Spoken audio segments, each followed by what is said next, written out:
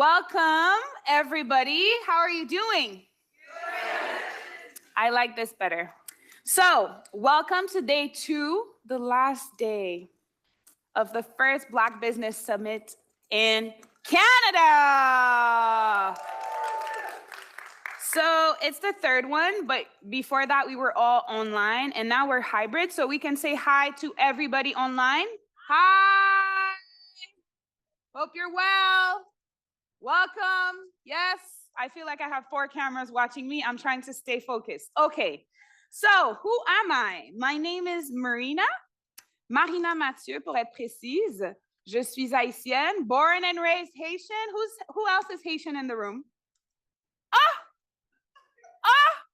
Okay, who else is from the Caribbean in the room? Yeah, Caribbean gals. Yes. Online, please let us know where you're from. If it's Canada, Turtle Island represent. And if it's not, write your country in the chat so that Andrea can let you know who she is, where she is from. She's from also a beautiful country in the South of America, right? Yes. She's like, me? Yes, you. Welcome. So, from all around the world, we're all gathered today here.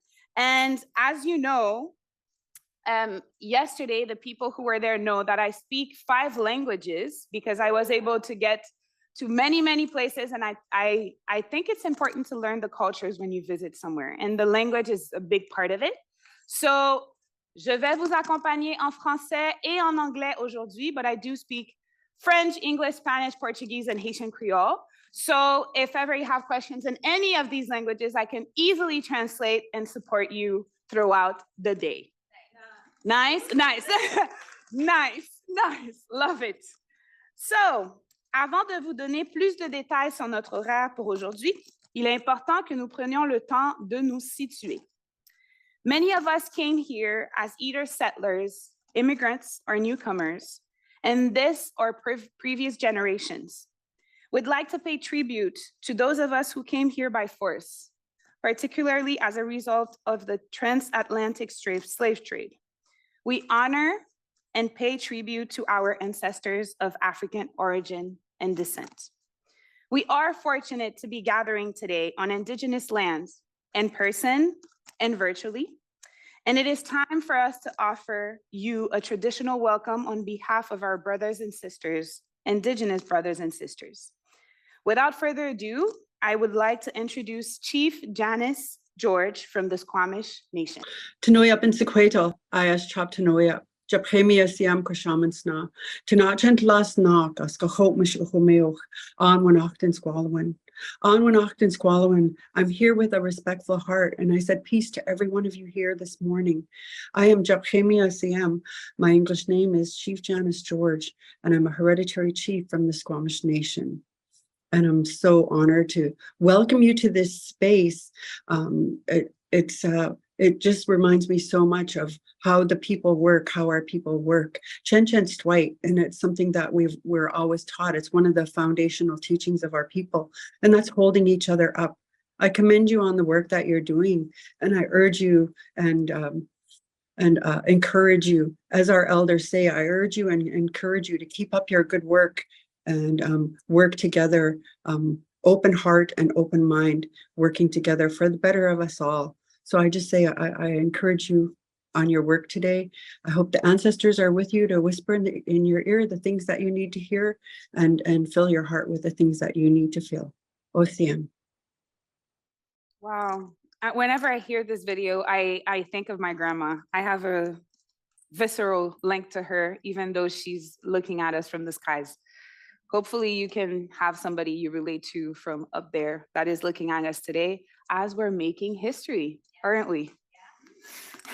So, as we are entering this second day, I want to remind you all that this year's Black Business Summit theme is the power of us facing the future together. Together because we all know when we're alone, problem seems unsurmountable, but together, Black entrepreneurs are unstoppable. The summit is brought to you by the Canadian Association of Urban Financial Professionals, the Canadian Association of Black Lawyers, and the Black Entrepreneurs and Business of Canada, BEBC.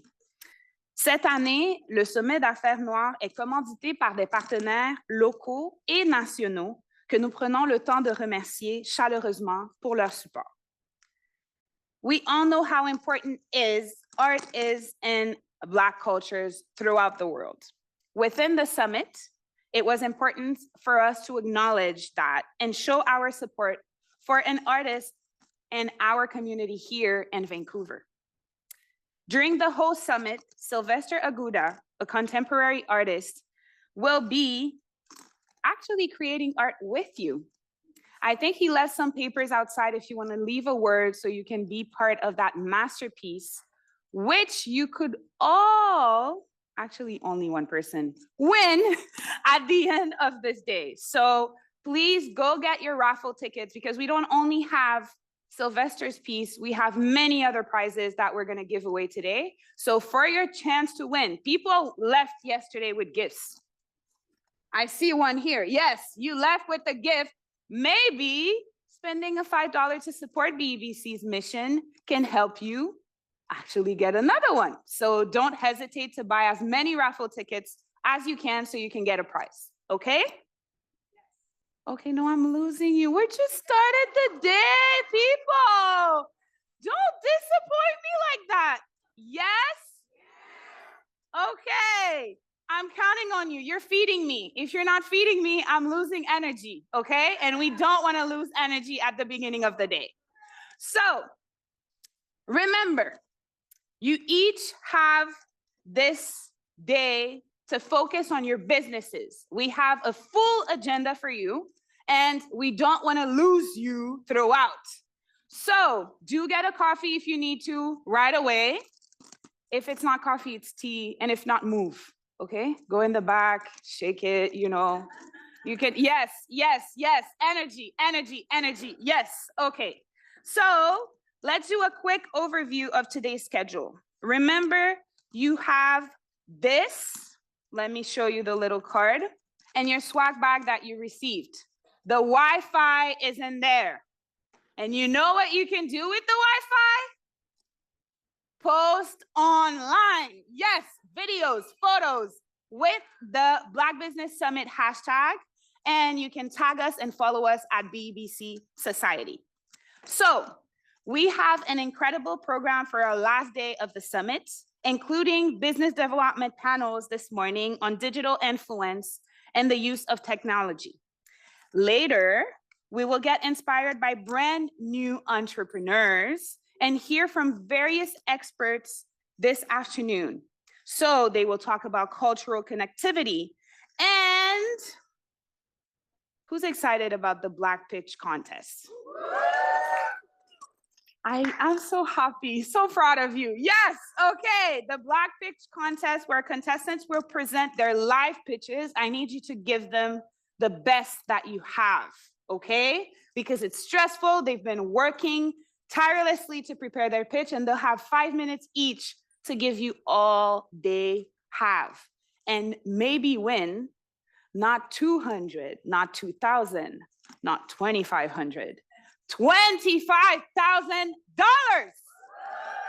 Yes, okay, I am for all of us excited right now, so please, yes, we're talking money here. Okay, so if you're watching us online, we invite you to network and engage with other summit attendees in our live chat below. So you have the screen here showing you the details. With attendees tuned in from all over the world, we welcome you. In the sidebar of the chat, you'll see different groups. Feel free to ask panel specific questions and click on any member, panelist, or staff member to start a conversation today. Andrea, who's sitting right in front, you can't see her, but I can, has all your questions, and if ever you need us to answer them in the language of your choice, I'll be happy to do so. So, are you ready to get started? Yeah. We have somebody in the room that has an energy, you know, I want to say we started the summit with a keynote from Simone Saunders yesterday. She spoke to us about therapy. She spoke to us about rest and community. And now we have somebody who's been an influencer for years now, right?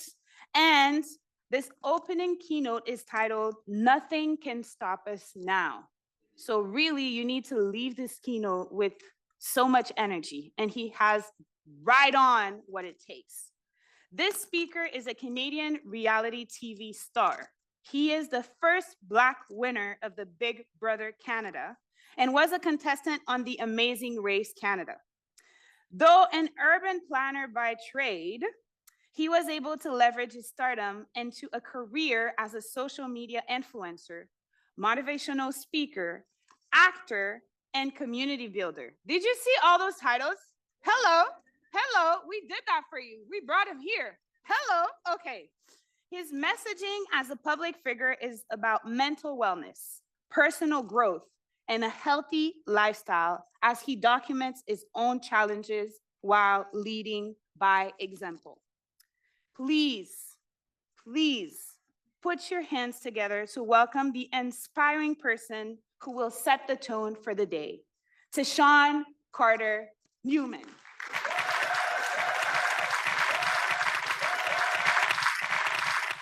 Hello, how you doing? Thank you, Marina, for the warm introduction. Thank you, everybody, for being here today. Thank you to the BEBC, and give yourselves a round of applause. Nothing can stop us at 9 a.m. We're really showing up for ourselves today. On a Saturday morning at that. Nothing can stop us now. Today, I don't want this to be all about me, right? I'm not going to talk at you for an hour. I want this to be interactive. I want it to be about us. There are some lessons I'm going to share. I'm going to share about my life. I'm going to share about some of the lessons I've learned about how to be unstoppable. But I want it to be a back and forth. So what we have going today is menti.com. So I want you all to go to menti.com and enter the code, my eyes, 1286-5025. There will be moments throughout where I'm going to ask different questions to get a sense of the pulse of the room or where we're at. So for the first question I want to ask, selfishly, because I'm in Vancouver, what's your favorite restaurant in Vancouver? Well, I'll expect an invite from you from that, so I'll see you after. What's your favorite restaurant? Can we go to that slide? Jessica? But I want to see these answers come up because I want to get us to get warmed up for this. So let's see if this works. Cactus Club, Van Suyo, Song, Sakushi. Ooh, fried chicken. Juke fried chicken, Juno ramen. Okay, good. Rhythm and Spice. Sounds like that has some flavor. Good. Pardon? Calabash? Calabash. Jamaican restaurant. Let's go. I like that. Okay, so for the next question, as we get warmed up, I want to ask you, how many of you have seen Big Brother Canada? Have you watched it? If you've seen this video, you've definitely watched it. Okay, we got a couple of yeses. No, but I will after today. What's that? I didn't know what it was either, to be honest with you, before I went on it. And we'll talk a little bit about that experience today.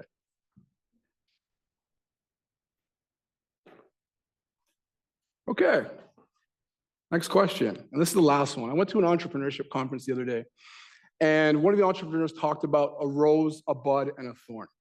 And it's an exercise where you go over a rose, something that you're really excited about on the horizon for you as an entrepreneur in your business, in your life. A bud is something that's emerging, something that hasn't quite bloomed for you yet, but you see it on the horizon and you're excited about it. And then a thorn, well, we all know what a thorn is. Something that might be holding us back, something that's a challenge for us in our sides. For me, a rose for me is that I have the opportunity to come and speak in front of you, come and speak. I did a TED Talk.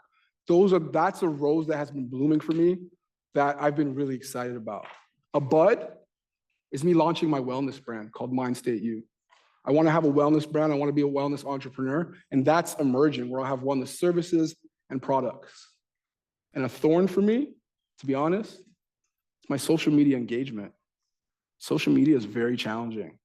And sometimes your engagement just drops and you can't even explain why.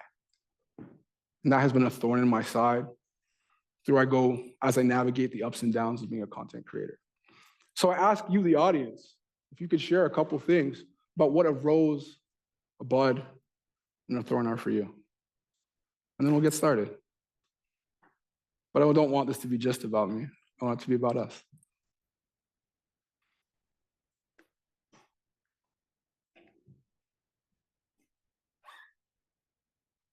And it doesn't have to be long. It could just be one word. So we have rose, owning my story. Bud, group coaching. Thorn, being kept out of organizations. Thank you for sharing that. Rose, connecting with like-minded individuals, like being here today. Bud, potentially meeting people that I can work with collaboratively. Thorn, being in my head too much. I definitely get in my head a lot. We're going to talk about that today. Rose, community. Bud, a big move. And a thorn, an unpredictable outcome. Living in uncertainty definitely resonates as a thorn. You know, thank you all for sharing some of these. And as we go through today, I want us to be able to share with each other. So getting back to it, my name is Stéphane Beaulne. I'm a content creator, motivational speaker, actor, community builder. We said a lot of things. I do a lot of things. I don't like to define myself by the work that I do, but more so by my why. And I think about my why as my purpose, to leave this place a better place than it was when I came into it. To set an example and be the best version of myself while encouraging others to do the same. That is my why. And in growing up, I wanted to be unstoppable. I wanted to be great. With a Caribbean family, sometimes they try to slow that down a little bit. Grandma, why can't I have that toy? Because I said so. Grandma, how? Don't ask big people questions. Being great in a Caribbean family has its limitations sometimes. They love you, but the love is tough. When I was going through acne, my grandma would say, why do you have so much bumps on your face? It's love, but the love is tough. And tough love became a theme of my childhood. The love was tough. It was hard. I grew up in Toronto, born in Montreal. And growing up in Toronto, I grew up in a low-income community. And as some of you may know, growing up in a low-income community, you have to be tough. And when I say tough, I mean suppressing your emotions to appear strong on the outside. Because big boys don't cry. And if you cry, you can get beat up, you can get hurt. So being tough was defined as holding my emotions down. And that became a way in which I navigated my life. I go back to childhood because a lot of our traumas come from our childhood. And they manifest in different ways as we enter adulthood. One of the stories I want to share with you was a really difficult one from my childhood. A lot of our childhood memories go back to school. And to be honest with you, as a young student in school, I never really fit in. Didn't fit in at all. I went to French immersion, mostly with white kids. I was one of the only Black kids in my class. And I would constantly be sent to the office for being oppositional, disruptive. A teacher said I was threatening to her. Well, I was this size in grade 4, but still, it's a bit ridiculous. I didn't fit in. But as we all know, when there's darkness, there's also some light. There's a light at school. There was this girl in my class. Right? I had a crush on her. Beautiful girl. And if you know back then, this was 2000s love. You remember what music was like back then? This was Dancing in the Rain type of love. You know, so little Usher was playing. She was the reason I was excited to come to school. She was the smartest girl in the class. We would laugh, banter, flirt. I was the troublemaker. She was the smart girl. Match made in heaven. So, you know, one day, I mustered up the courage on the bus ride home. I remember the bus, the bus bounce back in the day? Bus ride home, I mustered up the courage to ask her to be my girlfriend. And I'll never forget this day of my life. She looked around the bus and said to me, I like you, Tashawn, but I can't be your girlfriend. You're Black.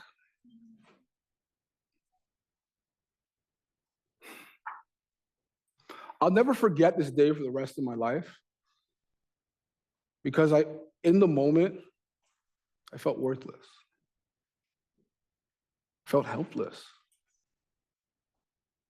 And I told myself that I will never open myself up to feel pain like this ever again. I will never be this vulnerable. I never want to feel this again. Tough love. I continued with tough love. But there was one area in my life, one space in my life where I felt safe. That was the basketball court. Basketball is where I finally felt validated. Basketball is where I felt included. Basketball is where I found consistent success. MVPs, awards, championships. Basketball is where I met my best friends, my mentors, my coaches, girls. Basketball was my safe haven. Basketball got me through high school. It got me through university, through my bachelor's in economics, through my master's in urban planning. I got a job in my field, moved to Edmonton, had a great job, had a nice car, had a beautiful apartment. Unstoppable, right? I don't know. I don't know if I was. I felt like there was something missing in my life. I didn't know what it was, but it was something. It seemed unstoppable, that toughness on the outside. I'm just gonna go after and get more and do, and external validation, just chase validation. I thought that was making me unstoppable, but something was missing. And sometimes when you feel that something's missing, something comes into your life. I got a phone call. It was from a producer from Big Brother Canada. They called me up and said, hey, Sean, you want to be on Big Brother Canada? I said, what's Big Brother? I had no idea. And they explained to me, it's a reality TV show where you and 13 other random Canadians will move into a house and try to play a social game to evict each other to where in the end there's one winner. And I said, that sounds like so much fun. It didn't, but it was COVID. There was nothing else really going on. And I realized in life, sometimes when you say yes, doors open. So I said yes. That was a very uncomfortable experience for me. I wasn't someone who wanted to be on camera. I didn't want to be seen. I didn't want to be in front of people. I didn't want to be heard. I just wanted to be in the background, just doing my thing, doing my job. So I went. And I moved into this house. And for those of you that don't know how the show works, you're locked in this house, essentially, being monitored 24/7 on camera, no link to the outside world. There's no phones, there's no music, there's no window, there's no books. Your life literally becomes a TV show. And the audience watches you while you're in the house and you have no idea what's happening. Sometimes I thought jail sounded easier. 69 days go by. And as time goes on, I'm looking around, I'm seeing everybody go home. And I win and become the first Black winner ever of the show.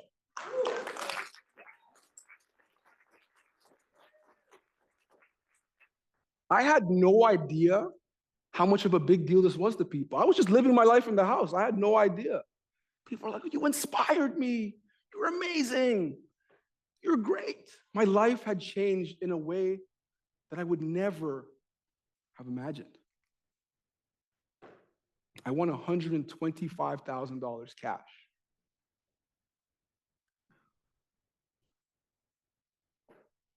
I had opportunities coming to me from left, right, and center. I had family who I haven't heard of hitting me up being like, yo, I can't borrow $3,000? People popping out of nowhere. Interviews, asked to host events, asked to speak. I'm doing brand deals. I quit my job. I become a content creator. I embrace my life as a public figure. My life was completely different. I was interviewed to be the host of ET Canada. What? How? I couldn't believe it. My life was beautiful. So I thought. I had all these opportunities, all this unstoppable, right? I have everything. I didn't feel that. My dad and I went on the Amazing Race Canada. That's not my dad right there? My dad.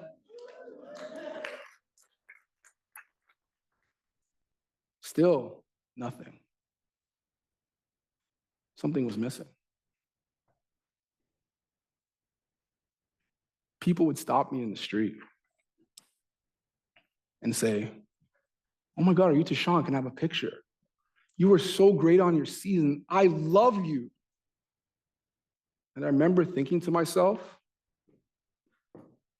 I wish I loved me the way you do.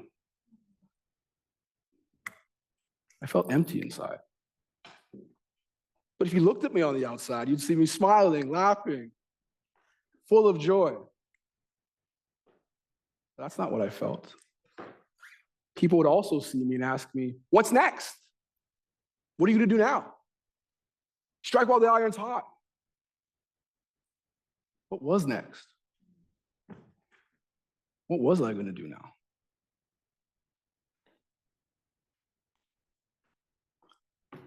I couldn't answer that question. I felt like the highs that I was feeling initially, they started to become lows. There's times I would just lay in bed and cry. I just felt this pain inside, and I couldn't explain why.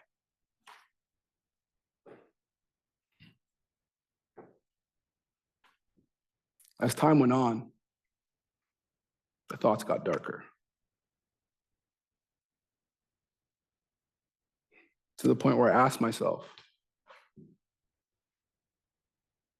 would it be easier to not be alive?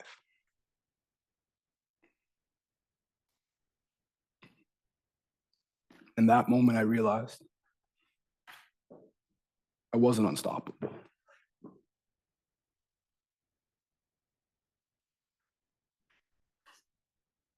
I was living in pain, and something needed to change. After meeting with my doctor, my therapist, and my coach, something became evidently clear. My pain was coming from my mind. It was my mind that was causing me this pain.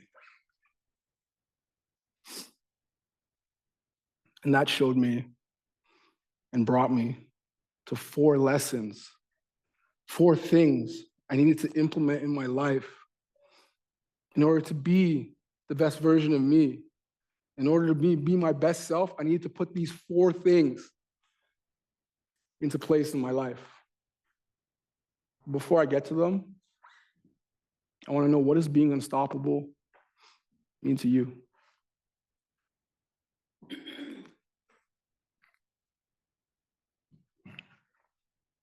Before I tell you what being unstoppable means to me.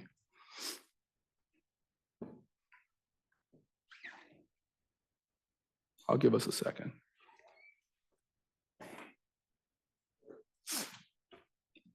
continuing to show up. Yes. Deep-rooted faith in who I am. Yes. Never giving up on my dreams. Adaptable. Living authentically. Not accepting limitations others put on me. Not being taken down by obstacles, staying hopeful, having faith in myself. Every day showing up as my authentic self. Trying to recover from challenges, being me. Having faith.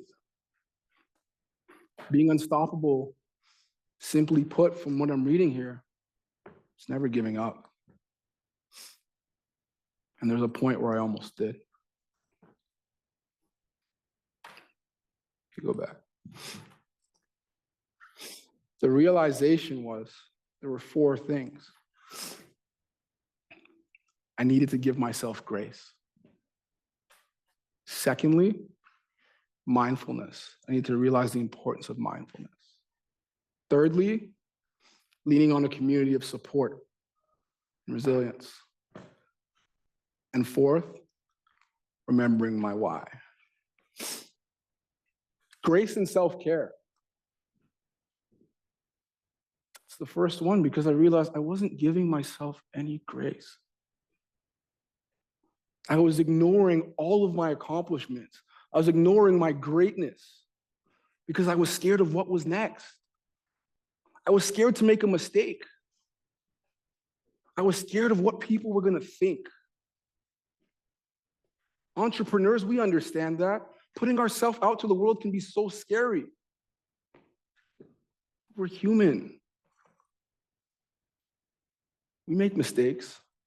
Eric Thomas says success does not require you to look out the window, only for you to look in the mirror. I was looking out the window for success, external validation. How am I going to hold on to this fame? Trying to hold on to fame is like trying to hold water in your hand. I was so focused on others to love me rather than looking inside to love myself. And then acknowledging that we're human. We are going to make mistakes. That's what entrepreneurship is. It's a series of making mistakes. Mistakes lead to innovation. I didn't want to make mistakes publicly. Sometimes as a content creator, it feels like every video you post, everything you make, everybody's watching you, ready to watch you fail. But you realize nobody even cares as much as you think they do. They don't. When I see somebody's bad post, I just keep it pushing. I don't even think about it. I'm telling you, nobody cares that much. And to be honest with you, when we start anything, we're going to suck at it at the start. It is what it is. And if you want to be great at something, you have to risk being bad at it. That is just the reality. When I started playing basketball, I was horrible. Some days I still look horrible now. My dad beat me the other day on the beach. And he's 53.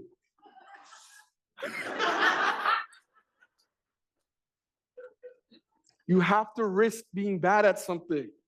And trust me, nobody cares. It's human. We're all human. We're all going to make mistakes. We're all going to be bad at something. But as I say that, just thinking about that is easier said than done. Self-care has to be in the mix with grace. Because sometimes it's hard to just give yourself grace. Oh, I'm going to tell myself it's okay and be kind to myself. It doesn't always just work with self-talk. Sometimes you have to step outside the hamster wheel or step off the hamster wheel to see what's in it. Sometimes you got to step outside the box to see what's in it. And that's where self-care comes in. And I have it defined here as the ability to recognize something that you have not, something that you love and need that you haven't done in a while and actually do it. Recognize I haven't done what I need for me for a long time and I'm going to do it. For me, that's playing basketball or traveling or going on a walk in nature. Because sometimes we're just doing, we get caught up in the minute details of running our business and running our lives that we forget sometimes we need to step away to give ourselves grace. Recently, I had to do that. After making content and speaking and doing all of these commitments, I got to a point where I'm like, my content is horrible. I don't know what I'm doing. I'm so stupid. No one likes me. I got into my own head. I took a trip to Antigua and started working on renovating a property that I have there. I stepped into a different space, was on the beach, working on something else. And that gave me the ability to look back at what I was doing, give myself grace and be proud of myself and how far I came. But sometimes we have to step outside and take care of ourselves and practice self-care in order to do that. And self-care is going to look different for all of us. So my question is, what does it look like for you? Or what would it look like for you if you don't have any self-care practices? What does your self-care look like?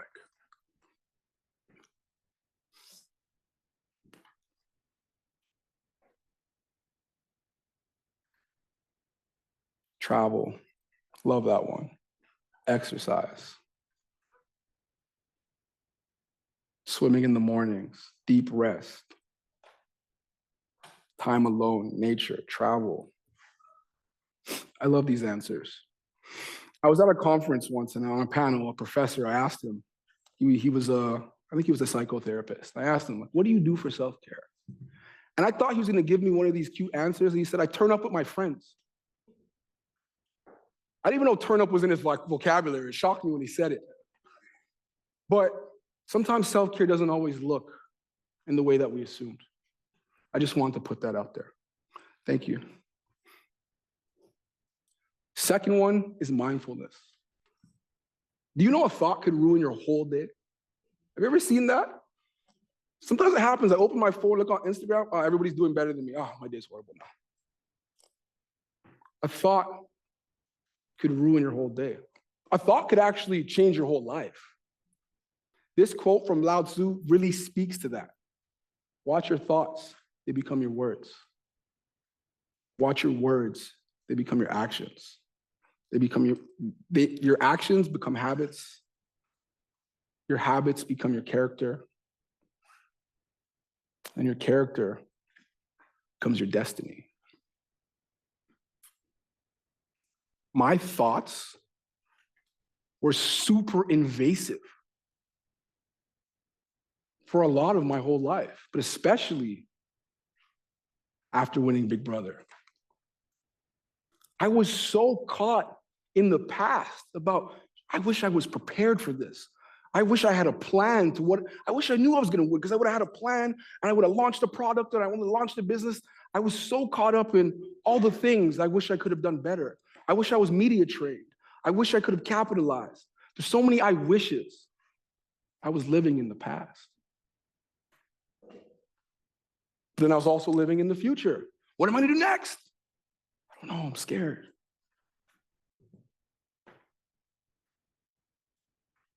What if I fail? What is it gonna look like? What are people gonna think of me? Others are doing better than me. I wasn't living in the now and the present. I was living in the past and the future. Our past, a lot of times, is our ego speaking. And it comes up in many different ways. Our ego can speak to us in the past as if, look at all I used to do. I see it the most with some of my old basketball friends. Yo, I was nice back in the day. You're laughing because I know we all heard that one. That's your ego speaking. Your ego also gets stuck on mistakes that you've made. Oh, I wish I had done this better.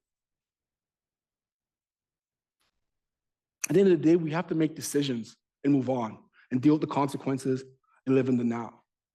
But then some of us also just live in the future. That's our pride talking. These are all the things that I'm gonna do. Or you're scared of what might not happen. Or you're comparing yourself to what the future could look like versus you and somebody else. But both of those things are not living in the present. Your past should inform your present, and you should live in your present to create your future. but it's a balancing act. I understand that. Because in the present, you're able to tell yourself the truth. In the present, you're able to be dynamic. This is not working for me. I'm going to change it right now. Any change you want to make in your life, you can do it right now, starting today. That is living in the present.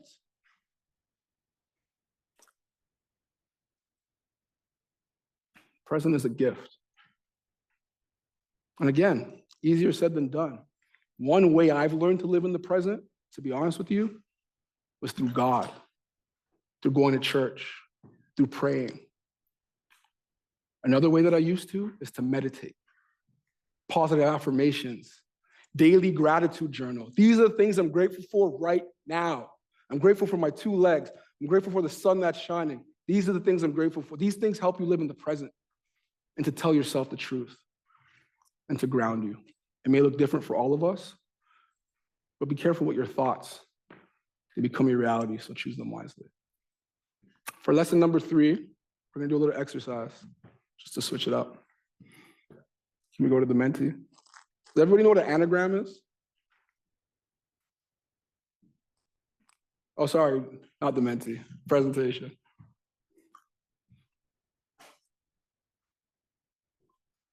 Oh, it's me. So, I'm going to give us a challenge. This is a puzzle of anagrams. I'll give the room about 60 seconds to get as many of them as you can. To give you an example, number 1 is history repeating itself. So, this is a challenge for the conference, because now this is going to be your score. BBC Conference 2024, this is your score. So do what you need to get as many answers right. I'll give us about 60 seconds starting now. You're under Question? arrest. Bananas. Alice in Wonderland. Bring around the movie. No one knows. Ice Cube. Bring around the Rosie. Big Bird. Too big, too more. Big Bird. Ice Cube. Excuse me. Where's excuse me? Is it excuse me, or you want me to move? That would excuse me? Oh.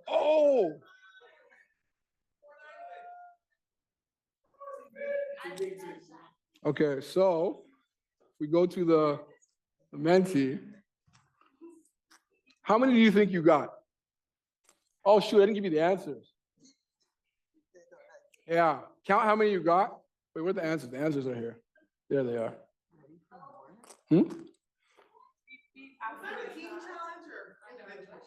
We'll get to that. But how many did you get?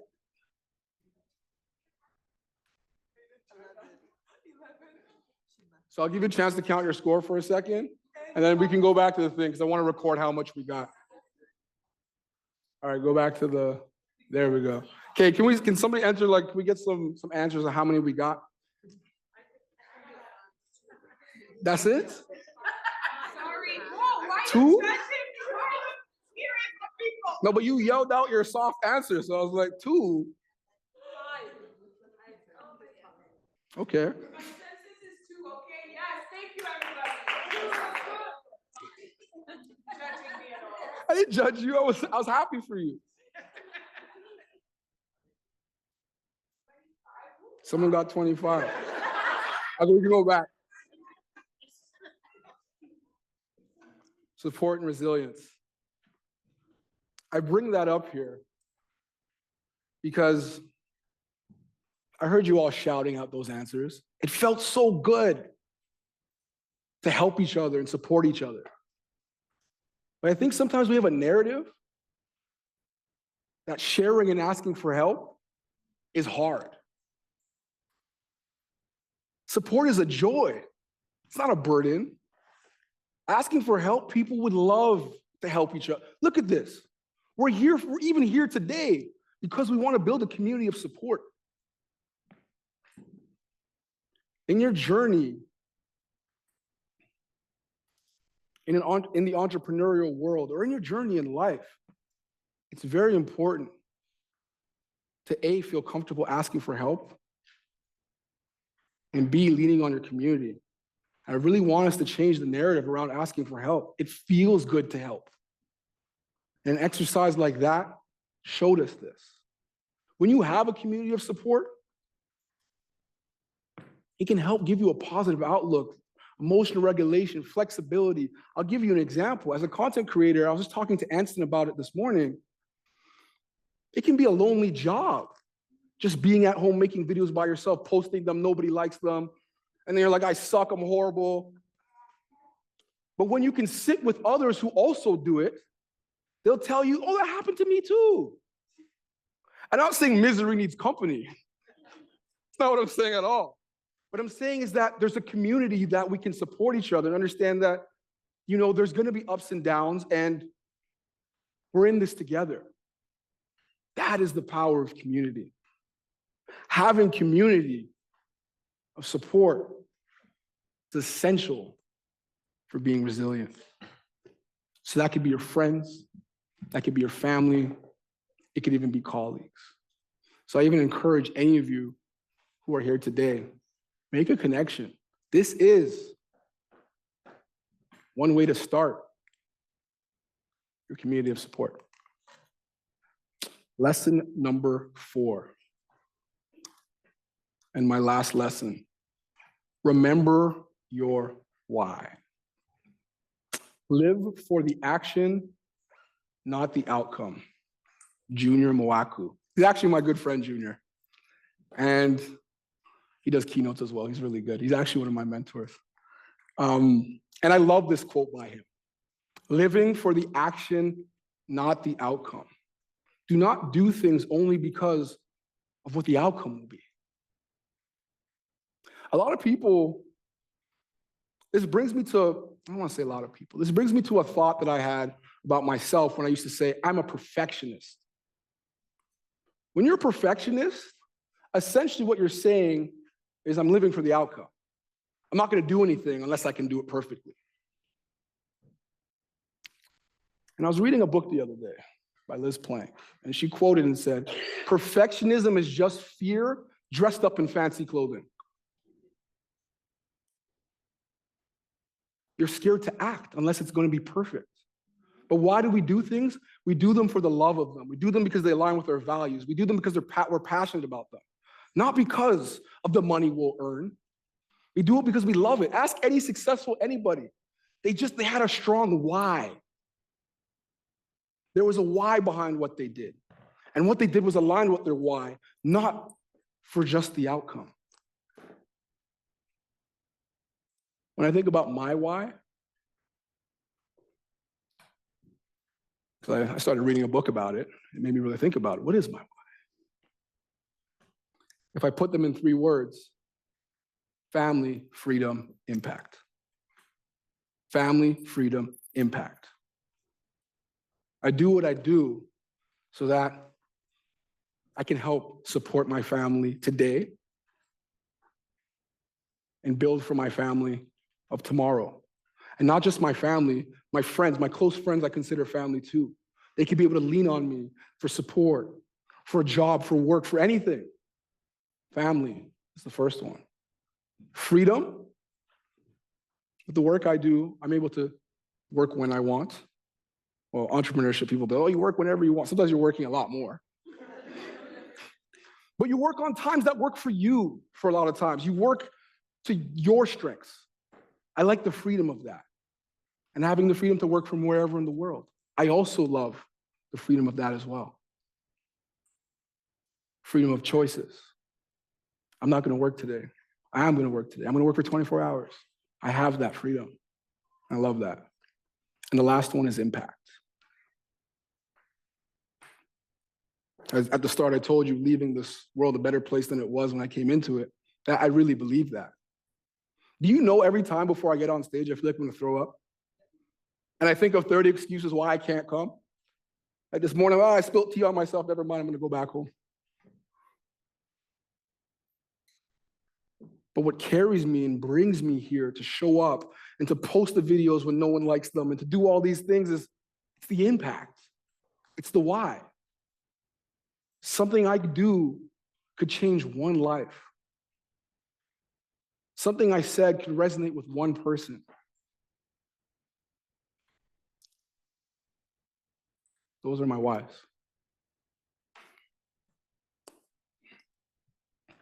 What I shared with you today is to remind you that your business is not so separate from your personal. They're intrinsically linked. I could have came up here and talked about KPIs and a lot of entrepreneurship, but at the end of the day, if you're not your best you, it's going to manifest in different ways throughout your life. It's going to manifest in your business. It's going to manifest in your relationships. It's going to manifest in all sorts of places where you didn't expect it to. I can't promise you that you're not going to have hard days still, that we're not going to have hard days still. I can't promise you that we're not going to be sad, feel like we failed, that we're not going to lose still. I can't promise you that. But I will promise you that if you remember the importance of grace and self-care, mindfulness, having a community of support, and remembering your why, you will be unstoppable. So after this, let's give ourselves a round of applause because nothing can stop us now. Thank you.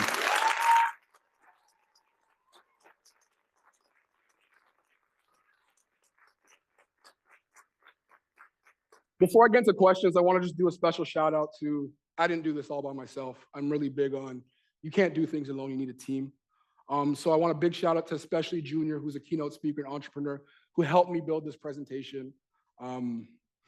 Because I just can't do everything on my own anymore. And I really appreciate him helping me build that and the team behind him that study all of the stuff that I spoke about today. So I really want to give them a shout out, and their website is thriveinpeace.ca. So thank you.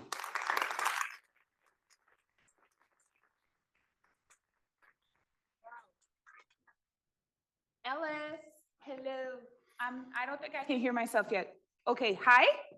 Hi. How was this? I am impressed by your story. I am touched by the moments of vulnerability, but also the moments of challenges that you were able to, dive into and then grow from. So thank you for sharing these. Really appreciate it. Thank you for having me. So, I got a hug? yes, you do. So any questions in the room? Anybody? Oh, I have a question over here. Is it possible to bring a microphone for her? Already? No? I think Ellis is gonna run by, and then we can leave it with one of our volunteers just to make sure. Sorry about that, Ellis. I know you're gonna have to run. Run, da, da, da, da, da, da, da, da, da. Hey, da, da, da. Yeah, da, da, da. Ellis, yeah. Thank you. Please always say your name so we know who you are. Yes, go ahead. It's coming. It's good now, I think. Yes. My name is Agnes Mwemboze. Welcome, Agnes. Welcome. Yeah. Thank you. I came a little bit late, but I was able to grasp something. And I know we are living in a world of identification, that you would expect me to say that I am this. There's a title that somebody may be looking for. There's this question that always people ask you. So what brings you here? I mean, it's either inside this room, it's either in Canada, or what brings you here? It's a question that I've always been asked, and I wonder, why do you want to know? Or what brings to that question? And most of the time, somebody will identify you with that question. What brings you here? I'm here, I'm not a business person. I'm here, I am not anything. I'm just here to be here, right? So you find like The moment you answer the question, that identifies you. And when you are identified by that, that is what will make the connection between me and you, right? I do business, we can relate. I am a mother, we can relate. I work in this company, we relate. Now, there's some people that we cannot be identified somewhere because we don't know where to fall in. My friendship with you will depend on where I work, right? There's some kind of places that I'll be that you don't want to associate with me. That brings the fear of, I want to dive into something, but will I get that social connection? Because I work in this place, because this is what I want to do. I am here to speak for special moms. These are people that have special needs children. Where are they? They are very busy. They have children that they have to work to. They are not being identified because we are super busy. I am one of them. So now, where do I fall into?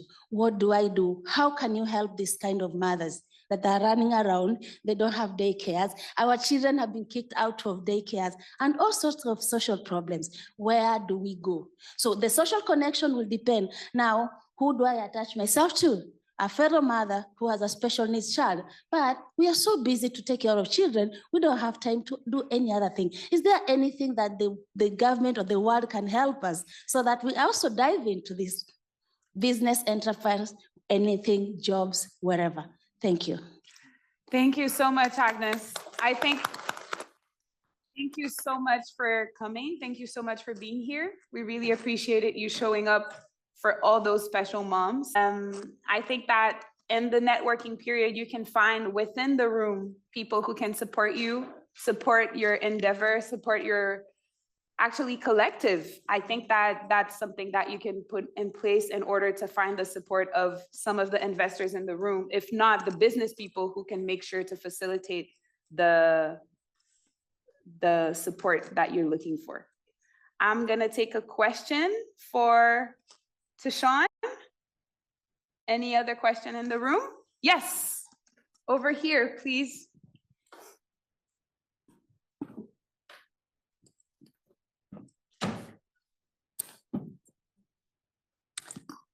Hi, I loved your speech. Thank you so much. Thank you. My name is Rosa. I have kind of like a bit of a more technical question, just like on the content creation side. I was wondering if you could tell me a bit about like your process when you make your videos, like how do you get in the mood? Like what's your setup like? How do you, cause like obviously everything's TikTok now, everything's like short form video. And I'm like a earthy, like hands-on person. So I struggle to put my stuff out like in the public eye. Like I make a lot of cool stuff and then I don't put it anywhere. So I was just wondering if you have any like advice for a budding social media person. Yeah, thank you for your question. One thing I'll say is that the more you look at a video that you've made, the more you watch it over and over again, the more you're gonna hate it. You're gonna hate it. You are. So what I'd say is the duration between your idea and your follow through needs to be as tight as possible. So you have an idea, shoot the idea. If it's a simple one, sometimes it's not simple. Sometimes you need to get people, get outfits, but you have an idea like I want to shoot this, shoot it, post it. Because if you just keep it in your drafts, you are going to hate it. You know how many times I look at old videos, I'm like, that was actually funny. I should have posted that. Now time expired, it's not relevant anymore. It's like with Love is Blind. I had all these cool things to say about it. And I was just like, no. And now I can't post it. So it was just a waste of time. So it's like, cut down your duration between shooting something and then posting it. And you'll notice that the things that perform best a lot of times are the things you thought about the least. Wow, the things that you perform best are the things that you think about the least. Yeah. So the core, the authentic, okay, that's everybody, that's a very good advice. Really good. And actually, I also believe that it's what people connect to the most because they see you as human as them. And that's the key to connection, right? Just making sure that people understand, hey, you could be me, you know? Yes, amazing. Go ahead, Jackie. Hi, Tishon. Really good to meet you. Thank you for everything that you shared today. I have a question for you with regards to therapy and being a Black man, and how that, how your experience was at the beginning to actually attempt it, what the reaction has been from other Black men, because we know in our culture, in our community, Black men aren't taught to be vulnerable, to speak to therapists and all of that good stuff. So how has that been? So we can take some of that knowledge to the Black men in our lives. It's a really good question. So in overall, my experience in therapy has been definitely a positive one. I believe that therapy helps me ask questions that I may never have asked myself. You know, it helps me come to realizations. No one's giving me answers. I'm coming to answers on my own based on questions that are being asked of me. For me, therapy has helped me develop a stronger relationship with myself, just in the sense that, you know, we go through life sometimes just seeing things through how we're seeing them. And a therapist can help open your mind to different perspectives. So for me, it's just been a journey of self-love in going to therapy. It's been having conversations about me. So I would say for me, it's a quite positive one. And I feel like I've just always been comfortable talking to my therapist. My therapist is a woman. I feel more comfortable talking to women. I just do. You know what I'm saying? I do, I'm not gonna lie. No, but seriously, like, you have to find the right. Why are you laughing so hard? I'm laughing with you. I'm laughing with you. No, but seriously, like, it's finding the right person for you. And I've tried men. It's just not for me. But for me, it's been a really positive experience in terms of how that's transcended my network. I would say it hasn't really transcended my, because I go to therapy. It's not like my friends now go to therapy. But what I will say is, from being more vulnerable around my friends, they're more vulnerable with me. So I see like another level of vulnerability with my closest people. However, that hasn't necessarily caused them to go to therapy. I'd maybe have to pay for it for them to potentially make them go. But yeah, that's it. Yeah, no problem. So what I hear from it's finding the right person, so encouraging them to keep trying if it didn't work the first time, and definitely understanding that therapy opens doors to new parts of you, your vulnerability, and gets you more connected with your network and your friends and your family. So encouraging the men in your life to understand that and to tap into that, to figure out if ever that can lead to there too. I do have a follow-up question though. Do we have another question in the crowd? Yes, okay, in the front here. Right before that, I just want to make sure it's the same subject. You do have a life and business coach too, don't you? Yes. How do you see the difference between the two? Because a lot of people, I can hear them being like, yeah, but then it's the same thing. Why do I have to pay multiple people to support me, blah, blah, blah. So could you tell a little bit more about your experience having a life and business coach and a therapist? I would say, you're really good, by the way. That summary was really, can we give a round of applause for that summary? Oh my God. Beautiful. Thank you. The difference between, like, from what I've observed, I've only just started with a life and business coach, but from what I've observed is that the therapist really helps me unpack why I think the way that I do, and helps me come to conclusions about what has caused me to think the way that I do and question my way of thinking. Yeah. Where I feel like, I don't want to say past oriented, but it feels a little bit more like breaking down barriers and blocks. And patterns that you might have. And patterns, right? Where I feel like a coach is more systems building, helping me operate in my best self today. So what is your 12-week plan? How do we build new processes for how do I live my life? Like, how do I plan out my days? How do I wake up earlier? How do I, just things like that. It's like making like a better system. So I feel like one is how I think and the other one is how I build. That's how I see it. Yeah, yeah, beautiful, beautiful. And our next question here. No questions online, Andrea, right? Okay, perfect. Do ask questions, people, please. Yes. Hi. Hello. My name is Leah. Thank you so much for sharing today and for being so vulnerable. I really appreciated it. My question for you is, for people who may not have a large community, a big circle of friends, and maybe even estranged relationships with their family, how do you go, what are your thoughts of like, how would this person go about building those connections where they can finally, you know, be able to express these things that are going on in their lives? Yeah, does that make sense? Like, how do you go about finding your people? Yeah. Great question. Thank you for sharing that. How do you go about doing that? I always say, because I've lived in a lot of different places and been new to, like, I moved to Edmonton, didn't know anybody. I would say finding your community is key in building relationships and finding these people. When I say building your community, I would say question to yourself, ask yourself, what am I interested in? What do I love doing? And where can I find others who love doing the same things? Some people find it in run clubs. Some people find it in spin class. Some people go to a dance class. Some people go to swimming. It really depends on your interest. But what I find is when you start putting yourself out there, because you have to, in order to build a community, you have to put yourself out there. Well, in some way, like online, you could do it too, but it involves you putting yourself in a situation that you're not currently in. But it's like questioning, what am I interested in? What do I love? Chances are, like algorithms work. If you love something, somebody else loves something, you probably might have other similar interests. And in that, you could find community. Does that make sense? No problem. That's beautiful. I think what I'm hearing here is stepping out of this fear of meeting the other, and that other has to have a connection with you in some way already. So a basic similar interest. We both like to be on stage, clearly. And today we're connecting through that, you know, that we're sharing. And I think this is something that we need to all tap into in terms of building our businesses too.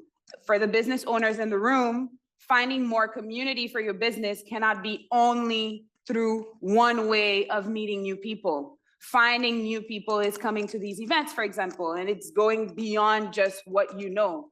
Getting to Edmonton, for example, traveling, trying to meet new connections. Yes, it involves moving yourself out of something that you're already in. So very key. Thank you so much. I would take a last question. We have 1 minute left. Yes, somebody in the back. Okay. I have somebody in the front too. Let's take two of them at the same time. We can take the person in the front and the person in the back, and then we can wrap it up to jump into the next session, if that's okay. My name is Tara Robertson. Hi, Tara. What are you excited about? Right now? Yeah, right now. To eat food.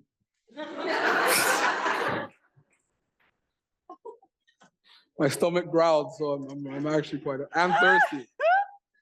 We need to find him food, please, anybody. Yep. Soon. Yeah, we talking for 45 minutes with no water? That's crazy. Okay, I'll get you a No, bottle I'm kidding. of water. Okay. In the back? Hi, my name is Cedric Newman. I just want to say thank you for being an inspiration to me. And how do you block out fear of failure? Because we get that in our minds all the time. How do you block that out? Do you just stop the thought, or do you try to think of something else? That's a great question. Thank you, Dad. And I'm 52. And I'm 52, by the way.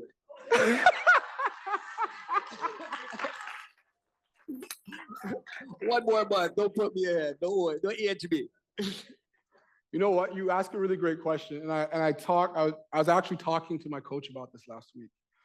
And I was like, yeah, if I could just get rid of the fear. And he said to me, oh, I got to stop you right there. The fear will never go away.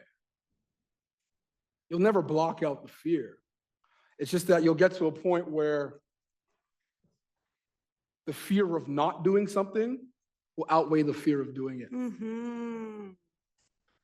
Because you could stay the same forever. But to me, that's scarier. But also, not only operating from a place of fear, but operating from a place of love. What you love doing outweigh that fear. Remembering your why, that was my last point. It's your why. You got to really be focused on the why more of the fear of what goes wrong.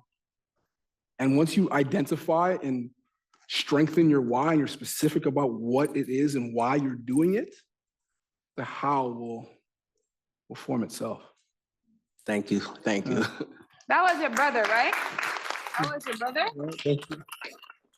Is that what I just That's heard? my dad. Yeah, no, your brother. Okay. Hi. Hi. Looking fresh, man. The black don't crack is that thing that just happened. Okay, Dr. Joan has a last question. Because you are who you are, and yesterday you cracked that crowd open with your questions, I'm gonna let you have the last one. Go ahead. Tayshaun, I loved your entire presentation. Thank you for the humility. Thank you for the love that you send our way as you're on the stage. You know, there's so much that you've said that I think inspires and helps us to elevate to considering how important we are in the business, because we are the business, right? Mm-hmm. And if we think it's something else, then we got it wrong, because it's us, right? The vision begins with us. Whatever it is that's going to come out of that with regards to thoughts and everything else, that's also going to move us in different directions. I always say you need a coach, you need a mentor, and you need a therapist.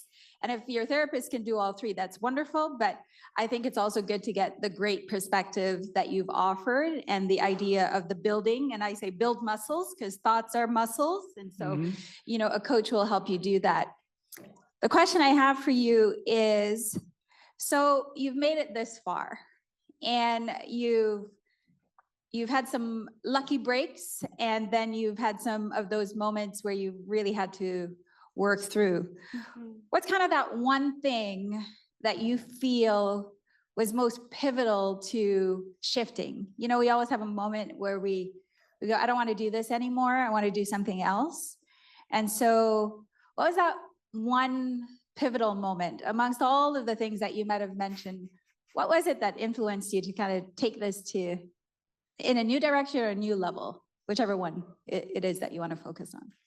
Dr. Joan hits again, everybody. What was the one moment that made me? I don't think there's one for me. I think, as we talked about, life is a series of peaks and valleys. Yeah. And there's some deep valleys that I've been in that have made me want to not live like this anymore. And I think when I talked about during the presentation that would it be easier to not be alive moment, that was where, okay, this is crazy. Because how could I feel like this?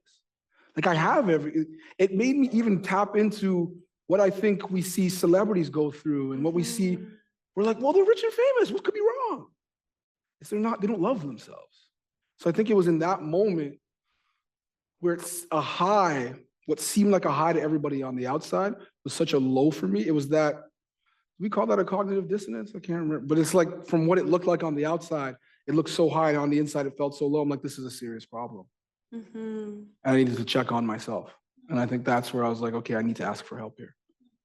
Sometimes we have to hit rock bottom in order to make changes. And I think for me, although it seemed on the outside like a high, it was rock bottom. Thank you. No problem. Wow. Wow. Thank you. Thank you so much. Really, really, round of applause for Tayshaun. Got to leave now? Yeah, we can go get something to eat. Thank you. Thank you. So without further ado, let's start applying some of Tayshaun's teachings with some insightful discussions, okay? So we have business development insights session. We have one of them happening outside at room A1014, and it's gonna be about digital, okay? When we say digital, we're talking about how to bring your business to higher level through technology, okay? So anybody who's interested to participate in that session, you need to stand up now and then head to room A1014. So please, that's gonna be a great session. The best session. Clearly, we have the host and the panelists in the room guiding you through that session. So in this room, okay, doing business as a digital influencer. Doing business as a digital influencer. So content creators to become or staying in this room to learn from established content creators and influencers. So digital and technology outside, and anybody who wants to work on their content creation and become an influencer online, stay in here. So doing business as a content creator here, winning with technology, we're talking social media, intellectual property, marketing, automation, cybersecurity, and your business outside. Are we still good? Okay, so look at the screen right now. What's happening up? Doing business as a content creator in this room with established content creators. So we're gonna have influencers, Black influencers here, okay? If you want to win with technology, so it involves artificial intelligence, cybersecurity, everything with technology, it's gonna be outside in room A1014.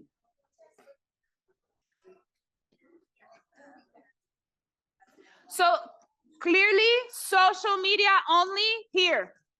Everything else than technology outside. Everybody online, the session you're gonna have to watch is doing business as a content creator because we cannot stream the other session. Thank you for your consideration, really appreciate it. So, everybody, are we ready? Yes? Moved and mingle and whatnot. And now you want to become the best content creator in your life. Grab your notepads. We're going to start back right away. Okay, so who do you think should be hosting this thing, this panel? We met an amazing content creator today. I don't know. He might be a good option. What do you think? Is this on? Oh, yes, yes. Yes, he might be a good option. No, I don't know, but this is what I feel like. So the best person to guide us through the influencer panel happening now is the speaker we just had on stage.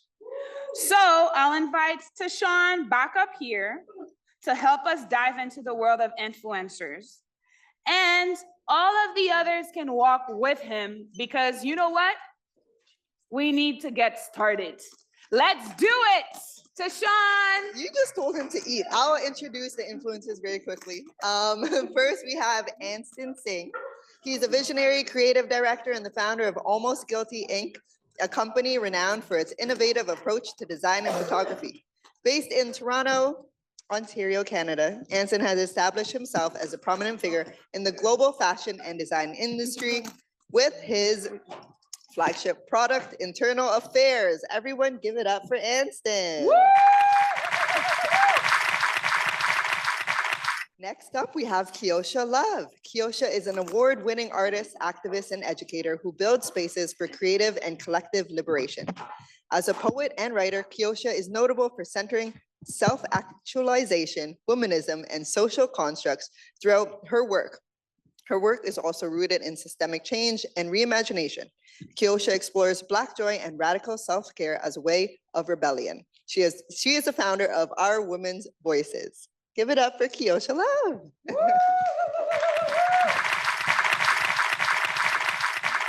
Joining the panel, we have Desiree Thomas. Desiree is an accomplished professional in the fields of photography, branding, and social media consultancy. With over a decade of experience in the industry, her work is deeply rooted in a strong foundation of marketing and design. She is passionate about creativity and committed to bringing her clients' visions to life. She is the founder of Desired Media. Come on out, Desiree.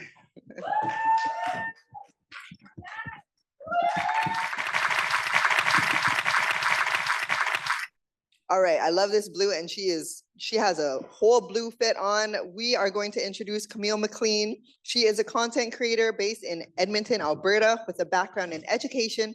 She has mastered the art of influence by educating her followers through visual storytelling. She transforms her everyday life into a brand by creating content that focuses on fashion, lifestyle, wellness, and a dash of motivation to help creators jumpstart their creative journey while remaining true to herself authentically.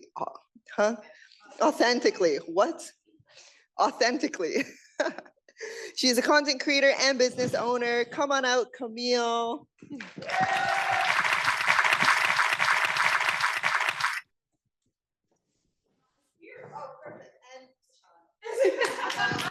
Thought leader, also visionary. Go ahead. He's coming. He's here. You can go. Come on. We're on stage. Yay!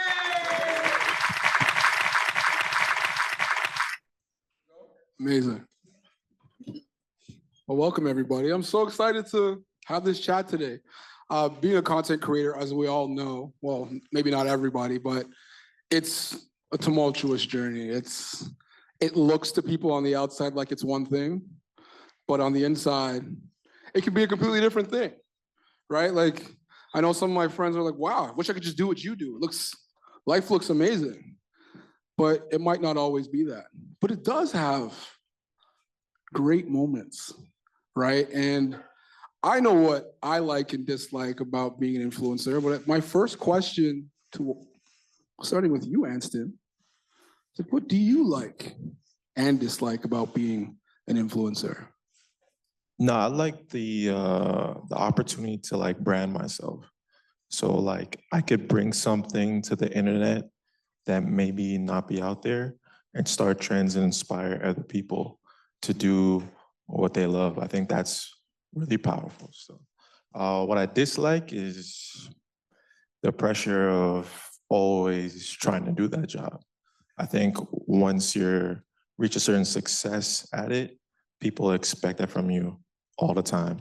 So it's like, if you're having a brief moment of like struggle or whatever, there's a pressure there like, man, like I got an audience to please, you know? That pressure to continually show up. So it's like you make a viral video and the expectation now feels like you have to continue to produce at that level. Yeah, and it's tiring. What gets you through that? Honestly, I just think I have a bigger goal in mind. So I always just think about that. Every single time I feel like fatigue or like not as creative, I just think about what I ultimately want to get to. And this is a way to show not me, but to everyone else that I'm also pursuing it every single day and I'm not giving up. I love that, Anson. Thank you. Kiosha, what do you like and dislike? I think I have such an interesting and unique journey with content creation / influencing because I kind of first started off, I'm an artist and I do a lot of things in the artist and advocacy space.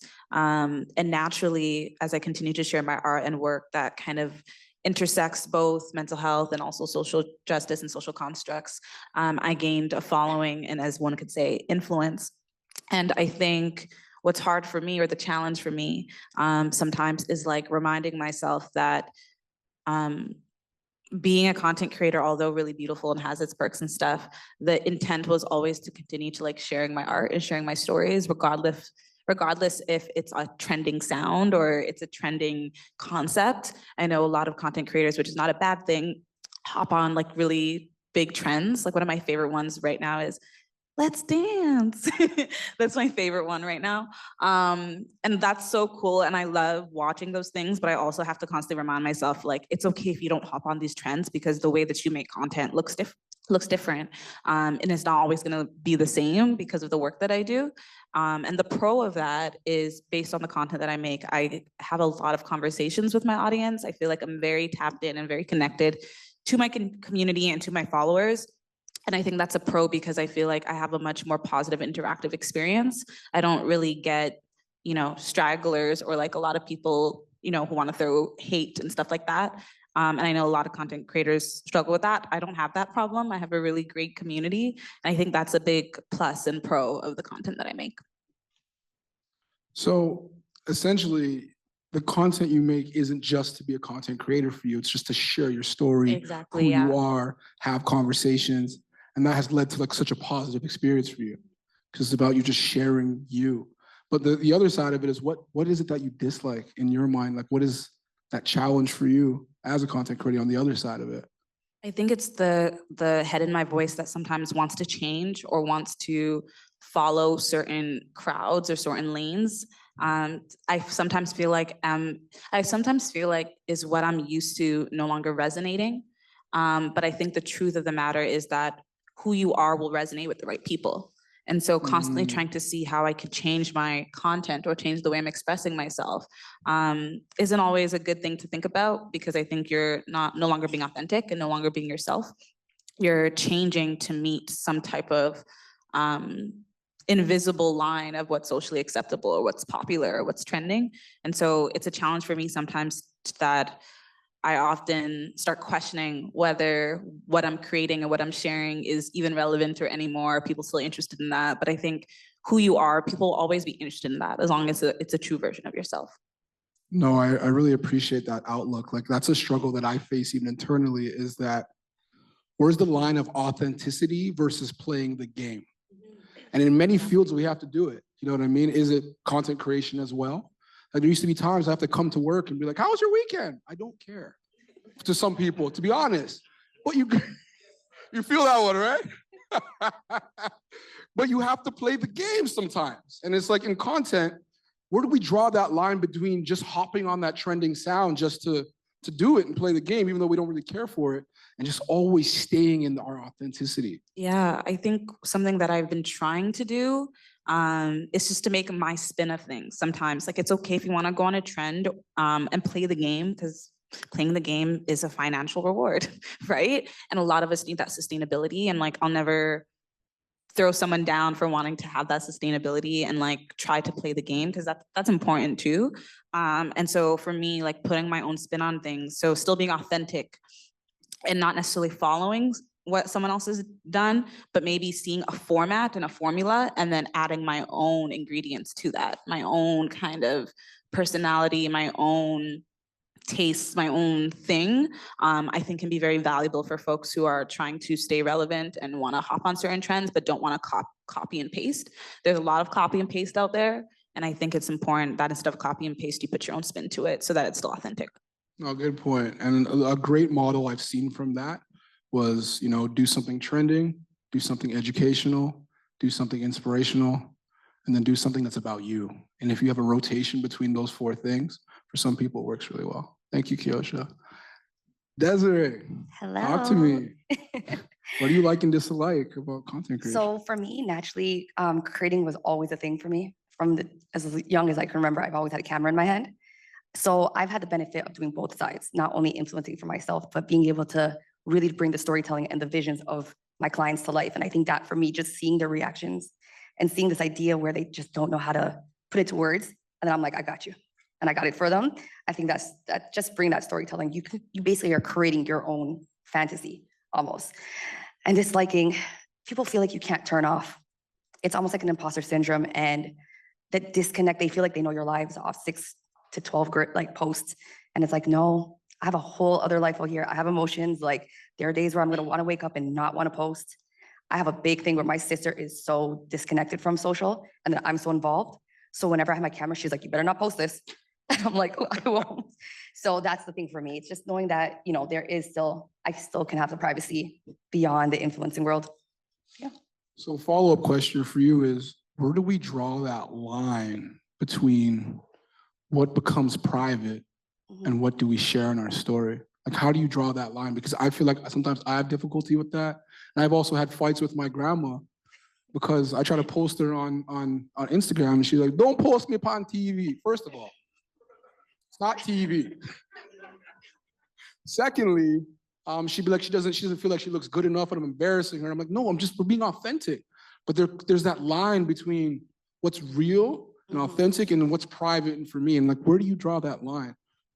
I think for me, it's something I'm still working on daily. Okay. I don't think there's a fine line per se, but more so feeling what's comfortable for me. And I think to the people who are around you and the people who know you, you'll understand their boundaries and you'll understand their limits. Again, I know for my older sister, do not put her face. She could be there the entire trip and you will never see her. But then my mom is like intentionally running in front of the camera. So, and it's like crazy because again, with that said, I know my mom's very loud. I get my personality from her. And with that said, because I was able to post a couple of videos, my mom became an influencer more than I did. Like she has a TikTok that has like 42,000 before mine. Mine are getting like 200 views. Hers is like 7 million at this point. So it's just, talking to the people around you and making sure that they do know that you can feel comfortable because not everybody likes the camera. And it's something where you're going to have to set that boundary for yourself. Absolutely. Boundaries. I love that. Thank you for sharing that. I got to follow your mom. Please don't. No, they're both starting to feel it. People are starting to recognize them in the street and it's not okay. Like, it's not okay. My dad's like, oh, those 3 women are watching me. I was like, oh my God. Camille, how are you? Good, how are you? I'm amazing.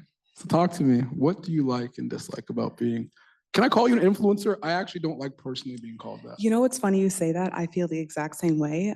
I'm a content creator. I prefer content over being called an influencer, but yeah, I agree with you on that. How does that resonate with everybody, by the way? Are we okay with influencer? Nah.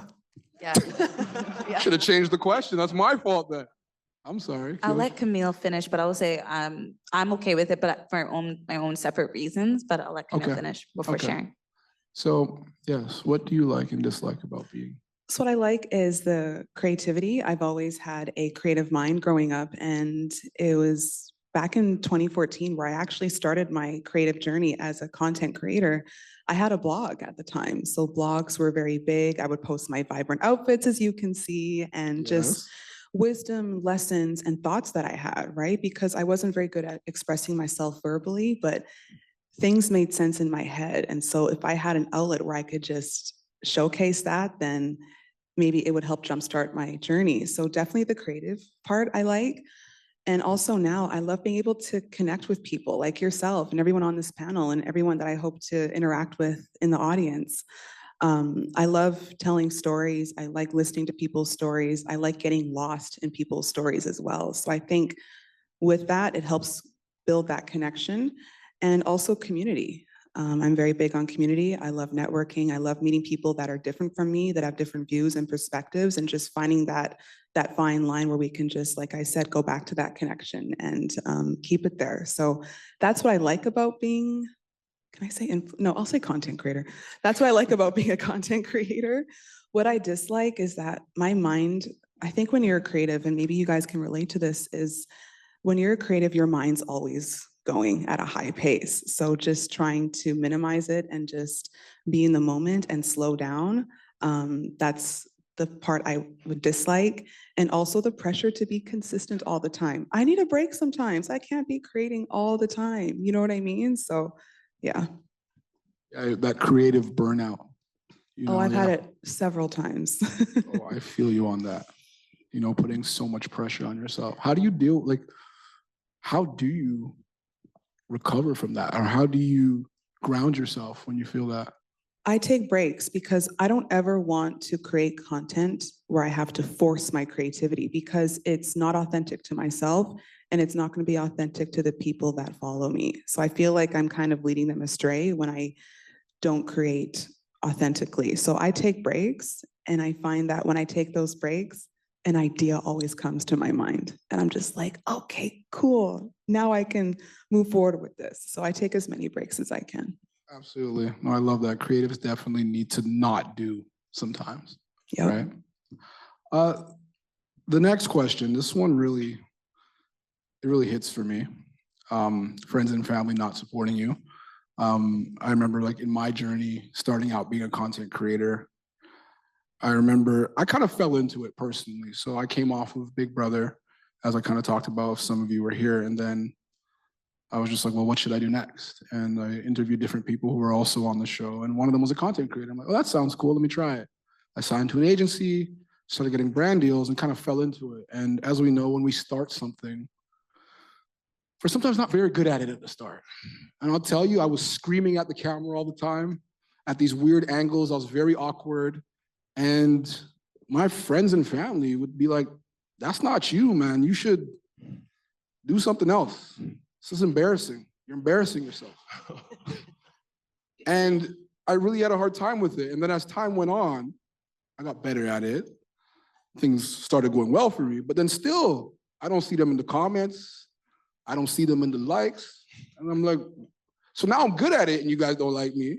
And I was bad at it, you guys didn't support me. What do I have to do? So my question to you, I'll start with you, Camille, will be, how do you deal with that? Friends and family not supporting you, or do they support you? I don't know. So I'm going to keep it short. I don't deal with friends and family that don't support me.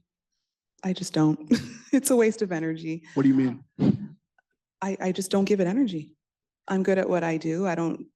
It doesn't matter who supports me and who doesn't. Now, the people that do support me, I'm eternally grateful for. My parents have supported my journey. It's funny, actually, my dad's like, yeah, I've seen your YouTube videos. What did you mean by that? And I have to explain it to him. But when I started to talk to my parents more about, my creative journey and being a creator, I think they didn't understand it at first because they're from a different generation, right? They didn't have social media in their time. But the more and more I talked about it and, the collaborations I've landed and like the amount of money I made, my dad was like, you can make money from this. And so that just piqued their curiosity, and they've been very supportive. Like whenever I see them, they're like, oh, how was your event that you went to? Oh, what did you create today? Right? So it feels good knowing that they're being supportive. And even at times, if they don't understand it, the fact that they're willing to make an effort, that's love for me. So in terms of friends that don't support me, well, oh well.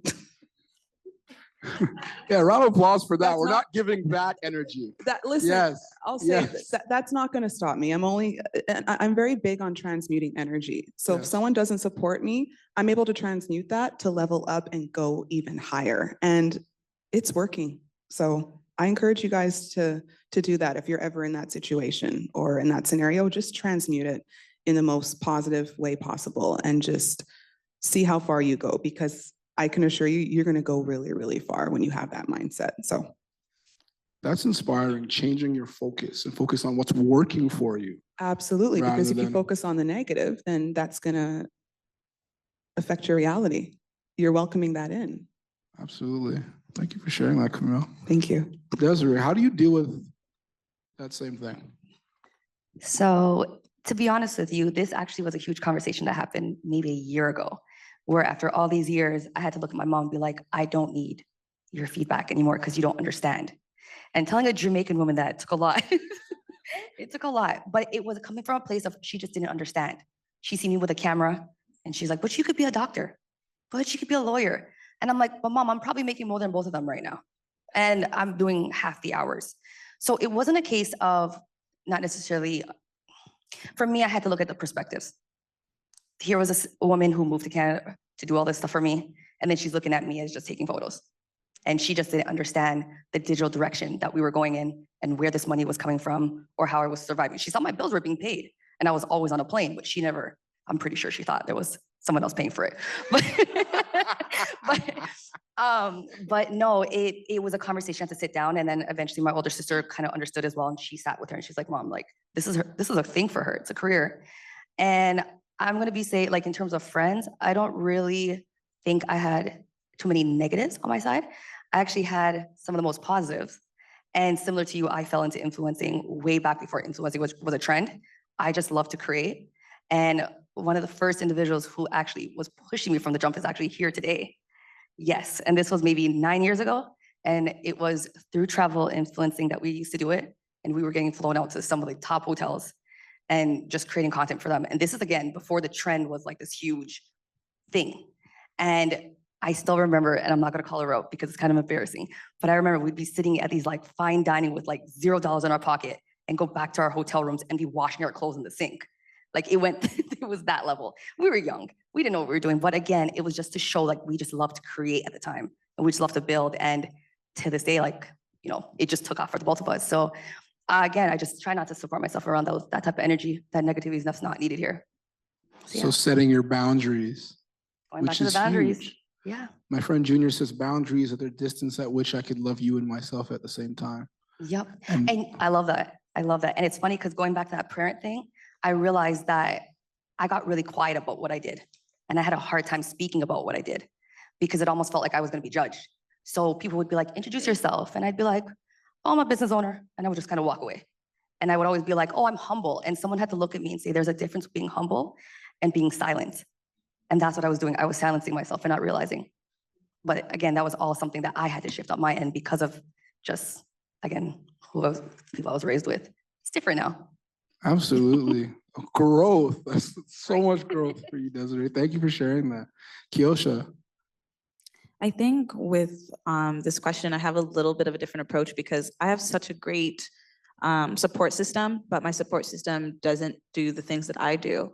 And so something I've done to receive support from them is to ask. Like, this is how you support me when I'm sharing a sponsored post. This is how you support me when I'm doing a branded thing. Like, there's been lots of times where I've shared on my close friends, hey guys, about to post this Coca-Cola video. Like, please, engage. I'm not afraid to do that because I know that they support me and I know that I have a very strong, loving community. Sometimes they just don't know. And so them liking, sure, for them might be enough, or they might, respond to my DM. And sometimes I have to remind them, engagement really matters. And just giving people grace. If someone, their day-to-day lives is, retail, and they're watching so many videos and so many posts a day, and you're just one of 100 they're liking, it's nothing personal. They're not commenting because they hate you. They're not commenting because you're, again, one of 100 of constant swiping. And so I've had to be very graceful and also be very vulnerable, and just ask, I've definitely, for example, here's an example of just yesterday or Friday, I should say, because of the time difference in Vancouver, and me flying, I came early on Thursday and I wanted to share about the conference.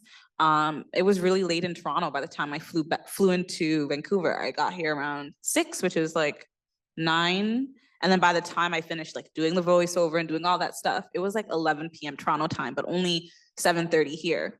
I'm like, I don't care, I'm posting. And I asked a few friends, hey, I know it's 11 over there, but just to boost the algorithm, just comment on this, send some love. And they all did, right? And it's nothing personal. So I think the way I lean on support is just asking. And that has gained a lot of positivity for me. Oh, thank you for sharing. I feel like that has unlocked something for me. Especially, I had a conversation with my coach this week, even beyond just social media, and people in my life not checking for me and asking who I am. And sometimes where people see you as a leader, they don't know what you need. Exactly. So asking them for what you need takes vulnerability, but sometimes you just have to ask, because in other people's minds, support could look different. Exactly. Me just giving you a hug, I could be like, yo, I'm supporting you, I hugged you. What are you talking about?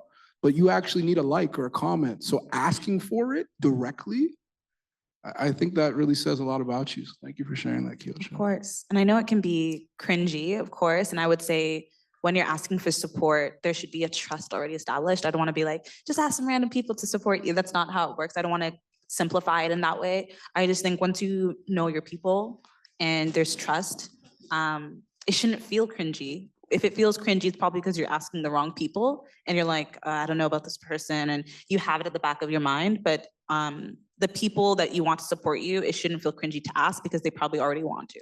And so, yeah. No, thank you for that. No, sometimes it feels cringy for me, for anybody. I just don't like to ask. But no, it's something that I have to work through. But thank you for sharing that.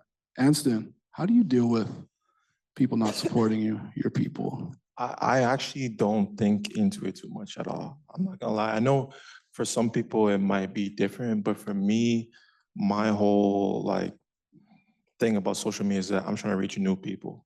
I'm trying to make impact on new people who don't know who I am, who don't spend every day with me, who aren't my best friends. You know what I mean? I'm trying to reach new people who look at me as just a stranger that's creating good content. And me getting their support, it's just showing how strong the content I'm making is. So I try to focus on that part, because I notice as well as when those posts do good, you have a hot post, your friends and family, they jump in, you know what I mean? They jump in, bro. So it's just like, if I'm gonna just wait for their support or talking about support, it's not gonna be a good indicator if my content is working or not, you know what I mean? So I really don't be dialing into that too much, to be honest. I actually love that answer. I remember my mom, she had a business and like a lingerie business, and she learned quickly that your friends are not your customers. Just because you have something or you have a product doesn't mean all your friends need to like it and love it and buy it. It might not be for them. And my mom had a bra. It wasn't for me. I couldn't buy it. I mean, yeah. So that's absolutely true. Your friends don't have to be your customers, and I really like that. It's true. It's not always an indicator of how well you're doing if people who are supporting you just should support you because they should. It should be because you're doing something really great and you're expanding. I love that. Okay, next question. How do you make sure you stand out in an industry that's so saturated? I feel this one sometimes because I sometimes scroll down my timeline and everybody, as Kyosha would say, doing the same trend, same video, same voiceover, same everything. How do you make sure you stand out, Anston? I think you have to mix the creativity with the trend. So it's like, if there's a big trend of a certain video that's out, you got to make sure that you're changing it enough where people could recognize that it's the trend, but you're putting your own spin on it to be like, he's the first person to do it like that. You know what I mean? So you're kind of getting like both energies, like the trend as well as you being an innovator and a creator. And I think that's super important, because if you're just copying trends, people could watch that video or that post from the people who are better than you, to be honest. You know what I mean? So I really try to focus on creating new content that when I look at my timeline, I can't see or no one else is doing. That way, if it does trend, I'm gonna be the one that gets the most energy out of it. So your formula is to be the trendsetter. Exactly. Yeah. I like that. Kyosha. I think for me, something I've had to come to accept to get out of my own imposter syndrome and taking sometimes weeks or months and I haven't posted the thing. And I think it's because of this question, thinking that everybody's doing the same thing. But something I've come to accept is that that might just be true. And like, that's okay. Like for example, very specific thing about me is I'm a plant mom. I'm sure there's plant moms in this room, right? Yes, the plant mamas. And so if, I'm sharing about my plants and, I have vinyl at home, there's like 1,000 girls out there with plants and vinyl at home. You know what I mean? And so I've come to accept that who you are, there's going to be variations of that, but none of them are going to be you. And it's okay if you post content that is similar out there, because it's going to attract the people who feel the same way or have that same personality. Like, so if I am someone who's into a certain type of activity, a certain type of sport, I mean, there might be a lot of people who are doing the exact same thing, but they're not the ones making content about it. Maybe they're the ones who are going to follow and then learn from and then want to ask questions about where you went. Example of this was last year, I learned how to swim for the first time. And I documented the process and posted on TikTok and posted on Instagram, and it received a lot of positive feedback. But if you search up, Black girl swimming, you're going to see lots of girls saying, learning how to swim and how swimming was healing for them and stuff like that. And so the standout piece for me is that it was just my experience, and don't let the fact that people are on similar experiences scare you. If I didn't post the video of me learning how to swim, I wouldn't have gotten the DMs of people saying, I'm going to swim now. Girl, I have the biggest fear of getting my hair wet. Like, where did you get your hair capped? Like, you know what I mean? Like, I started a conversation, even though there was so many other people who also went on their swimming journey. So the standout to me is really just like standing firm in the fact that it's your experience, and it's okay if other people are on the same experience. That's just how the world is. And I can just stand in that like acceptance of like still post it because it's your experience. And even if it's similar, it's uniquely yours. And so that's, to me, is the standout. Like, I'm the standout piece. I don't try to focus too much on like making something grandiose. Like, Just because I want to be different doesn't mean it has to be grandiose. It's a simple thing. Learning how to swim is a simple act, but I don't have to turn it into this grandiose thing to make it different. It's the fact that it's me is that it's different. No, I absolutely, you all are unlocking some great things for me today. Because I love Anston's approach of just make something original. And I like your approach of, even if it's not everything can be original. You know what I mean? And sometimes even for me, it's a deterrent when I see somebody did a trend or did a video already, they did it already, I can't do it now. Yeah, definitely don't let that discourage you for sure, because then you just never publish, you never post. There's lots of things that I like to do that I know a lot of people like to do. I was at an event recently and like the whole of Toronto was there. I'm gonna still post the fact that I was there and pretend like no one else posted this concert. You know what I mean? Like it's okay, right? It's your point of view, it's your experience, and just try not to let that discourage you. But I will say it has discouraged me in the past, which is why I'm on this path of now like just accepting it, accepting that people might like the same things as you do. Like that's normal, you know, and yeah. Yeah, because sometimes trying to be so different can stifle your growth. And feel forced.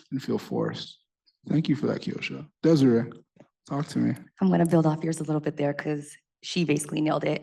There's only one you, no matter how you flip it. And in my situation, there's a million photographers. There's a million Black photographers-ish. There's maybe a couple Black female photographers, but there's only one me. I have my specific way of my style. I continue to try and push the style each time. And I have an experience that I've built with every single person that I met, where my personality and just the way I carry myself and how I am, someone else probably can't replicate that. I've had some clients from when I started, which was probably 10, 12 years ago. And I was telling Camille early in the back, I had not redone my website until March that just passed. And I've had these clients hold me out for almost 10, 12 years because they kept coming back to me. So it wasn't a matter how saturated the market got. It was the impact I was able to make just the one time of meeting with me. And it was the little details that I would tap into. And it was going beyond, you know, again, talking with Anston said, just really pushing the boundary each time I created something, or again, being okay with being authentic. You know, and there was something that I battle with all the time, trying to figure out again, how much do I share? But then it's like when I don't share, I have people coming to me like, Des, you didn't share about your trip. Like I was waiting for that. And I'm like, oh, sorry. Or they'll be like, you know, can I meet your mom? And I'm like, no, you can't. Like, so I'm having to struggle with my mom. Can you guys tell it's trauma right now? Yeah, it's trauma. But that's something that I have that a lot of people don't have. And I remember one time I did get a phone call because I had posted something. It was me, mom, my sister, and I hesitated posting it. And someone called me and she said, I was speaking to a mutual friend that we all worked out with, and she broke into tears after watching your video. And I said, why? And I didn't know her mother had passed, and her watching my videos, which I didn't think nothing of at the time, made her feel like she had this family, although it was virtually, she just felt so connected. And she ended up calling a mutual friend and just breaking down about it, but never called me. But like, I just think it's like staying true to who you are. And again, you can jump on the trends, but then always go back to who you are and what you want to create at the end of the day. No, thank you for sharing that. Yeah, just being so deeply entrenched into your why, right? And being unapologetically you. I have a follow-up question quickly, because this is one thing I feel like people always hear as content creators, and advice content creators always give is be authentic. But what does that mean to you? And like, what does authenticity mean to you? If you catch me at any day, whether online or in person, I have the exact personality. You're gonna catch this bubbliness. You're gonna catch me making jokes. You'll probably always catch me smiling. You probably won't catch me dressed like this all the time. You'll catch me looking like a 12-year-old boy in my area. But other than that, it's on and off. It doesn't change. And I think for me, that's have you ever met somebody online or seen somebody online and you're like, I would love to meet them. And you met them in person and just was completely turned off? Yeah. Yeah. Yep. Yeah, that's what I mean. It's that sometimes people are more shy in person, or sometimes they're just really creating this false alter ego online. For me, you're gonna get what you meet online. It's not gonna change. I can meet you for the first time and I'm like, hey, I'm going to McDonald's. You want something? That's just my personality. It's never gonna change. So yeah, and I think it's resonating, and people, again, they've picked it up from my family as well, because I've shared them. That's part of who I am. And now they're stopping my sisters on the street. They're stopping my dad, and they're just like, it's just who we are. It's not gonna change. No, thank you for that. No, I just had to ask. So thank you, Desiree. Camille. I would say allowing yourself to be seen. And there was a time in my journey where I didn't allow myself to be seen. So I would show up as a version of myself that was not me because I thought that I had to please people in order to be seen. And there's a video that I made on my Instagram where I said, if people pleasing worked, people would be pleased with you. Ooh. And whoa. that video gained a lot of traction. And it was one of those videos where I spoke, because I don't really speak a lot, because again, I didn't think that my story, who I was and what I went through mattered. And therefore, I didn't allow myself to stand out and be seen. So once I got in front of the camera and started talking, whether it's sharing an uplifting message or a story about myself from childhood or even from my journey, people were like, wow, you're so vibrant. You speak so well. You're such a great storyteller. We want more, right? And I thought, really? And so that's what I did. I got out of that people-pleasing mindset, and from there, I went from being a caterpillar to a butterfly. I allowed myself to blossom. And I think that's where it came from. I wasn't allowing myself to soar, to fly, and to bloom. So question for you, thank you for sharing that. Do you feel like you leaned into an insecurity? Absolutely. And it wasn't feeding me. It wasn't allowing me to grow. It wasn't allowing me to evolve. Because again, I was in that people-pleasing mindset. I wasn't pleasing myself. So do you think there's magic in leaning into insecurity as a content creator? Absolutely, because when you're vulnerable, that's where strength is birthed. That's beautiful. Thank you. As we start to run out of time a little bit, I want to ask, this would be a great question for the audience about, how do you get started? Because it's like getting started in content creation can be scary. Putting yourself out there can be scary. When you've never done it, the fear of failure, how's it going to look? What 3 tips would you give someone starting out? I'll start with you, Kiosha. This is such a good question because I think resources matter. I think the first thing, which is not necessarily resourceful but internal, is one, like, don't be afraid of visibility. And I think it's mostly important for us as Black folks to be visible. Like, we should be more visible, if anything. And so the first one is be visible. The second one is don't be afraid to ask someone to hold the camera. Don't be afraid to just lean into it. If you want a certain angle, you have a certain vision. A lot of the branded partnerships that I've done, I've had someone recording for me. I've had friends come over, be like, I'm gonna cook for you right after. I just gotta do this content deliverable and then we can eat. So that's the second one. Don't be afraid to ask someone to hold the camera if you're feeling anxious about your own setup. And 3, get a good camera.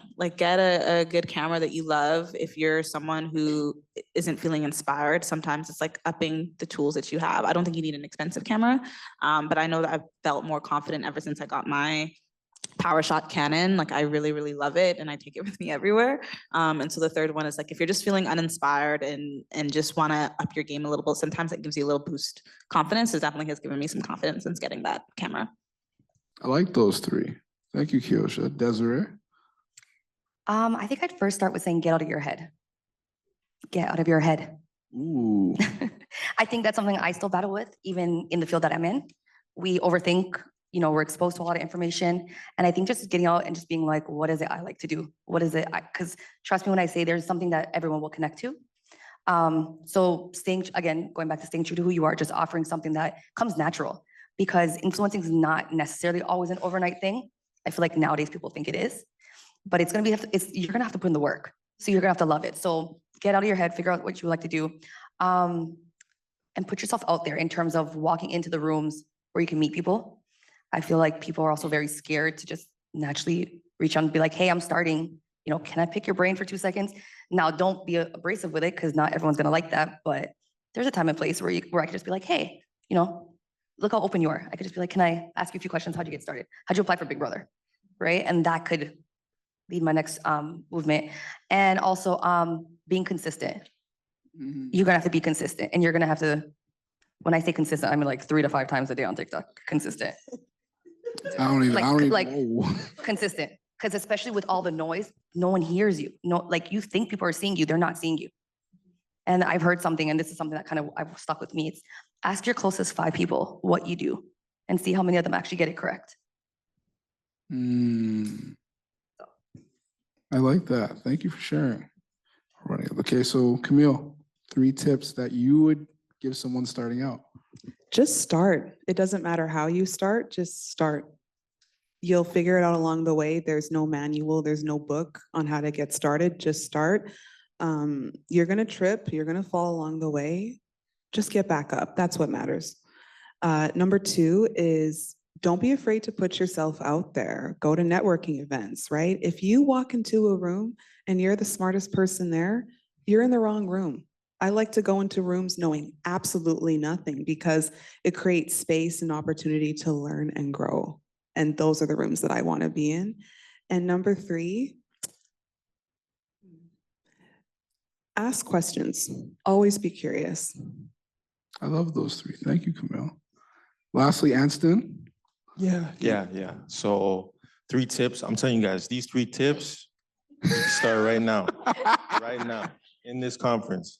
So the first one is you gotta know what you're passionate about. You gotta think about the thing you like doing off camera that you love so much that it doesn't even matter if it's on the internet or not. That way it's like, you're not even like having to go to create content. Like your life is the content. It's like, if you travel all the time, but you're not taking videos, that's pointless, you know what I mean? Because you're actually doing it off camera. So that's like number 1. Number 2, I would definitely say is you gotta collaborate. So you gotta see who's big in those industries and those niches and connect. You really gotta connect with people. That's the second thing. And the third thing is never give up, man. You cannot stop. Like you literally cannot stop. And the thing is, if you get number 1 right, you got number 3. So that's 2 right there. As long as you're doing what you're doing offline, you're creating, you're never gonna quit because that's your life. So I think those are the best 3 tips though. Wow. Thank you all so much. I've learned so much from all of you today. And what really stands out to me that, that I'm hearing from everybody is really being entrenched in your why, being authentic, and just showing up. Those 3 things will lead to ultimate success in being a content creator. And, I really learned a lot from you. I think the audience did too. And I just want to thank you all for sharing and being so vulnerable. I really enjoyed this. So thank you. Another round of applause for them. This was great. Yes, thank you so much. Stay and play because we do have a few more questions, but as I'm the owner of time for this place, I'm gonna speed things up. So the next question is apps and tools for getting started. And this is for all of you. You might have one tool or an app that you prefer to use in order for your content to be the best it can be. I'll start with you, Tashawn, because you're the influencer too on this stage, and I haven't heard you give all your tips. So please, app or tools that you're using or you used for getting started and you're still using today. I didn't get started with this tool, but for me, CapCut is a big one because you can have it on your phone, you can edit on your phone. So you can literally take a video right now and edit it to be posted like this. And it just cuts that time, like I talked about earlier, between having an idea and posting it. So to me, CapCut is an editing software on your phone. That's one that I would say that I love to use. Kiosha. It's actually the same one. CapCut is what I use for everything. Yeah, I love CapCut. I think it's so user-friendly. I think it's super easy. I don't think I'll be using anything else unless I get like one of those bigger cameras and then you have to do it on your laptop. But I love CapCut. Okay, well, CapCut it is. They should pay you to say this, but if it's what you use, you gotta admit, it's what you use. Anston. iPhone.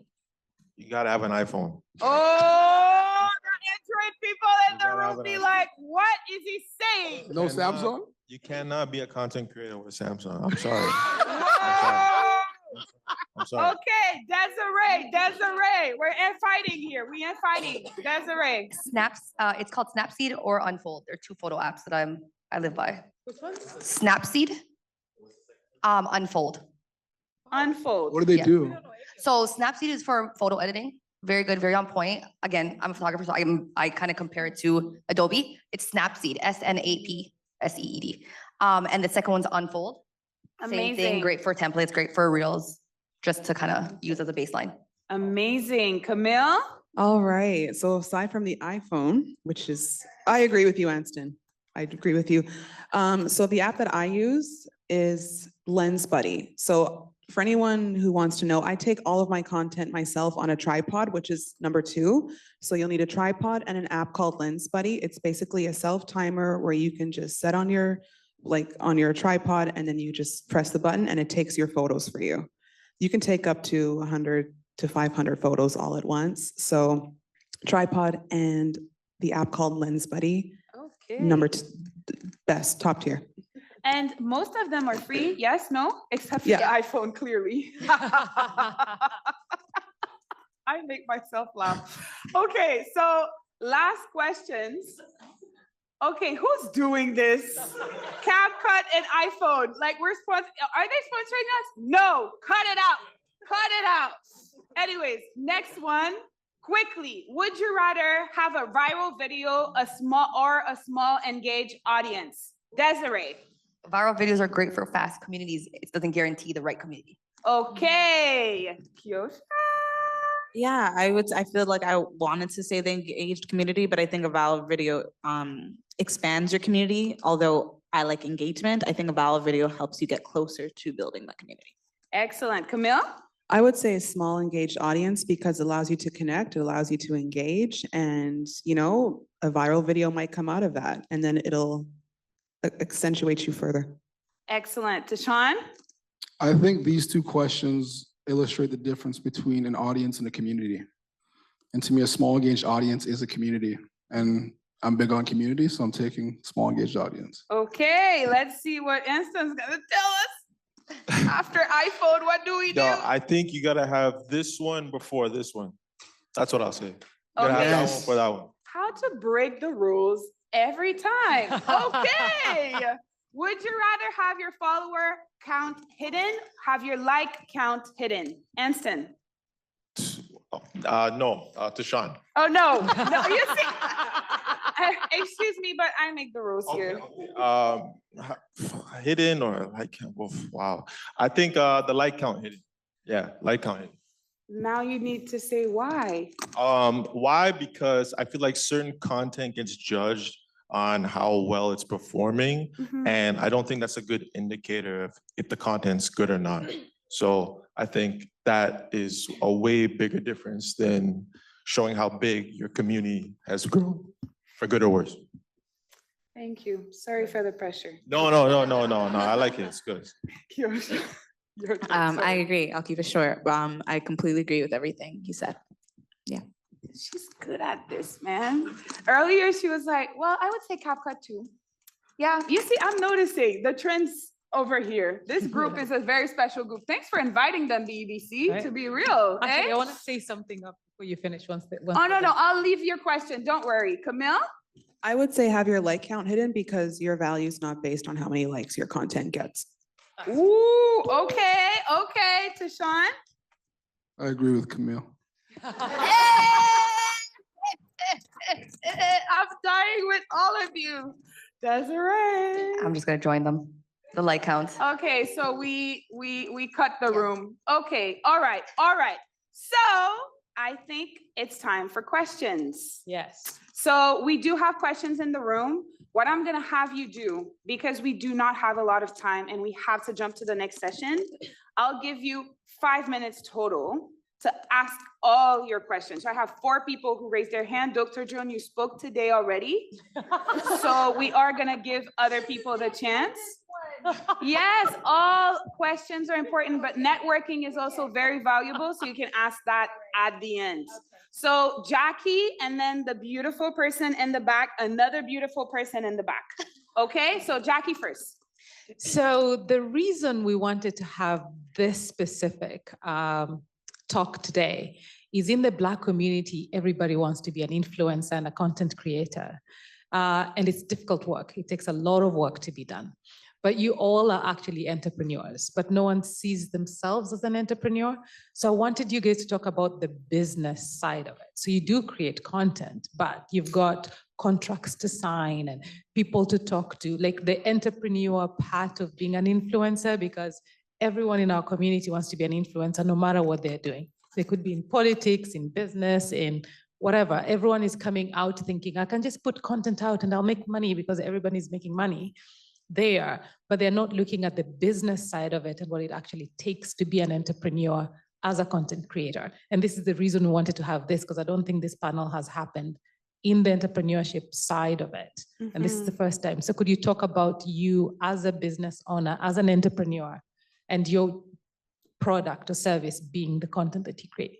I can speak to this very briefly. I also want to preface that a lot of my income is not just content creation. I also do a lot of education speaking. So it's a combination of just digital, like my world is in digital. So I was freelancing solely just as a digital online person for 2.5 years.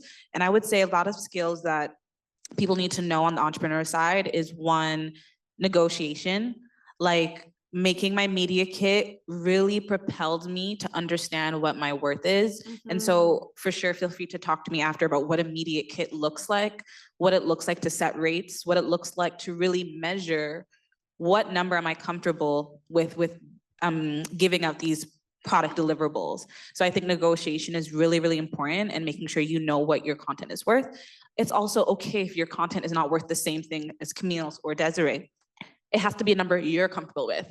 Don't compare yourself to other people. It has to be a number you're comfortable with. The next skill is interpersonal. I can't stress this enough, how many people don't realize how much communication is a part of content creation and a part of just being a digital person, whether you're a public speaker, educator. Interpersonal skills are really important. I've had lots of conversations via email that have been uncomfortable, that have been positive, that have been all ends of the spectrum. I think that's important. And I think 3, also invoices. Invoices, another thing, and like really setting your ground, setting boundaries, what it means for something to be late, when you need to get paid. I've asked for half up front, half later, like just all of those things. Like, what are your options? Really understanding the money side, direct deposit. I've had some folks which I want to follow this year, actually, I don't accept checks anymore. Everything must be direct deposit, right? And so just finding your way to make sure your money's get into your pocket the best way, and creating boundaries and creating rules and regulations that work for you. So I think that are some skills that I would recommend. Amazing. That is very key. And a lot of people don't know also that to be surrounded by people who can help you facilitate that or automate it can be definite. Like direct deposit people, did we really walk into a new world with direct deposit? Like seriously. Yes, Desiree. I'll build on that. So in my situation, although I have desired media, I am still a corporate girly. A lot of people want to run from the corporate world. In my situation, I've used it for my benefit in terms of just, again, there are people in those worlds where I will never understand the lingo, but I will pick their brain. I'm being paid to be there, so might as well use it for my benefit as well. And with that said, also, again, your community, building a circle of individuals who have the strengths that you don't have. I'm like horrible at bookkeeping. I'm horrible at certain things. And being able to go to those around me and just be like, hey, how'd you draft this contract? How'd you put this invoice? What would you price it at? Because what I may price it at, you're not. And I think it's important to have your mentors, but also have those that you can have those real number conversations with. Because I think a lot of things with the Black community, we don't talk about our numbers. And it almost feels like, we're trying to put on a front when we say what we're making, when really it's like, no, because if I'm making 10K, you can be doing the same gig and making 50K just because you asked for it and I didn't know. But if I'm brave enough to be like, hey, can we have this conversation?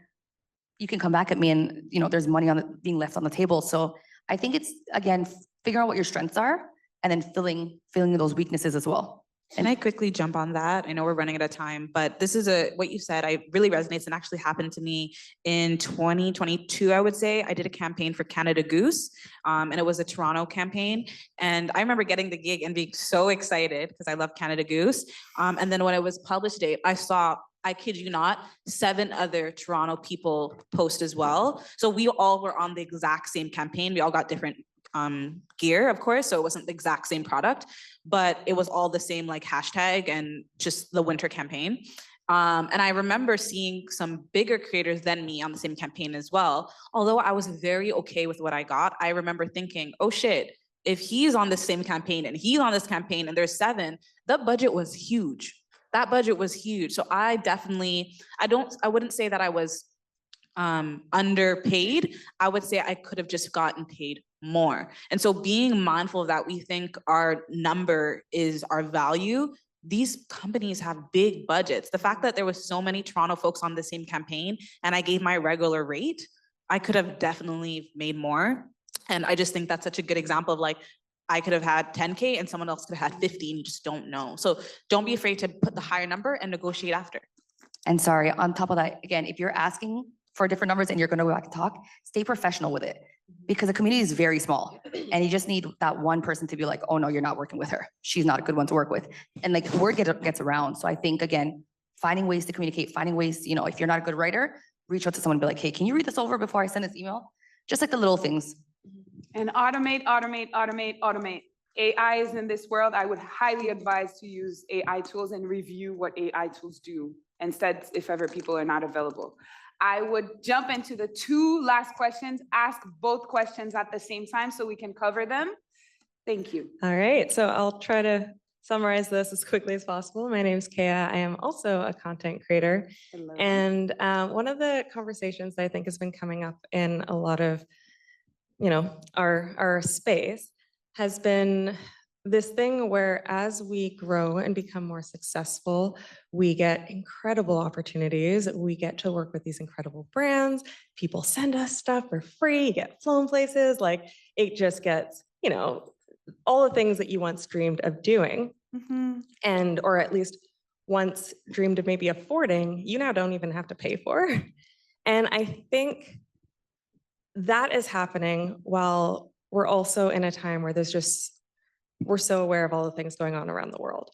And I would just love to hear kind of how maybe you navigate, or if you navigate some of that dissonance. Like, I think that there's, it's just, I think that's something that I struggle with every day. It's like, okay, I'm going to come here and talk about my, you know, beauty routine. And yes, it does resonate with people. And I acknowledge that that is helpful to somebody. That is somebody's struggle.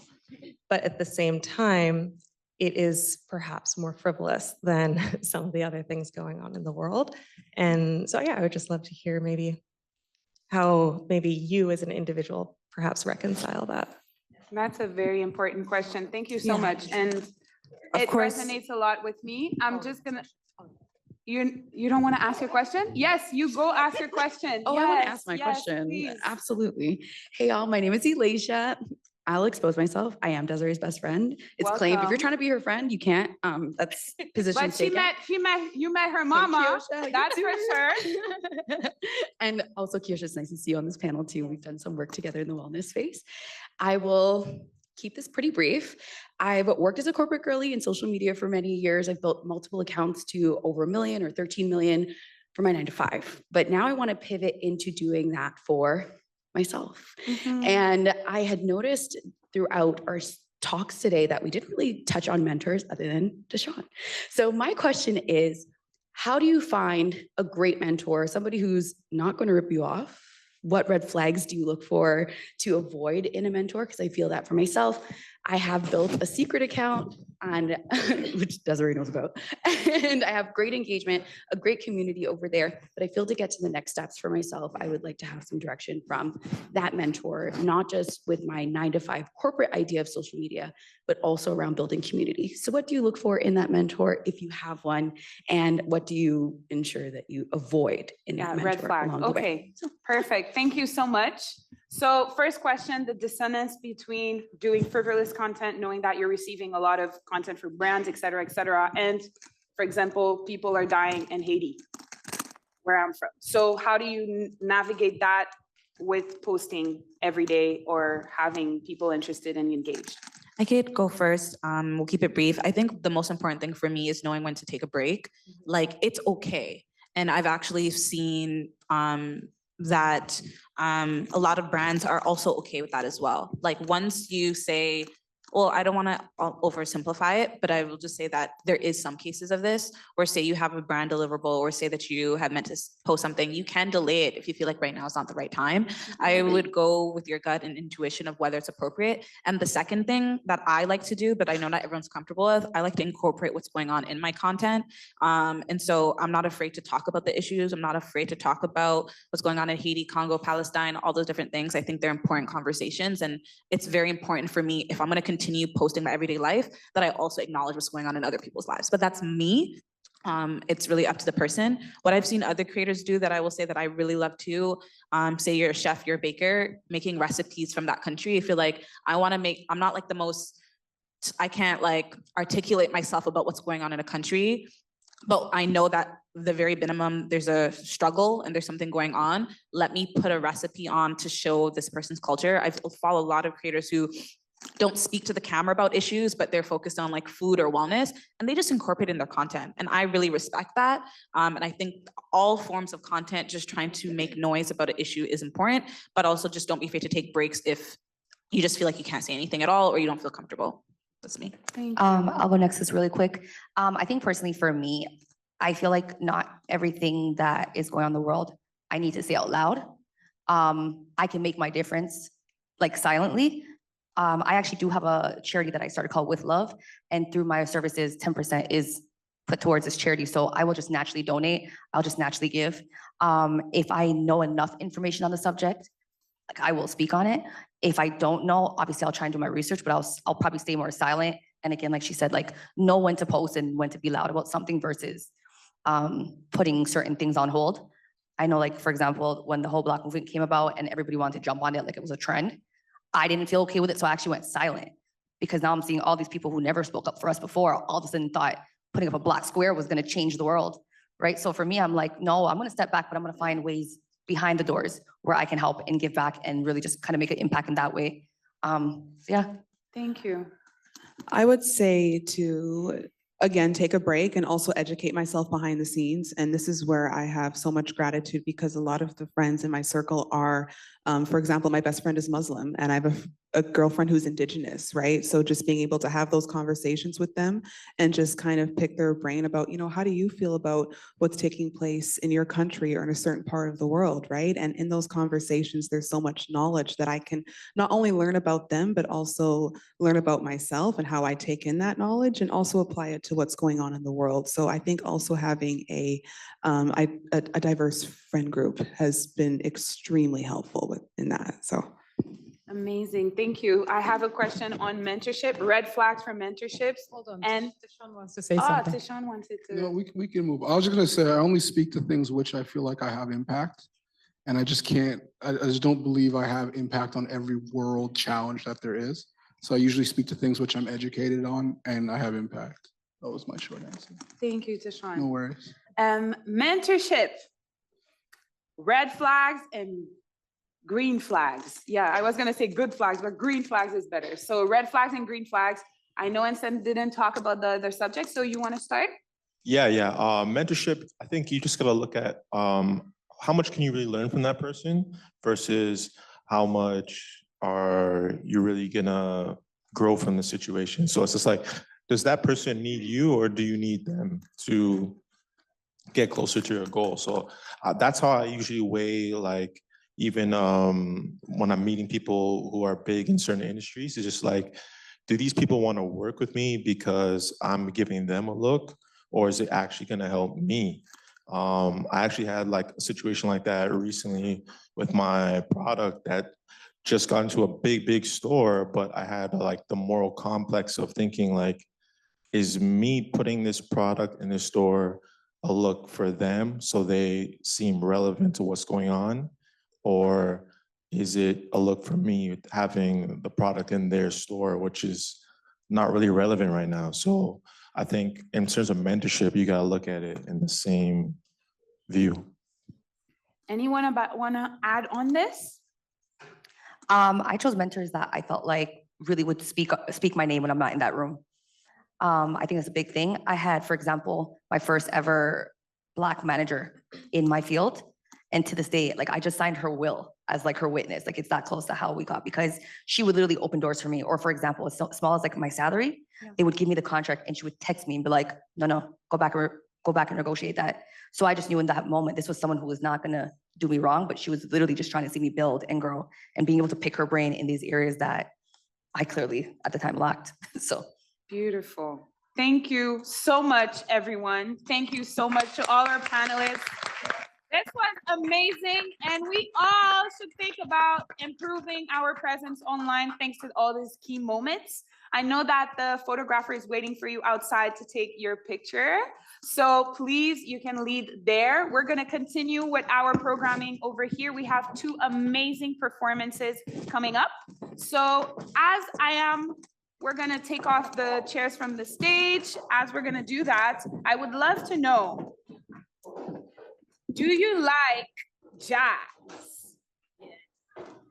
Wow, okay. How about, no, I can't do this. I cannot do this. I cannot do this. I am not gonna engage with you if you're not engaging with me. And we're running late, so I wish I could tell you I'm giving you 5, but I can't. I can't give you 5. You need to lighten up. Let's go. Okay, do you like jazz music? Yeah. Tobias, that's my man. Yes, okay. So we do have some grooving that's gonna happen with Mbali, blooming jazz singer, okay, and spoken word poet, and Vanessa Richards, the founder of Woodward's Community Singers and Van Van Song Society. Both of them are gonna come here and really entertain you while we walk into the last sessions before lunch. So please, everyone, are you ready? Please welcome Mbali Blooming, everybody. Of course. Thank you. Hello, everyone.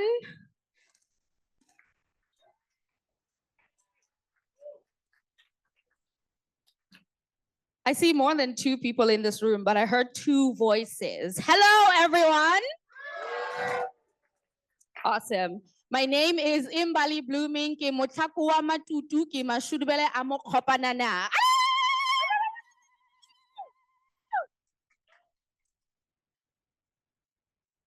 I'm not going to be singing a particular jazz song today, but you'll still get to hear my beautiful jazz voice. I'm going to sing and share with you a traditional song here. And the message of this traditional song is really everything that we've learned yesterday and today. Is the reminder that the one who knows the path, the one who knows the answer, is the one who goes on that journey.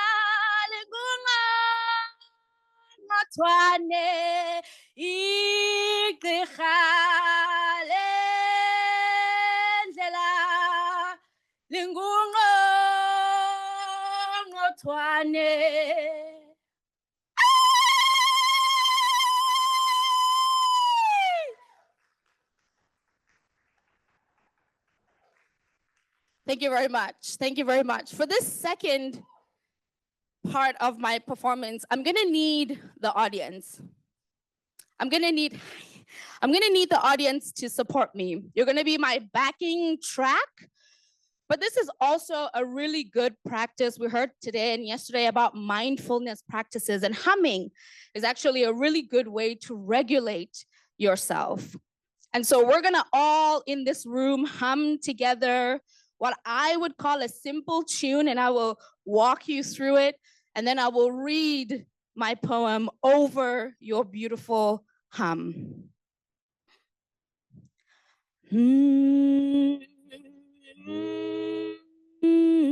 So that's 3. And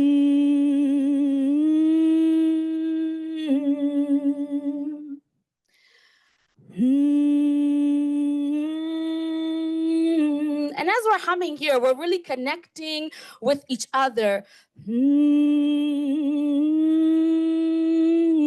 There's gonna come a time when I will stop, but you must persist.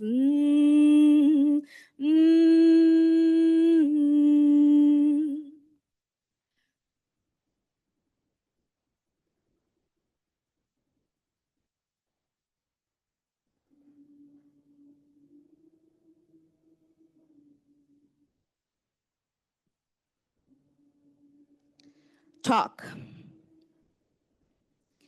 Talk about seeing the light at the end of the tunnel.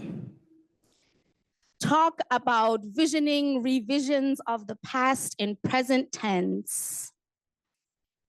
Talk about perceiving the future as lost, not realizing what's coming round the bend.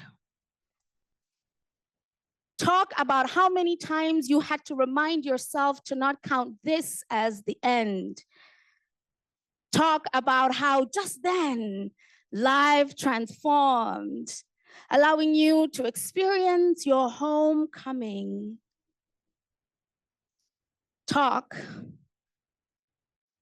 Talk about being engulfed by the end of the tunnel, plunged into luminescence. Talk.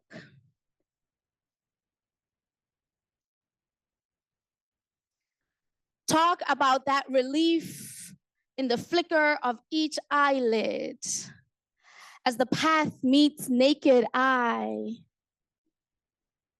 and the waiting is acquiesced. Talk. Talk about how when the days go by beyond the tunnel, all around you is still aglow. No matter how you move your body, no matter where you go. Talk about how even when it's not at its brightest, the warmth still remains an imprint sustained. Talk. For the dawn when you wake up, heart first, ease right after that. You sense into the magic of it all and you repeat.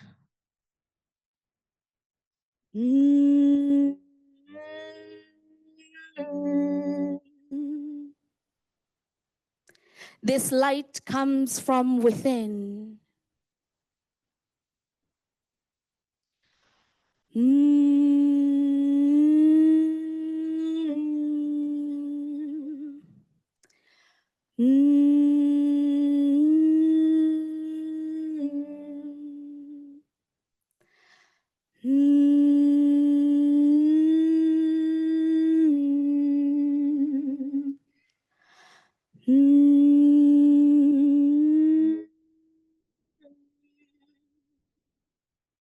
Ay, suga matota.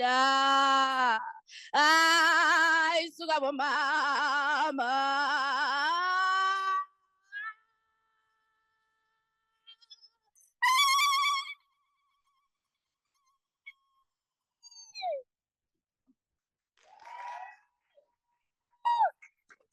That was amazing. Thank you so much. Thank you so, so much.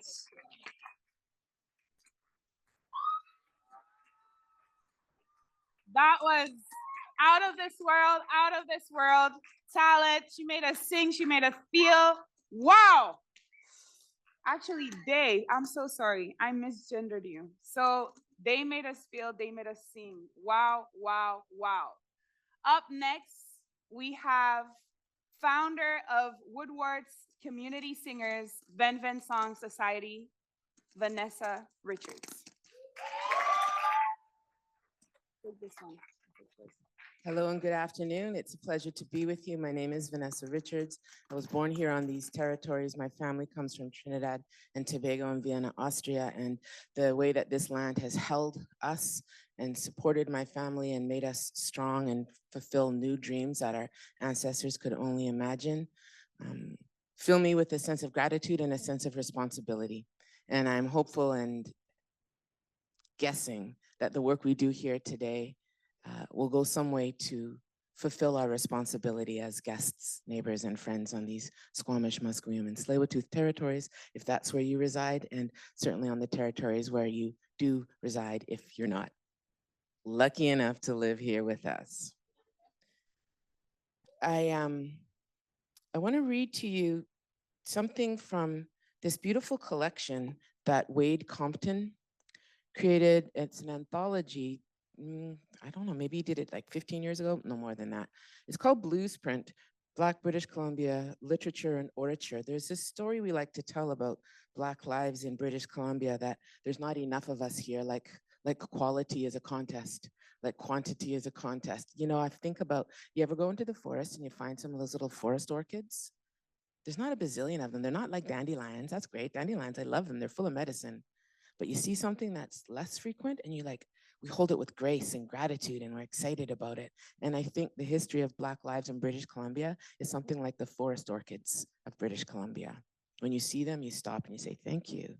You're a different kind of orchid. You can survive in these territories. You have made from something maybe a little bit different. And so what I wanted to share with you is a poem by the author, Rebecca Gibbs. So I come to you with a background in the arts, but I'm especially interested in how social change can also happen with the arts and business working alongside each other. I am a co-producer and co-facilitator for the Social Venture Institute at Hollyhock, which is the Social Venture Institute. SVI brings together people who are in the business of making the world work better. Social enterprises, cooperatives, all the work that we do with the new economy in mind, where we think about the triple bottom line, and we're doing work that's going to help the world survive. And we got all hands on deck in every industry. That's what I'm up for. And this poem, The Old Red Shirt, to me speaks about this integrity for our enterprises that we've carried with us since the days of emancipation. So this was written in 1869. If we know that emancipation happened in the United States in 1865, I want you to imagine Rebecca Gibbs coming from someplace on Turtle Island. We don't know her origin story. We think she might have been the sister-in-law of Mifflin Gibbs. Somewhere in Turtle Island, she found herself in Barkerville during the days of the gold rush. This is a Black woman who would have lived through the days of bondage.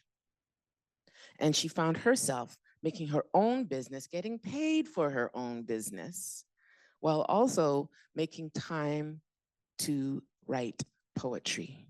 And she would send these poems and they would be published in something called the Caribou Sentinel and in other important Canadian magazines of the time, of the region.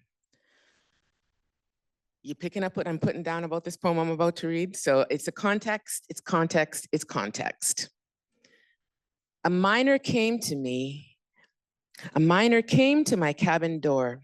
His clothes were covered in dirt. He held out a piece he desired me to wash, which I found was an old red shirt. His cheeks were thin and furrowed his brow. His eyes, they were sunk in his head. He said that he had got work to do and he'd be able to earn his bread. He said that the old red shirt was torn and asked me to give it a stitch, but it was threadbare and sorely worn, which showed he was far from rich.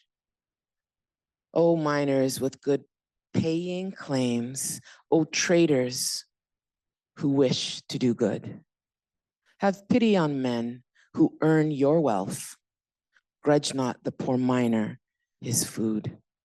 Far from these mountains, a poor mother mourns the darling that hung by her skirt when contentment and plenty surrounded the home of the miner that brought me the shirt. So if we think about what we were talking about yesterday when we discussed what do we have as a measure of success, what do we think wealth is, and this poet, Rebecca Gibbs, is asking us to remember that this miner perhaps also came from a culture of wealth, family wealth, where he was being tended to, where he was having loving attention and enough food in his belly. But also she's asking us to pay attention to who's earning our wealth. We don't do this work alone. There's no self-made millionaire, and there's certainly no self-made billionaire. You do not make $1 billion, you take $1 billion. So I'm asking each and every one of you as you come into your enterprise to really think in the tradition of Black revolutionary enterprise about who's being taken care of with your enterprise, who are you bringing up, who are you lifting up, how might you keep adding your voice to the voices of people who haven't had a moment. And in closing, there's my beautiful 5 minutes. I'm gonna close it with you one more time so you can hear it. What? Rebecca Gibbs, 1869, Black woman in British Columbia, social enterprise. Maybe not. She was out there making a washerwoman's wage, but she was keeping in mind who else needed her support and asking the people with money and wealth to hold themselves accountable and hold themselves in the spirit of community wealth. The old red shirt. A miner came to my cabin door. His clothes, they were covered with dirt. He held out a piece he desired me to wash, which I found was an old red shirt. His cheeks were thin and furrowed, his brow, his eyes, they were sunk in his head. He said they had got work to do and he'd be able to earn his bread.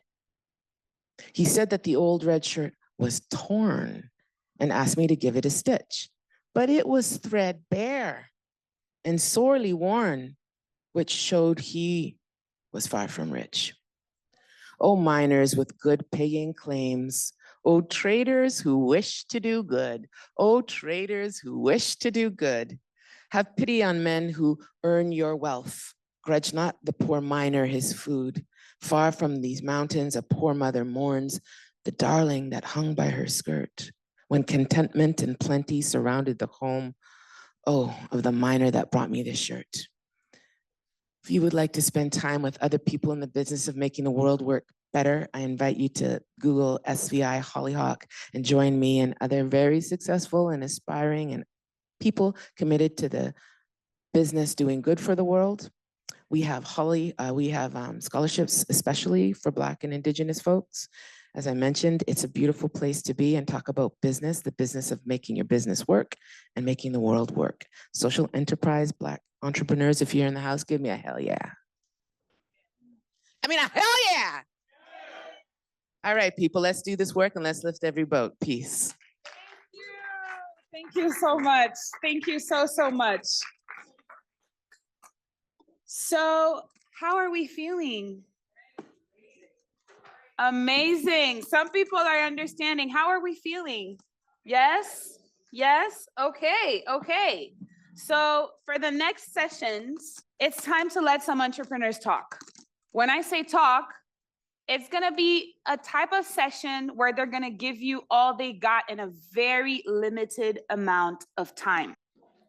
And they have prepared for this moment. There are 7 of them. Okay, some of them virtual and some of them with us here, okay? Once they're done, we're gonna be able to all come out and talk to them and ask them questions. But these sessions are special because it's one after the other, okay? And I need you to keep your energy for each and every one of them because they will give them all to you at once. First to go, Jamila Bailey.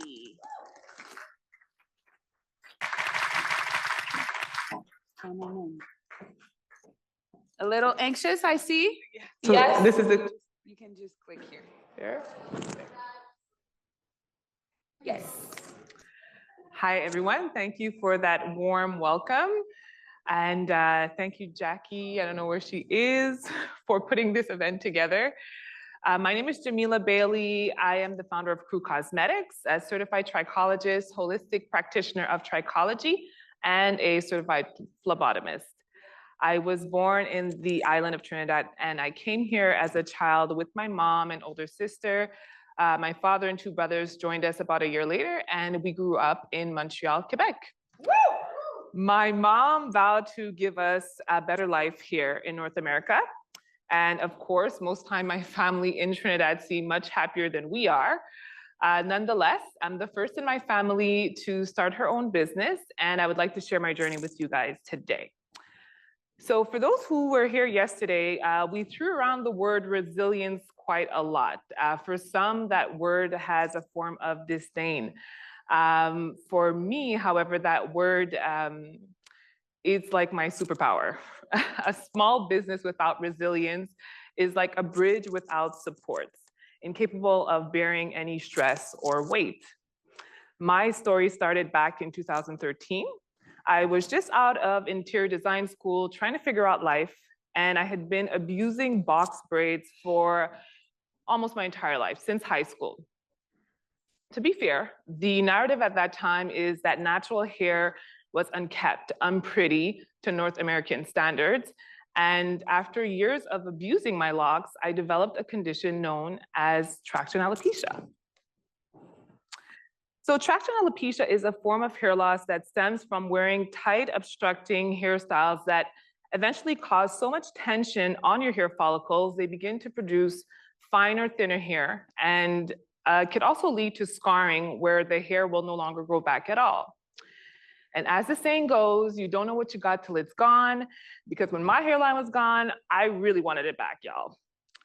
So at this point, natural hair care in Canada was basically only existing on YouTube. Stores in my area didn't really have anything to offer, so I built my own routine. And as I became fully obsessed with my hair in a positive way for the first time in my life, I became the go-to girl in my circle. I was mixing up potions for friends and families. People were stopping me on the street asking about their hair, and my hairline was starting to grow back.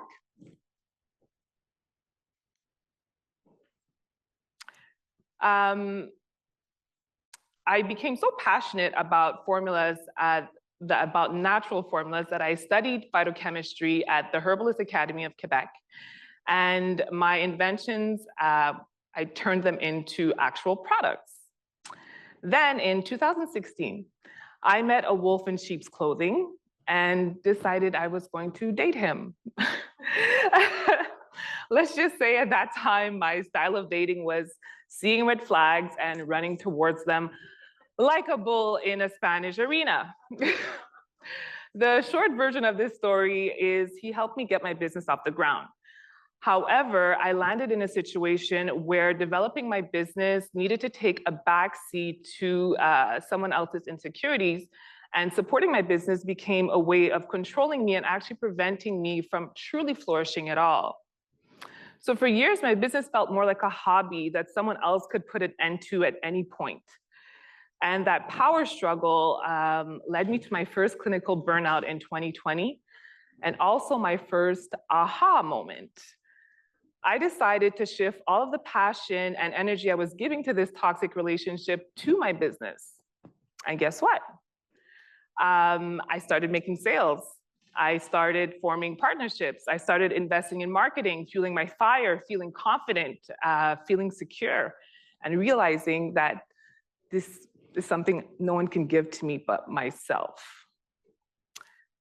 And little miracles kept appearing. Opportunities kept showing up at my door, so much in fact that in 2021, I got my first business loan from Entrepreneurs Black Business Program, and I never looked back.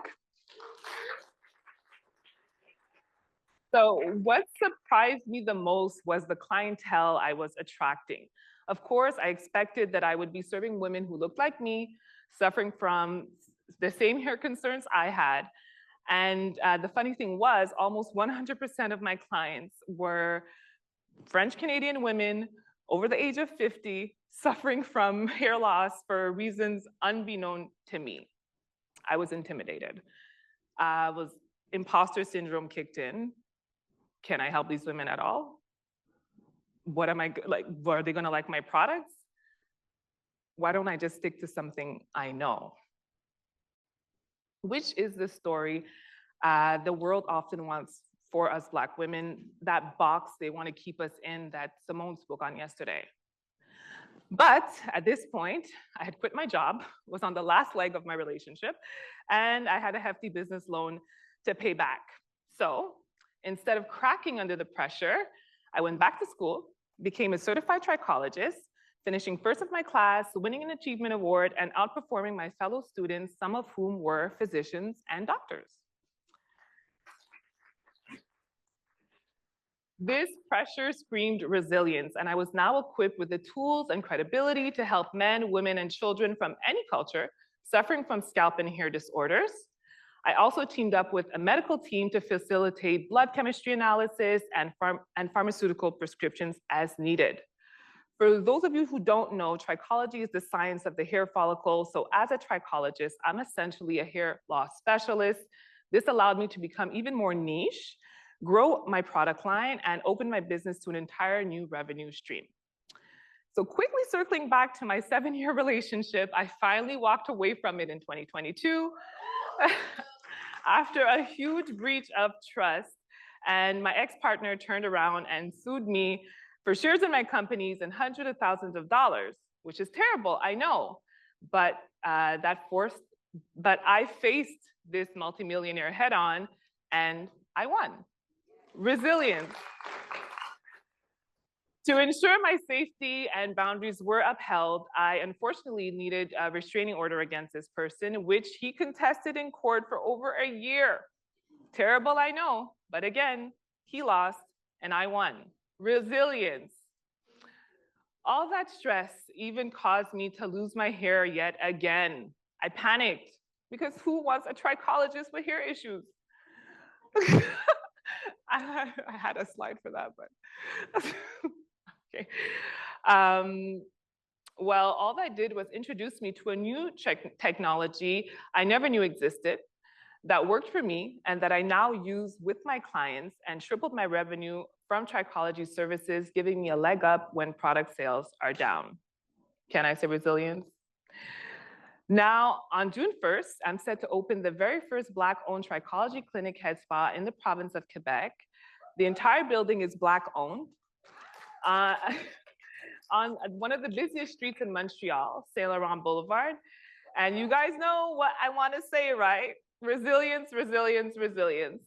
So I hope my story inspires you all to use resilience as a tool to foster confidence in knowing you can and will not only make it through, but come out more blessed, because winning is normal for you and failure is not an option. Thank you so much for listening. Thank you so much. Really appreciate it. Right up next, we have our dear Trish.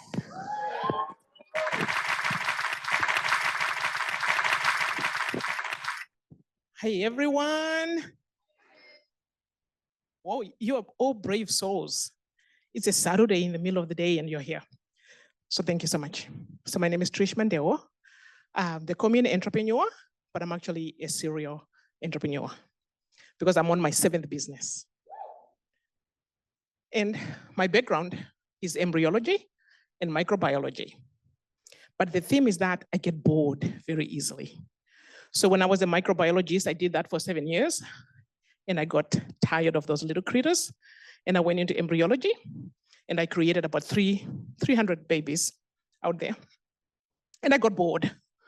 And I went into entrepreneurship. So I did my first business in 1999. And it was a cleaning business. And you know what my family said? You got educated so you can do a cleaning business? And my answer was yes. I built that business to a multi-million-dollar business, and I sold it in the US. After that, I had a few other ones. So I'm gonna concentrate on what I did when I came to Canada. I came to Canada in 2009. And when I got here, I said, you know what, my daughter is 5 years old. Let me get back to working. And that didn't work very, very well because I get bored. So I went back into entrepreneurship. I started a kids gym on wheels. But the number one thing that I'll tell you is every single business that I've done has been to fill a gap, because I know that's where the money is. I tell my mentees, if you're doing a business, we're told to do a business of passion. Passion is great, but passion doesn't pay the bills.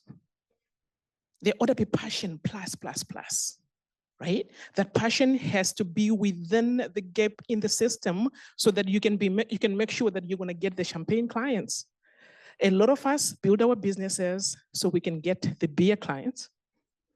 And the beer client is always going to be working you down and trying to negotiate and bring you down. And you're never going to make it that way.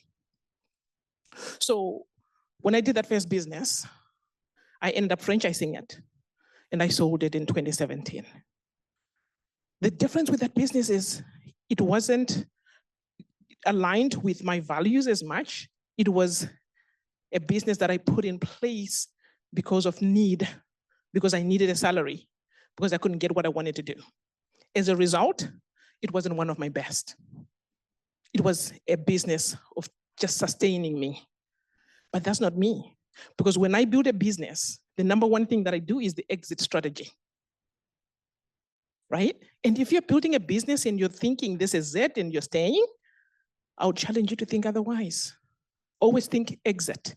Why? Because if you take, when you're building a house, you live in the same house for years, and sometimes you don't do renovations. The time you're about to sell it, you start doing renovations so it can look good so you can sell it for more. How does that make sense? Right? We have to renovate the house that we are living in so that we can make it the best, so that we can sell it as the best. Business is not different. When you're doing your business, build it so that it can be the best that it can be, so that it can be acquired and you can retire. So if you don't have an exit strategy, think of it that way. Are you building it right now so that tomorrow someone can come knocking on your door and say, I want what you have, right? So now we're going to move to my latest business, Synergy Executive and Boards Consulting Group. This business started in 2021. In 2020. By 2023, we hit $1 million in 2 years. And this is exactly what I'm talking about. Where if you build a business for a purpose and you're filling a gap, it's easy for you to tell the story. Right? And I always tell people too, make sure that when you're building the business, whatever business you're building, you're doing a SWOT analysis on yourself. Because you are the brand. You are the person that people are looking at and saying, I want what you have. So for Synergy, we do governance training, we do leadership training, we do executive recruitment, as well as capacity building. Those are all things that my customer base is so huge, but my number one customer is the government. And I tell people, if you're not selling to the government, then you're missing out. So think about how you can strategically put your business so that you can go to the government, and you've got 3 levels of government. So you can miss all 3. You got to get at least one of them, right? So one of the things that I talk about when I talk about capacity building for entrepreneurs is to look which level of government is best for you, so that you can start going there. And as you do that SWOT analysis, you're looking at your strength, your weaknesses, your opportunities, and the threats, right? And when you do that, you're gonna maximize your value as a person who is the brand of the organization, so that you can use your strength. For me, it's relationship building. And I'm very charismatic when it comes to selling. And I can sell a dead dog to anybody, right? And that's a strength for me. So when I'm doing something that I'm passionate about, it's easy for me to tell that story. It's easy for me to actually sell that and market it.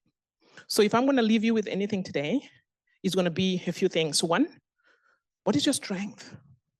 And what is your weakness? If you know your weakness, how are you making sure that you're made whole? Are you bringing in someone else that is stronger in that area so that you can then be able to succeed? Because if you try to do it all, even the things that you're weak on, you're going to realize that you're not going to be the best, and you're actually going to hold yourself back. And we have all had the analogy of putting, I've had the analogy of having a snake in a box.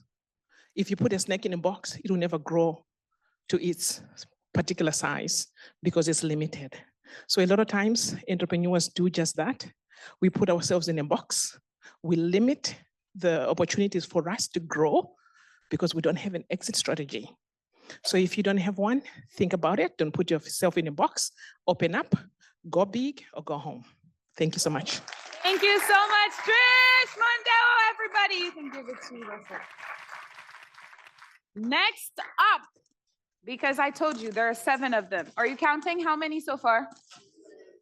Yes, you're still here. Okay, great. Okay, great. I'm gonna let the other person, entrepreneur, somebody with a great energy, so you're not gonna be disappointed, come right after Trish. Please welcome Russell Zishiri. Good morning. Hello, everybody. How are you doing? Excellent. Thanks for being here. Thanks to Jackie for organizing this. This is fantastic. As she said, I am Russell Zishiri, CEO and founder of Anaconda Systems. We're an organic processing technology. It's been developed over 15 years. At about 2008, I needed a job. So I took $1,200 and I bought a 1986 Chevy Astrovan. And I got some of those blue bins, drove out to Langley. There was only one supplier. I got about 20 of those bins, put them in the back of the truck. I was going to university at the same time. And so I went door to door and started getting some clients picking up glass and plastics. And so one of our major clients at the time said, hey, listen, we like what you do with plastics. Can you pick this stuff up, which was organic waste? Now, I knew nothing about organic waste. But ultimately, if a customer asks you to do something, doesn't matter what it is, the answer is yes. So what I did is I said, yeah, I'll take care of that. And I used to wear like an overall, like a onesie with my white cap with no logo and my little clipboard. And he was talking to me in the back while I was moving the bins when I said that. And I said, you know what, I'll get back to you. In 2 weeks, I was able to figure out how to do that. And part of the story is I had to drive 2.5 hours out to empty my truck. And when I got to the disposal site, I realized, this is, first of all, very expensive and it's 2.5 hours of my day. And can we not do it in the city? So this is generally about curiosity. So curious people think about things. And if you're sitting around driving a truck for 2 hours, 2.5 hours a day, you got a lot of time to think about stuff. And so the question was, well, why can't we do it in the city? Why isn't there existing technology? And so through all of that, 2010, 11, 12, we looked at all 65 different processing technologies that existed around the world. And eventually there was nothing that could do what we wanted. And what we wanted was high throughput, low footprint, and to be able to be permitted in the city. Now, we're also talking about infrastructure. We're also talking about permitting purgatory. If anyone has done any sort of renovations and had to go to the city or the permitting processes, whichever city that you may be, the reality is the time that it takes to do stuff. And so for us, I think being curious and trying to solve a problem, and more specifically, it hadn't been done before. The thing is not going to work. You can't get land. You can't get permit. You can't get the money. And so in order for you to overcome all of those things, you truly have to be curious. So I was just trying to solve a problem for my own business. I was trying to save myself 2.5 hours. And then I poked my head up and I realized everybody's got the same problem that is in that business. And so fundamentally, I think, entrepreneurship is not for everybody, right? So the curiosity that it takes, go big or go home, as Trisha says, I think when we think about the problems that exist in the world, the gap, and we think about our place in it, because I was driving, I was doing it every day. And so as the business grew, I realized this was not just a problem for me, and then looking at the problem globally as well. So it's everywhere. And so in solving that problem, the deeper and deeper we got into that hole, the more universal the problem got. And I realized, okay, so if we solve this problem, this is what's gonna happen. And so we have a facility down in South Vancouver. We're processing 30,000 tons a year. We have about 30 staff, and there's more to come. But I think still to this day, I get excited about the problems internally that we're solving still, because the business model is not set up, right? So the reality is everybody eats food. And until that stops, I'm in business, which is good. Until we have filet mignon in a pill, I don't know when that's going to happen, but until that happens, we're in business. So you got to think about the future, right? And then also food waste is a colossal problem. We can't put it in landfills, greenhouse gases, emissions. So all of the things that I was thinking about in 2008 that are all of a sudden cool today, they're not really that cool for me. The reality is because it's really painful. So, the curiosity comes with the pain. And so if you're not committed to answering those questions, and I mean truly answering those questions, if you're not committed to answering, entrepreneurship is not for you. However, if you are committed and you really, really want to solve a problem, the world's your oyster. I believe we're going through the fourth industrial revolution, and there's gobs and gobs of opportunity. Find your question and answer it. I have a little video for you guys to see, and that's all I have to say. Thank you so much. Anaconda is organic waste processing technology. We built this facility with high throughput, low footprint, and be able to do it within the city. So we've been able to perform this in the city of Vancouver, material from the city of Vancouver, and locally collected so that we don't have to truck our material out of region. So this is a pretty big milestone for us here at Anaconda. Our site is complete, it's fully automated, and we're really excited about the future and now that we can scale our business. Now, since I became minister, a responsible Pacifican, and I can say this firsthand how BC companies are innovating in a rapid changing world. So today is one of the reasons I'm announcing $13 million to help 7 local businesses to propel our economy forward, create jobs, and develop the products to improve our daily lives, which includes the $2.5 million to our host, Anaconda, today. And I got a tour of the company just recently. This company has created an innovative composting system that can turn waste into organic fertilizer in just 10 days, a process that usually takes 90 to 180 days. So right now, Anaconda is treating 600 tons of organic waste every month right here in Vancouver, and that's impressive. Now, this investment will allow them to grow their operation and process 4,000 tons each month. This means less waste in landfills and bringing us closer and closer to a net zero future. The support from the industry, all of our partners, our vendors, our customers, none of this would happen without you. And over the many, many years that, I've been toiling that I can do it, this is actually for you in terms of coming alongside us and helping us through this process. And so we did it. Yes.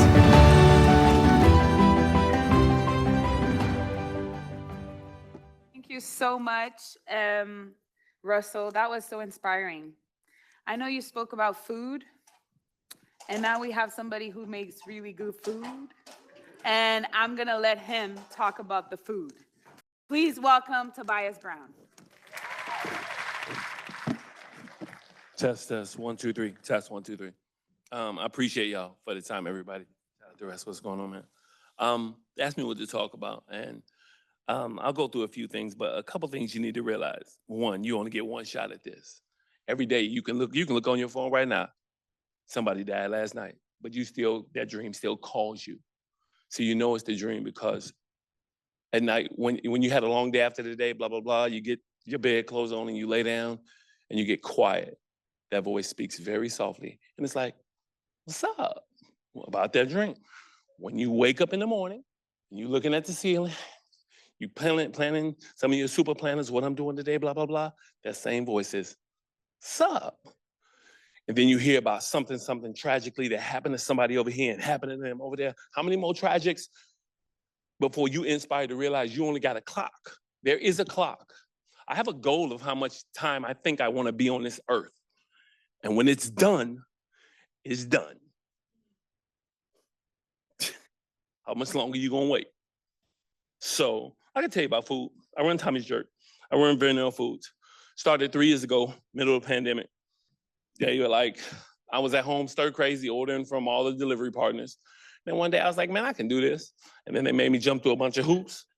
And then it was like, remember the 2 meters away? Toss the food in the car. Bro, that's not a good experience. Somebody gonna give me their money and I'm gonna throw the food in the car. So we had to figure that out. Fast forward, right now, we #1 in BC for jerk chicken. It just is what it is. #3 in all of Canada. I'm unapologetic for that, but you can't stop there. You gotta continue. These are all mentors. All these people, we said, once you get in, you gotta connect. Trish, I just kissed her hand before I got here. Like, bro, the rest, all these superstars, you have to connect. You cannot do it alone. They have wisdom. You got to ask. But as I'm older than most of y'all in here, a little bit younger, a little bit older, whatever have you, times have changed. I'm 85, somewhere around there, give or take a few years, whatever, however you want to count it, depending on the age, if you add the one or whatever. So, but I said, what else can we do besides jerk chicken? Yeah, we do jerk chicken. Yeah, we do jerk beef. Yeah, we just added mango patties. Yeah, it's fire. The line, that's why I'm on the phone and doing notes and everything, right? And so, but I'm like, what else can I do? So the next thing we're doing, I did the line of sauces. It's called a lickle jerk, right? So my journey isn't that I'm Jamaican, because I'm not, I'm American. My journey is, there was this Jamaican woman who loved me in my deepest, darkest time. It's hard to talk about because that was a hard time. I was like, bro, somebody just did what they wanted to do. They went their way. Okay. And that's what it is. She's like, I love you like you are my child. Do you know what that does to a human being? And I'm really, really good at what I do. I could always cook. Big boy, I always could cook. And I found something I could do, and I'm uber competitive. So you want that smoke? Let's go. Don't make a difference. Every week. I'm from Toronto. I'm from Toronto. I'm from Toronto. I'm from Toronto. I'm from Quebec. I'm from Quebec. What that got to do with me? We're going to put Vancouver on the map. You will know, and you will come here. We're down to 3 minutes and 50 seconds. So I encourage you. You don't have as much time as you think you do. Just get started. We're so worried about failure. Fail. Get it over with. Okay. Somebody didn't want to help? Okay. You lost $10,000? Okay. Somebody, okay, and start again, When we started in the middle of the pandemic, we had one customer every other hour. Come on, man. Jackie know about business. You're like, whoo, you counting. And so what I did was, you know what? We're going to find other stuff to do. I'm going to get everything off my bucket. Let's fly a kite. We out here flying kites. We out here, we skate on a skateboard. I want to skateboard, we skateboard. The kid is showing me how to do it. We just having a good time. We playing volleyball out there. And then when somebody comes, we give them the greatest experience they have ever had. They're like, oh, okay. So we kept that. And if you Google me right now, if you Google Tommy Jerk, we got a 5-star rating over 420 something. That put us in the top 1%. We're down to 2 minutes and 50 seconds. Okay. So the point is, listen, we here. You here. However you got here, you here. Take the pinpoint out of the emotion of the thing. Well, I got here, and somebody was violated, and that's how I got here. I'm sorry that happened. But you are here, and you still serve a purpose. So that, you have to deal with it how you deal with it, but we still got to keep going. That's the difference between our generation and yours. Yes, there's mental health. Yes, go get some help. Yes, go talk to somebody. But guess what? Tomorrow going to come whether you want it or not. Go to sleep. Wake up. Watch that sun come. Lay in the bed all day. The sun going to come up and go down. Go up, go down, go up, go down. And you still over there thinking about it. You ain't did nothing. You ain't called nobody. Make a decision to make 1,000 phone calls, to make 1,000 emails. What happens when you do that? Now 1,000 people know about you. We don't need this whole time. I love you. I can't be here. I got a shop that I'm running. Yes, it's around the corner. Yes, it went from 0 to 100, but it took 3 years to get there. And then after this, we on the sauces. After this, the sodas coming. I got 4 different sodas that I got the formulation. We just got to find a co-packer. That's it. And then after that, the Jamaican candy come. When the last time you went, name 3 Caribbean candies that you can go and think, just like you could think of the big ones, the Snickers, the blah, blah, blah. Name them. I'm going to put them jokers on the map. You shall know my name. I appreciate y'all. That's 5.5 minutes. Y'all be safe. Much love to Trish, Rex, Jackie, all the people here, Nikki. Everybody, all y'all respect. Wow, you can bring it to... Yeah, we got some jerk tacos on the outside, and we got the veggie ones too, that veggie 5-5 rice and peas with the real veggies. Yeah. Thank you, you can give it to him. You can give it to him. I got still one more second. Hold on a second. Can I get a 1 second? Yes. Told me it's the last second, so I'm just gonna hold on. Shout out to all the people from the thing. You want to take it, I'm learning from y'all. You know you old.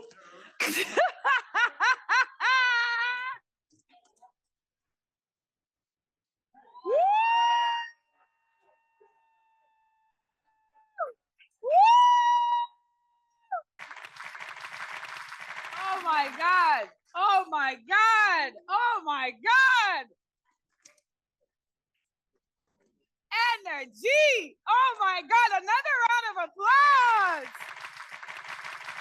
Okay, I think it's in the chicken, but I can't tell you if it's the chicken or it's just him.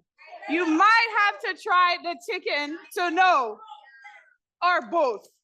Both. Okay. So right after Tobias, we have somebody else with great energy, because that's what we do here, right?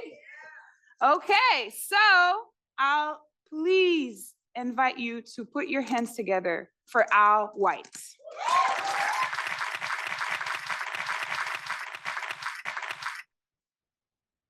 Can I change the order of when I come out after? Wow. I am absolutely honored to be here today and with all of you wonderful people and on the same, share the stage with all these wonderful people. As a 6-year Black entrepreneur now, I can tell you that, and those of you who are entrepreneurs also live this every day, right? It's hard. It's really hard. In fact, I had no idea how hard it was. I founded and I run an IT security value-added reseller. I started that after being in the Canadian IT business for probably almost 35 years. 25 of it I spent as the first Canadian employee for different US IT companies.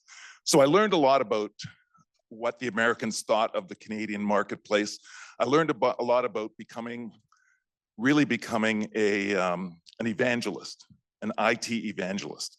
So after the last time I did that, last US company I worked for, I was quite honestly getting tired of flying around the country all the time. I was on planes three days a week. My kids were getting older. My kids were growing up. And it was time for me to spend more time at home and to really to do this for myself. Because one of the other things I learned during my time working for American companies is that American companies didn't consider Canada to be a viable market for whatever reason. I've got my own ideas on that, mainly because they never teach them anything beyond the 49th parallel in school. And as a result, Canadian companies didn't get a chance to take advantage of some technology that was absolutely amazing. So finding a gap in the marketplace, I thought, what a perfect opportunity to start my own business. So I did. So WRI started 6 years ago, and the whole idea behind it was I was going to provide Canadian sales representation for different US companies. So my plan was I was going to go out and talk to a bunch of different US companies, get them to hire me to be their Canadian sales arm, pay me a retainer, and pay me on commission on everything I sold, which in theory sounded great. Nobody wanted to pay a retainer. They were more than willing to have me go out and sell some of their products for them. And so that's how I started the business. And I quickly realized that was not sustainable. So I thought, well, since I'm being a referral partner anyway, why don't I just become a referral partner? So I'd go out, do the evangelistic thing, refer these customers to the organizations, and they'd pay me on the back end, which again, in theory, sounded pretty good to start with. And then I realized that the one thing that I was giving up was the one thing I needed the most, and that was control of the customer. So that was not going to work. So again, I'm just telling you about all the different twists and turns my business has taken. So despite that, it was starting to really grow. And then COVID hit and everything died. So during the COVID time, I tried to decide whether or not I wanted to continue doing this. And if I was going to continue doing it, then I had to take a real hard look at it and figure out how it was going to work best for me. So I spent the COVID months researching and testing and finding products that would work for what I wanted them to be able to do. I wanted them to be able to work with whatever infrastructure the potential customer had. So it was minimal invasiveness. It had to make them safer. And whenever possible, it would save them money. So by the time COVID ended, and I also realized I needed to become a true VAR. I needed to have control of the customer. And also during that time, I discovered my why. Why am I really doing this? And I'm doing it because I want to leave a legacy for my children. If I can make this a viable business, I can turn it over to my kids. And if any of you know what the house prices, well, you live in Vancouver, so you know what house prices are at. If my kids have a chance of ever buying a house in the city of Toronto, they need me to make this business work. So I came out of COVID. I now was incorporated. So WRI is now a division of 131764444 Canada Inc. I'm a full-fledged reseller, and I was out there evangelizing, what I love to do. Then I realized, after my first year of doing that, I'd gotten a number of customers, and they were not-for-profits, and they were smaller businesses, and I realized that that wasn't working for me. I needed to move further upscale. So I needed to get into bigger customers, and I had to figure out how to do that. So one of the things I did was I became CAMSI certified. And I don't know if you guys are familiar with CAMSI, but it's the Canadian Aboriginal and Minority Council. So in theory, CAMSI meant that I was going to get in doors that I couldn't get into. All these organizations had said, yeah, you know what? We need diverse suppliers. And it was right after George Floyd, right? So everybody's clamoring to become, to let everybody know that, yes, we are supporting diverse suppliers. And oh, wow. And if we can support Black suppliers, that would be fantastic. Well, I discovered that it was a load of crap. Most of them were performative, completely performative. So my business continued along. I was still doing the work and getting into some bigger customers, and things were looking or are looking very, very promising. And then Jackie's program came along, and I had a chance to become part of the first cohort that Jackie had. And I can tell you that this woman is a freak of nature. She has given so much to so many and getting nothing back. Well, we try to give her kudos whenever possible. But because of Jackie's business, again, I have the opportunity to get in some significantly larger accounts. And hopefully, I can now see the light at the end of the tunnel. I'm hoping that by 2024, the company will actually be viable. 2025, I can bring my son on board, and 2026, I can put my feet up and let them run it into the ground. So, so thank you all for taking the time. And I'm very thrilled to be here. Have a great day. Thank you so much, Rob. Thank you. Thank you. I don't know how BVC does it, but seriously, that was those entrepreneurs are amazing, so inspiring, so true. And some of them couldn't be here today, but they still have so much to share. So next up, I am so excited to welcome Anita Grant joining us virtually and presenting Halo Hair. Thank you. I'm so sorry I couldn't be there with the great energy in BC, but I'm glad we can do it virtually. So I want to share a little bit about my entrepreneurial journey, and it's really going to be stemmed around a quote that has guided me, and that's Nelson Mandela: "I never lose, I win. I learn or I win." So in the chaotic whirlwind of 2020, I got the surprise of a lifetime. Tiana, my pint-sized life coach. Tiana was like a tornado with pigtails, breaking baby gates, exploring cupboards, and turning the living room into a disaster just as I joined my Zoom calls. Yet she was also the powerhouse who fell and got back up, mastering her balance for independent walking and potty training all up by herself. She was a high-energy, independent force of nature, a real boss lady with just 1 year of life experience. As a new mom, I realized my role is to be a guiding hand, a reassuring presence, and a cheerleader as my daughter navigates the world one adventure at a time. Tiana taught me that giving children space to explore, make mistakes, and attempt the impossible leads to creativity, confidence, and resilience. In this introspective moment, I realized that I had succumbed to what I call failure paralysis. See, today, most people know me as the author and founder of Hello Hair. But before Hello Hair was even a concept, I embarked on a different entrepreneurial journey. In 2017, I birthed Leaky Beauty, a beauty tech startup designed to empower independent beauty professionals. As a non-tech founder, I was determined to make waves, and make waves I did. The world seemed to affirm my vision, and I was elated. I celebrated my journey fervently, both in spirited conversations and through the lens of social media. I took a significant financially, securing loans, hiring my first team member, and outsourcing tasks that didn't align with my expertise, all before the product itself existed. That was my first red flag.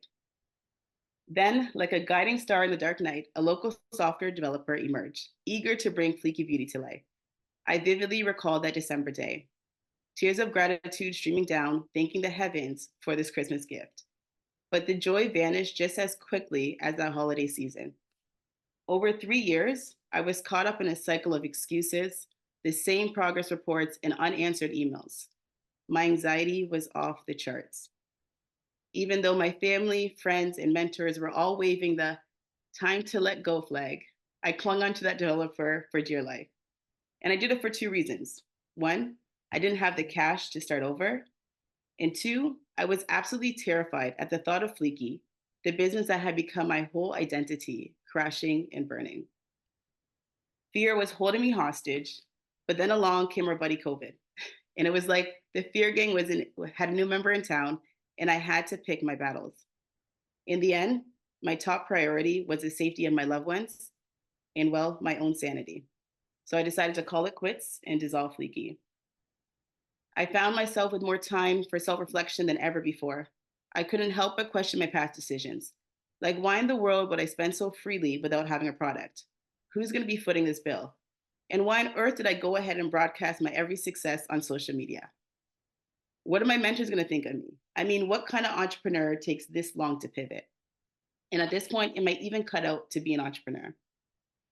So many questions and so few answers.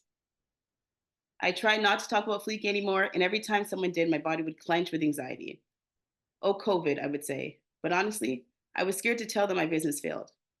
And unlike my little Tiana, I knew I was not going to be given the same grace.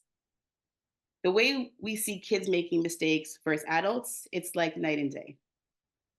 It's all about expectations. We know that kids are like these little knowledge sponges, still figuring out life. So when they goof up, we're all like, no biggie, they're learning.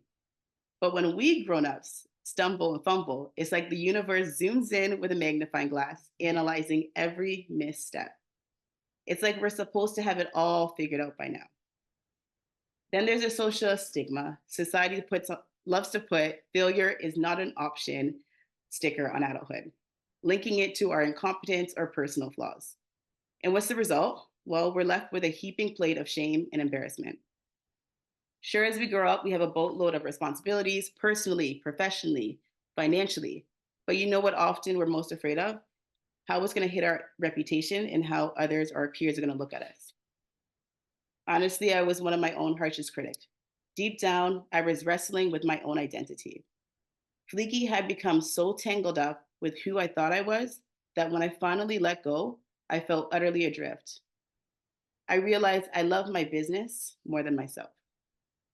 So I set out this journey to rediscover myself, to plant my feet firmly on the ground, and to redefine who I was. And in a twist of fate, I never knew that I'd find my way back through my hair. You know what they say about a woman who cuts off their hair? Well, I did just that. I snipped off some split ends because God knows I was not ready for the big chop just yet.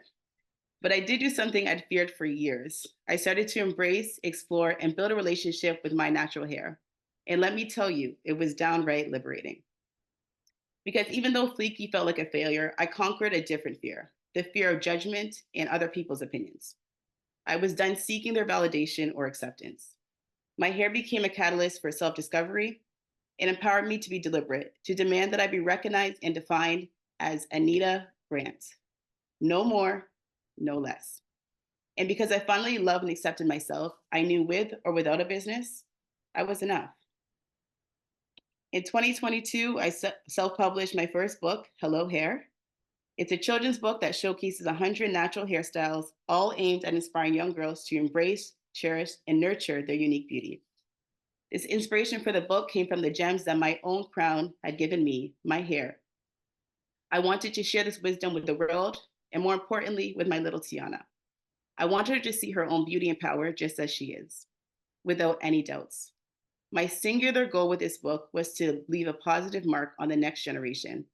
I hope that as they journey through life and grow into adulthood, they'd be overflowing with self-love to the point where others' opinions wouldn't faze them. I've taken the so-called failures from my fleeky days and turned them into valuable lessons for Hello Hair. In just 1 year, I've gone further than I ever did in Fleeky's three-year lifespan. Today, I have 2 self-published books under my belt. We just launched our 4 styling dolls. We were featured in Forbes twice, engaged with multiple beauty brands, including Beyonce's new Sacred brand, and we just recently stepped into the Dragon's Den. So make sure you tune in this season. Mistakes you see are just part and parcel of being human. And no matter where you are in life, there are little packages of growth and learning delivered to us at every stage. For me, those mistakes became personal guides to self-love. And let me tell you, it was the most valuable lesson I've ever learned. So from today onwards, I encourage you all to give yourself a bit of grace, to forgive yourself when things don't go as planned, to remember that your inner child in you. I encourage you to shift your mindset by reframing mistakes as opportunities to learn, adapt, and improve, rather than failures. And although it may not be easy, I promise, I'm giving you my word, it'll be worth it. Because after all, Jackie and the VEBC team still believed I was good enough to stand here and share my story with you all today. So here's to Tiana, the boss of both chaos and courage, and the little teacher who reminded me that in parenthood and in life, we're all in this journey of learning and growing together. Thank you. Oh, so happy she was able to share this story with us. I did the big chop, I survived. So thank you so much for your great, and yes, giving yourself grace, giving yourself love, compassion, kindness. Such an inspiration. Anita Grant, everybody. Up next, we have Rose. Hello, everyone, and I'm so grateful to Jackie and the BEBC team for allowing me to speak today. I am Rose Senior, and I am the proud founder of the Respite Club. We're an inclusive indoor play center. It's a place where individuals of all abilities can come together to play, to learn, and grow in an environment that is sensory-friendly and judgment-free. So how did I get here? Well, my journey into entrepreneurship was really unplanned and unexpected. So let me take you back to the beginnings. As a child growing up in Jamaica, I dreamt of becoming a teacher, a 4th grade teacher specifically. However, life took me on a different path. I studied business administration at York University in Toronto, and then I've been enjoying a successful career in the corporate world, fully anticipating and expecting a conventional retirement. But then everything changed. I was blessed with 2 wonderful boys who were diagnosed with autism and intellectual disability. And as my boys grew older, I noticed a troubling gap. I've heard a lot of folks talk earlier about this gap, and there were hardly any family entertainment spaces that catered to their needs. So this realization really hit me hard. I found that traditional entertainment or play centers often fell short in accommodating children with diverse needs. And it was also not just my family. There were other families impacted who were faced with similar challenges, feeling isolated and unsupported. So this problem started my entrepreneurship journey. I began to feel a pull towards creating something of my own, something that would make a tangible difference in the lives of others, a place where individuals with special needs could simply be themselves, play and interact without limitations imposed by a world that really was not designed with them in mind. So I believe there had to be a better way, and thus the Respite Club was born. So this journey, the journey then now had to begin. So how do I make this a reality? I was driven by my maternal instincts, and you can leave it on this photo for now. Thank you so much. And a fierce desire to create a solution to the problem. You know, I have a business degree. I've worked for many years in the human capital management industry, but I had no experience about opening a play center or a sensory gym. But someone said to me, girl, you have a PhD in being a mom of children with special needs. You can do this. And so I started by immersing myself in parenting and caregiver support groups, conducting surveys, doing extensive online research, visiting numerous other indoor play centers and family entertainment facilities. I also attended entrepreneurship seminars, workshops, and summits like the BEDC summit I found last year, which really helped me to gain necessary skills and knowledge. But this journey was filled with ups and downs, including many disappointments and rejections. And there were many lessons learned. In the beginning, I thought, all I had to do was, get a company name, get a logo, find a location, and I'd be good to go. But I was so wrong. One of the critical lessons I learned is that entrepreneurship requires resilience. We've heard that word many times today, and also patience, which is what I needed. I learned that building a business is a journey that unfolds over time, and it's essential to let the ideas mature before diving into investments and start spending money before you even have documented a comprehensive business plan. So allow your ideas to develop naturally and don't rush the process. So I really had to learn that. And a quote I heard along the way also is that following your dream is not for the weak. So true. So it was the love for my children and a deep commitment to improving the lives of other families that kept me going. So throughout this process, I did discover a profound sense of purpose. I realized that creating a sensory-friendly, inclusive space was not just about my boys, it was about building a community where every participant could thrive. So today, as you see in the slide here, the Respite Club stands as a testament to what can be achieved when you follow your heart and address a real need. Most importantly, I've discovered that true success is not measured by profit margins, but by the smiles on the faces of children who play at the Respite Club and gratitude of their families. So there I am, 10 years old, arriving in Canada from Jamaica. And if I could go back and speak to my 10-year-old self, I would say to her, pursue your dreams, but be open to life's surprises. Your path may not be what you envisioned, but every experience will shape you into a stronger, more compassionate person. I would tell her, and this is on the next slide, to grow through what you go through. Words to live by. Embrace every challenge as an opportunity for growth and believe in the positive impacts that you can make. So thank you so much for listening to my story. My goal today is really to inspire you to pursue your dreams and create solutions that make a difference in the lives of others. Thank you so much. And you can find the Respite Club at therespiteclub.com. Thank you so much. Thank you so much, Rose. And as you said, somebody earlier asked specifically about your business. So we know this is a need in the community. And I looked at her throughout the whole presentation and her head was like, she cannot believe that this is actually happening. So thank you for inspiring us. Thank you for doing the work you do. And please, please do not stop because this need is going to continue growing. And we know you have a PhD in solving and helping solving that issue. Congratulations again for Rose, everybody. Thank you. Thank you, everyone. I know I kept you very much awake through those beautiful sessions. I know maybe you are tired because we did go over time. So thank you everybody online who stayed with us, and thank you everybody in the room who stayed with us.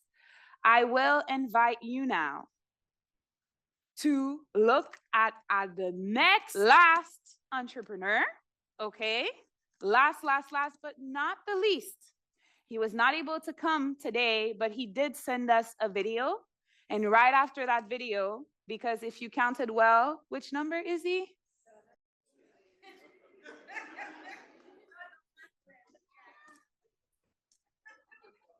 It's 7, 8. Now you be that good. Well, you know what? Let me think about it after the video. I confirm. So Hope blooms.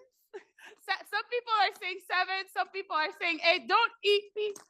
So Kalade Boboye virtually sends you this message.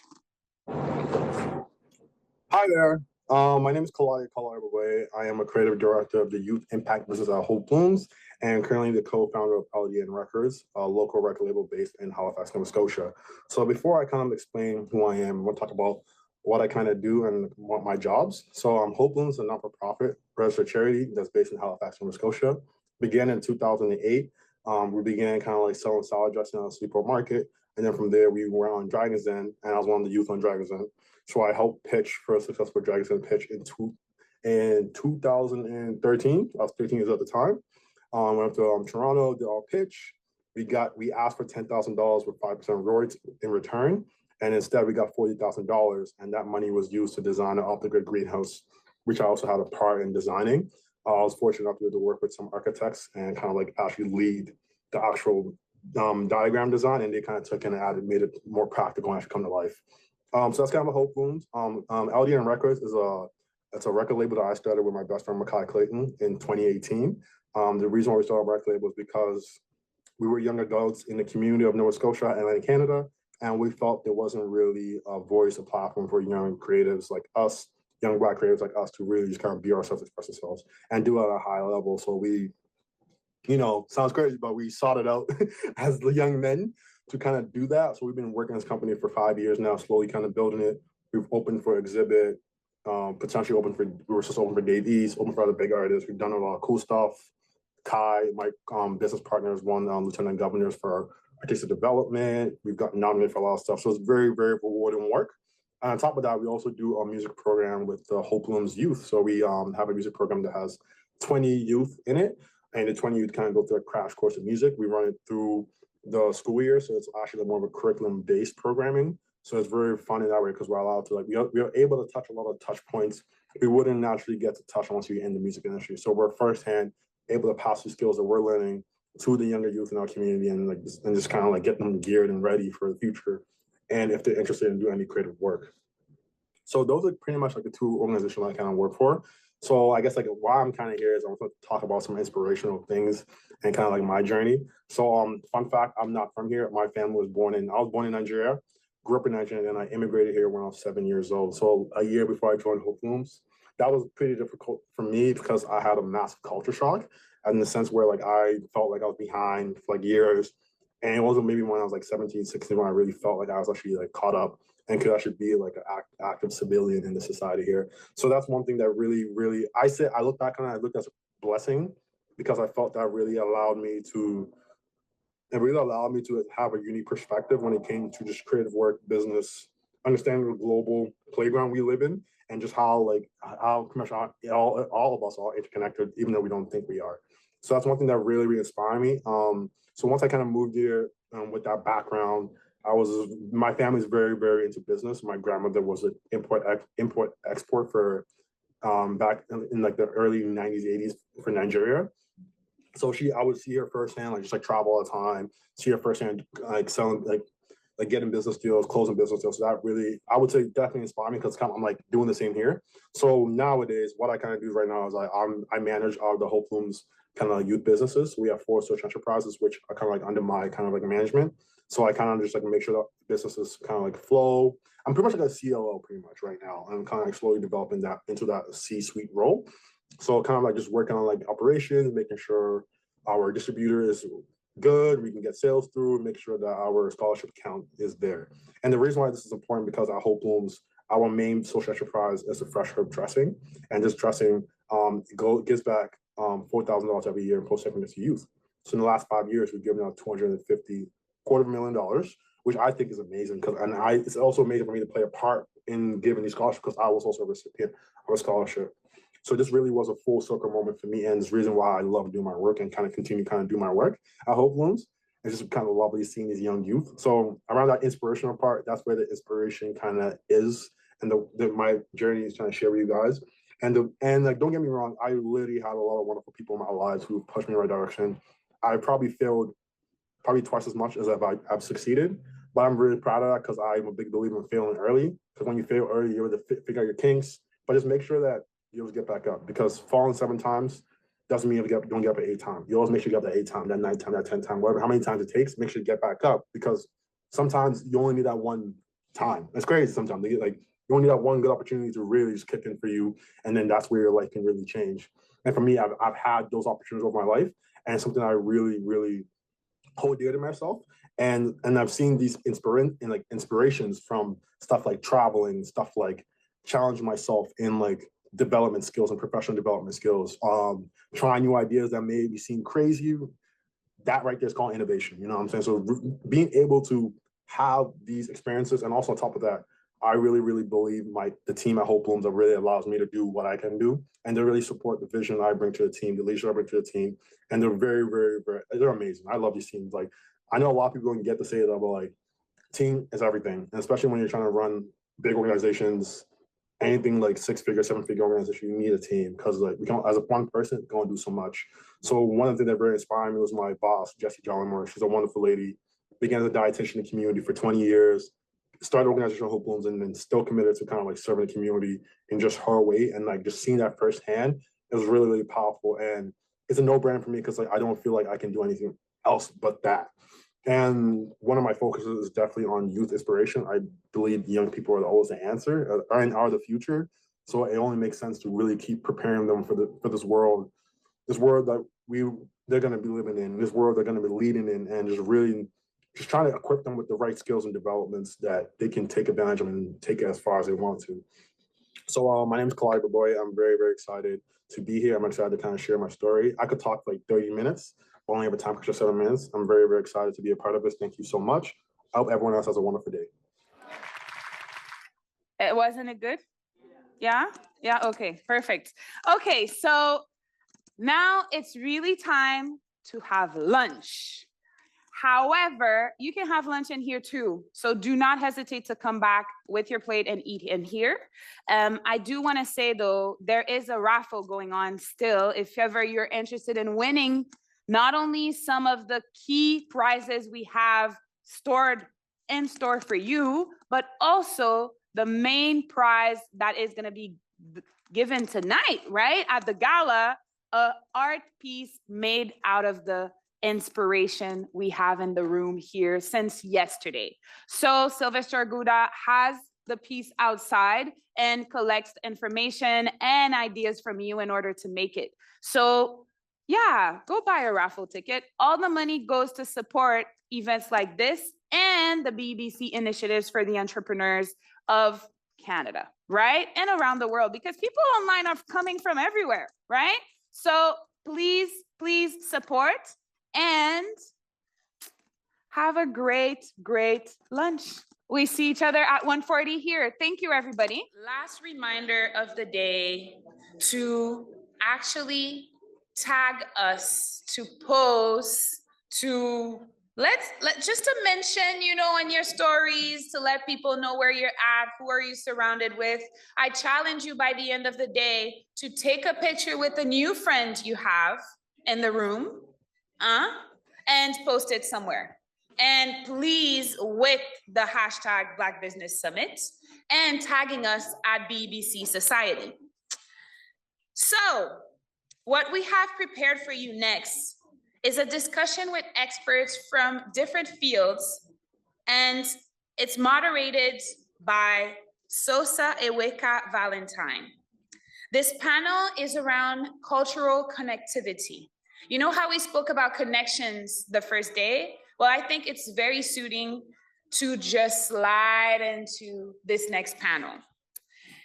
I would like for you all to welcome with a wonderful and warm round of applause, the moderator, okay, Sosa, looking fly in addition.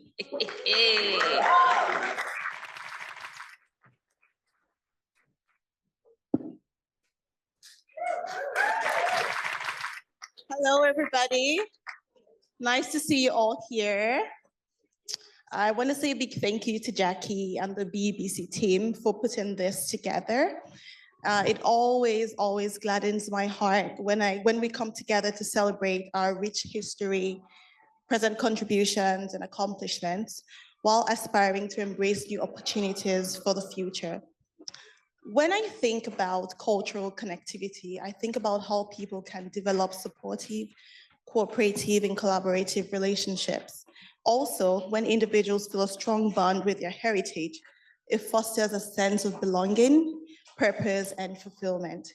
I believe we can achieve so much when we come together. So welcome to the Cultural Connectivity Panel, Promoting Blackness Through Successful Entrepreneurship. I would like to call Listra on stage. Give her a round of applause. And Gavin as well. Hi, Larissa. Hi, Louis.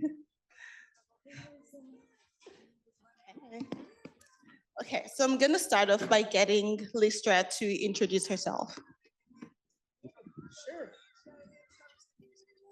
Hi. Hey, folks. My name is Listra Sam, and I reside in the territories of the Squamish, Tsleil-Waututh, and Musqueam nations. It's where I work as well. I'm from Trinidad and Tobago originally, and hey Trinies. And I am a serial entrepreneur as well as a multipreneur is what I've just made that word up, I think. But the serial meaning that I've had multiple businesses across the course of my life. And the multipreneur being that I currently run 3 different businesses. So that's me. I'm gonna leave it there. Thank you very much. And we'll get to know you deeper as we continue the conversation. And Dr. Gavin? Thank you very much.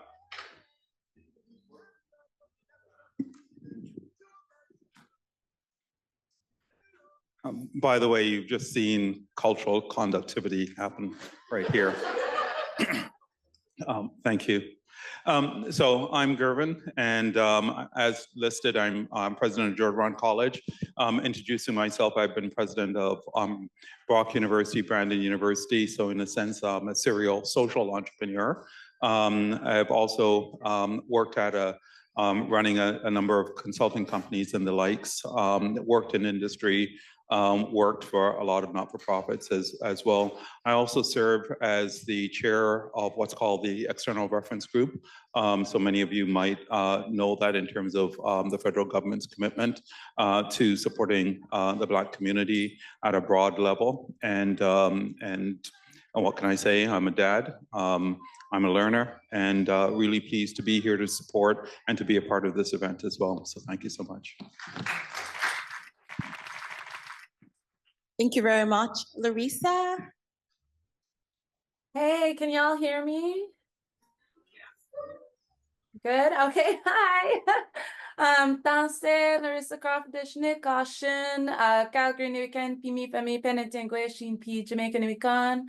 Bonjour, je m'appelle Larissa Crawford, j'ai une ascendance métisse de Penetangweshin et une ascendance afro-caribéenne de Jamaïque. J'ai aussi deux familles du nord de l'Alberta. Hey, I'm Larissa Crawford. I carry Métis ancestry from Penetangweshin and Afro-Caribbean ancestry from Jamaica. I also carry Francophone ancestry French-Canadian ancestry from Northern Alberta. And I pass all this ancestry on to my 7-year-old daughter, Zaira. I'm from and I live on Treaty 7 territory in Calgary, but I'm currently calling from the future in New Zealand. I'm a day ahead over here, which is why I'm calling him. I'm really sad I'm not able to be there with you today. In terms of my background, I've been an Indigenous and anti-racism researcher and policy advisor for over 15 years. So I'm 29, so it's over half my life doing work that I'm incredibly passionate about. I bring that work into climate justice and disability justice spaces. I'm someone who has several invisible disabilities, including brain damage from a severe brain bleed and several chronic pain disabilities that affect my reproductive organs. And so when it comes to being an entrepreneur, so much of who I am as an entrepreneur has come from my lived experiences and is an extension of my lived experiences.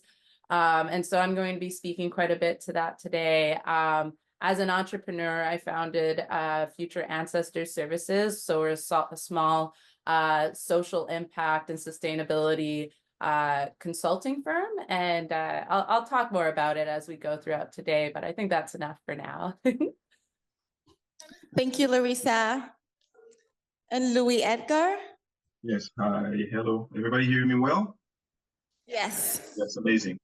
Thank you so much for having me. So my name is Louis Edgar Jean-François. I have several hats. I am the CEO of Groupe 3737, who's a national organization that provides business support to entrepreneurs from a diverse background. I'm also co-founder and founding chair of the FACE Coalition. It's an organization that delivers loans to Black entrepreneurs across Canada. Another hat that I wear, I'm the board chair of the East Chamber of Commerce of Montreal. Here, I'm based in Montreal. I am also an MBA student. I'm an MBA student here in Montreal at HEC McGill. The idea is for me to perfect my skill and see in what capacity I can better serve my community. So that's pretty much that. Oh, I forgot, I think the main hat, proud father of 2 children. One is 15, turning 15 tomorrow, and my daughter and my son, 12. So I'm the most proud of wearing that hat. So thank you so much for having me. Thank you. Let's get deep and get into the questions. Every single one of us has something unique and yet universal to share that can resonate with another human being. Can you share with us the story behind your entrepreneurial journey? What inspired you to start your business? And how does it reflect your identity as a Black entrepreneur? And I'll start with Listra. Oh, that's a big question. And you're going to have to remind me as I go along what exactly you asked me there. No worries. So I mentioned that I'm a multipreneur at this point in my life. And I own a travel and events company. I have an initiative that's a community initiative called Sisters Leading Sisters. My travel and event company is actually called Community. And that literally says it all. If I were to try to really answer your question, we would run out of time, because I would have to sit here and list all of the schooling that I've done, which is a lot. And I'm a lifetime learner. I'm never stopped learning. And I would have to list sort of like how I came through and came up in Canada as an entrepreneur and where I've landed now. But I am a social entrepreneur. I'm a social justice entrepreneur. Like, everything I do is led and is inspired by thinking about that when I'm gone, I've left something behind that is good for folks who are left when I'm not here. Every single thing I do is based on that. So living your legacy. I'm certainly living my legacy. Thank you. Wonderful. Thank you. Yeah. So shall I stop there? Oh, yes. Okay, great. And then we'll go to you, Dr. Gervin. Thank you very much. And the business that I'll give the example of is a colleague of mine, Dr. Carlisle Farrell, and I started some years ago a consulting company. We call it FNRF Analytics. And the purpose of that business was really, we were both academics, both PhD economists and the likes. And what we wanted to do was to be able to do what we called academic advocacy So a number of examples of studies. We did a study taking a look at the impact of the Caribbean Festival in Toronto on the economy. And then those numbers and that analysis then allowed them to be able to advocate, and the city to advocate for the community on that festival. And we did another study with Toronto Police on the impact of what was called carding, to be able to show the adverse effect on the brand and reputation of Toronto Police in terms of community, and how it was throwing away goodwill through carding. Again, doing some really good statistical analysis and survey work and the likes as consultants. So that was a case where we wanted to be able to use our expertise in statistical analysis, survey, and the likes, but to use it for community good. And what we also wanted to do is that we wanted any revenues that we got to then turn it into employing graduate students from the community, such that we were training the next generation of individuals who were going on. A number of people that we ended up working with went on to do masters, PhDs, and the likes. So that's the case. We're using revenue to do social good in that regard. So that's an example of the business still exists in that sense as well. Thank you. Thank you. That's amazing. And Larissa? Yeah, when I think of my journey to entrepreneurship, it was very much in response to the denial of my lived experience being the qualification I saw it being, especially in institutional spaces, especially in academic spaces, especially in corporations. And so if I go a little further back, growing up as an Afro-Indigenous person, I grew up in Southern Alberta. And so I experienced a lot of anti-Black racism because I don't look the way most people assume an Indigenous person from what is currently Canada looks like. I was able to kind of choose who I disclosed my indigeneity to. And that allowed me to navigate some of the more overt anti-Indigenous racism, but I still experienced a lot of that more covert Indigenous racism in terms of people's openness to saying extremely racist stuff in front of me, not knowing I was also Indigenous. And so that kind of experience followed me throughout my life. I was constantly feeling I wasn't Black enough, where my indigeneity took away from my Blackness, and I was constantly told that, and I was constantly told the vice versa. And so a space where I could just culturally be my full and authentic self was something that I had first found in a research project that looked at recording Afro-Indigenous histories called a Roots Project. And so I can share more information about that later. But that kind of really inspired the cultural space. And so even if you look at our logo, Future Ancestor Services logo, you'll see an Afro-Indigenous person kind of centered and visually. But then also I would say it also came from a place of necessity. So I was working in government, I was working in nonprofits right out of university. And what I was very quickly finding was that my disabilities were perceived as taking away from my productivity in the workplace. And so any medical accommodation was seen as an inconvenience, was seen as something that everyone had to deal with. And more concern was about how others would perceive my accommodations. When it came to my age, I was 22, 23. I was about 10 years younger than a lot of the people I was working with in government. And so oftentimes, even though I had the most research and experience in the field that we were working in, I was constantly told to be quiet and listen because of my age. I was demoted because of my age, and that was specifically cited in some of these roles. And then two, being Black and being Indigenous in those spaces was constantly confronted as an inconvenience.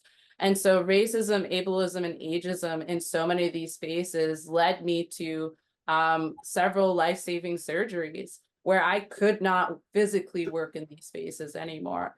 And some of the saddest moments were meeting other Black, older Black and Indigenous women and seeing that some of their biggest regrets were not prioritizing their health and rest in their careers, and seeing the health consequences of that now. And so starting Future Ancestor Services was really born out of knowing I want to be known as a well-rested woman. I want to be known as someone who lives life to the fullest, and who honors their lived experience and existence. And so Future Ancestor Services was really born from that need, but also from that desire that's the kind of legacy I want to leave behind. Thank you for sharing and being so vulnerable. Louis Edgar? Yes, so thank you so much. So I consider myself as an hybrid. So I started my career, so I'm a CPA, right? That's another ad that I forgot to mention earlier. So I'm a CPA. I started in the corporate world at Deloitte. Then I went to Bombardier, worked for a few years. Then I worked at Le Réseau des Sports. So my corporate career started. And when I started really as an entrepreneur. That being said, after that, I decided to create my own firm. And that's where I became officially an entrepreneur. I created my own firm, Ledge, that I had for close to 7 years. And that's where I started to see some of the issues that we all know in terms of, difficulties of access to, in our case, to Black entrepreneurs. When we say difficulties of access to resources, access to network, and access to capital.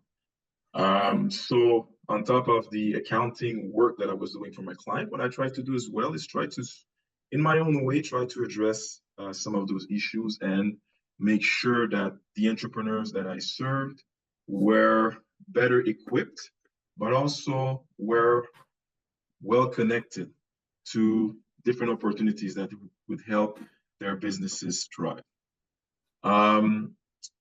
Once I saw the issues from my client, I decided to see in what capacity I can help on a broader scale. So in 2016, I sold my firm, and then I decided to kind of create what I call now a business ecosystem to support people from a diverse background, which is today Groupe 3737.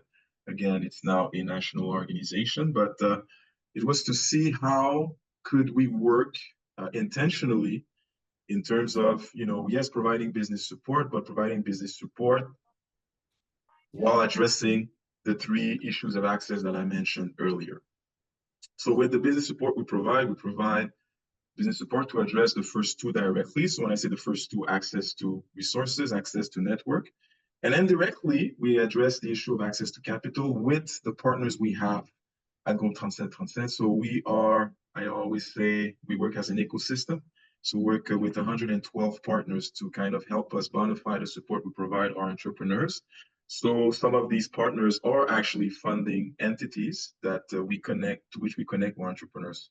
Although we're able to connect them, however, we saw that there was still difficulties of access. So it was time for us, we felt, to see in what capacity we could create, again, collectively, a concrete resource of capital to help not only entrepreneurs, but as well not-for-profit organizations.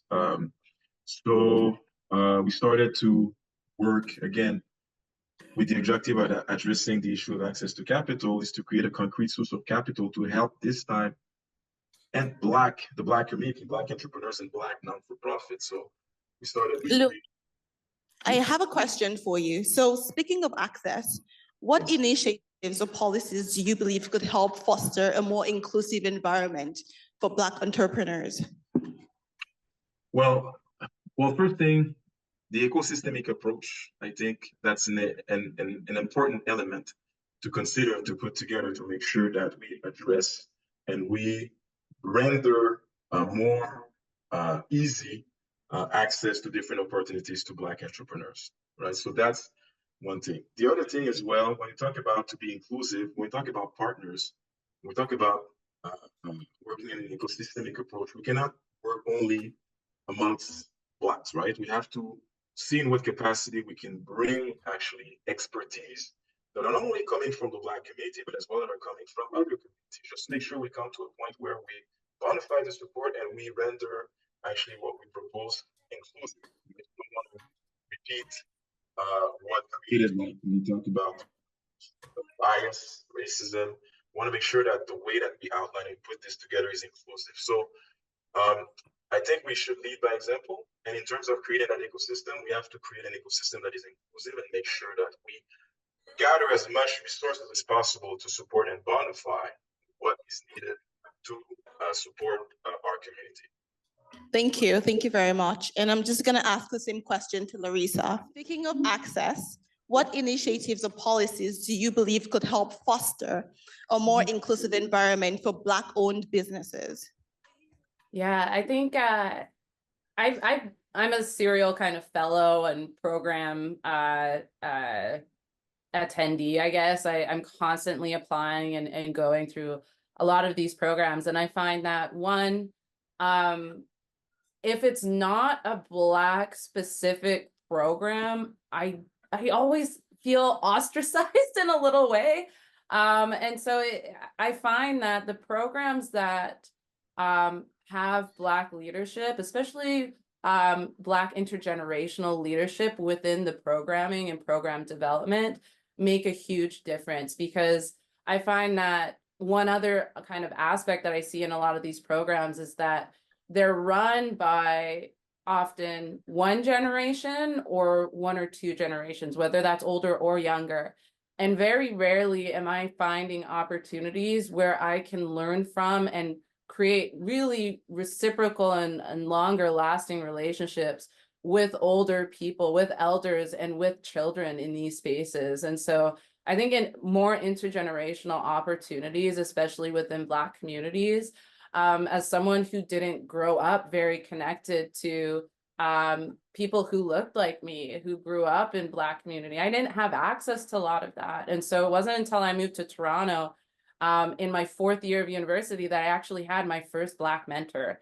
And so opportunities and programs that specifically can connect us to our elders and connect us to children in our communities, I think is incredibly important and definitely deserves the funding. And then finally, compensated opportunities. As much as so many of these programs have been amazing, the 30-hour, 25-hour commitments per week or even per month was very difficult as an entrepreneur. So as much as these opportunities can be compensated, when it comes down to it, sometimes I had to say no to these opportunities because I couldn't have it taking away from my time where I was needing to make an income to be able to match these inflation rates, if we're honest. And so I would say those compensated opportunities, intergenerational spaces, and intergenerational leadership, Black leadership in these programs, whether they're Black focused or not. Thank you. And Dr. Gavin? I'm going to ask you to repeat always. What initiatives or policies do you believe could help foster a more inclusive environment for Black-owned businesses? Okay, I'm going to take it from two different sides. The first item may be in relation to the title as it relates to cultural connectedness. That sense, I think it's really important for us to maybe think about culture as a technology and as an asset in the first place, in the respect that it really defines not only a way of being, but also a way of doing.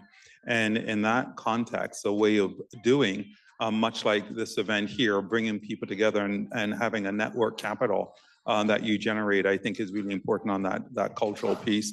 The way of doing, I think there needs to be a fundamental value proposition in terms of cultural value, and that comes into entrepreneurship and business in the respect of being able to excel at delivering value and always exploring opportunities to deliver greater value to client, customers, stakeholders, and your employees. So in that context, when I think of culture from that context, the relationship to policy and government and the likes, it then becomes, how do you pair up the capacity of government in terms of programming and assisting government in making sure that they can really target specifically where that value add can be had in terms of Black businesses and the likes.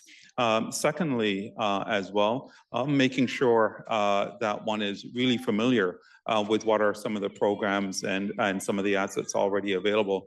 Quite often we end up certain scenarios, and I think this is true for any community, of asking for new programs, new policy and the likes, without fully utilizing what's already on the ground. The third item, though, is maybe a data recognition. Currently, the Black population in Canada is about 1.5 million, about 3.5% of total population. And we know that's going to double by 2040. So that then says that any Black businesses serving the community, you're going to see a doubling of your clientele. So the question then is, and as well, Canada is growing, the globe is access to you. And the question is, how can you ask government to be able to assist in being able to pivot beyond the clients that you currently serve to those potential clients of the future? So in some senses, what I'm basically saying is I think that government and government policies should be looked at as another input, another asset to your success, and then making sure that you're communicating and engaging with governments through its wide ranges of possibilities to make sure that government fully understands how they can assist as well in that sense. I'll stop there. I could go on, but why don't I stop? Thank you. Then Listra. Do you want to repeat the question? I'm listening to these wonderful answers. Do you want the same question? Everything is dropping out of my head. I'm like, what? Do you want the same question or do you want a different question? You're the moderator. Yeah, okay. As a Black entrepreneur, how do you take care of your mental health? Wow, that's a good question. And I am in the wellness business, so I think that's, I can answer that a little bit by telling you a little bit about my business, okay? And then I'll actually also answer some of the conversation around initiatives and policy as well.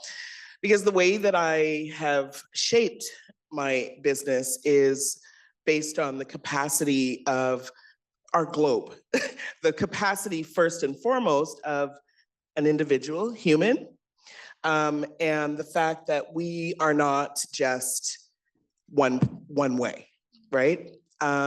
We show up as multicultural, we show up as people with disabilities that are seen and unseen, we show up as multi-ethnic, we show up as multi-gendered even, you know what I mean? So we have a lot of space. There's a huge spectrum that we are on as human beings.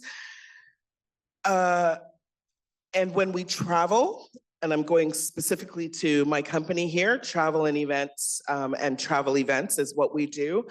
When we travel with our whole self. And in order to keep up with the world that we're in, we are usually, you know, if we travel quite a bit, and whether it's for leisure or it's for business, we need to take our whole self and we will show up wherever we go, you know? So in order to do that, we're constantly rushing around and sort of taking only parts of ourselves as we move through the chores, the tasks of getting from one place to another. And it takes a toll on us. It takes a toll on us emotionally and mentally and physically as well. And my company steps in to say, we see this, we know this, and we will help you to facilitate all of that as you travel. We do that for individuals as they travel, and we do it in groups as well. We work with corporations and organizations that are doing their team meetings or their retreats or their affinity group meetings, whatever have you. And what we look at first and foremost is the person who is, I'll say it this way. We look at and deal with very specifically, our focus is the 2S LGBTQIA plus community, the Black and Indigenous people of color community, women who are traveling alone, and people with disabilities who are traveling. And in doing so, we are helping people maintain, sustain, and dig into their mental health.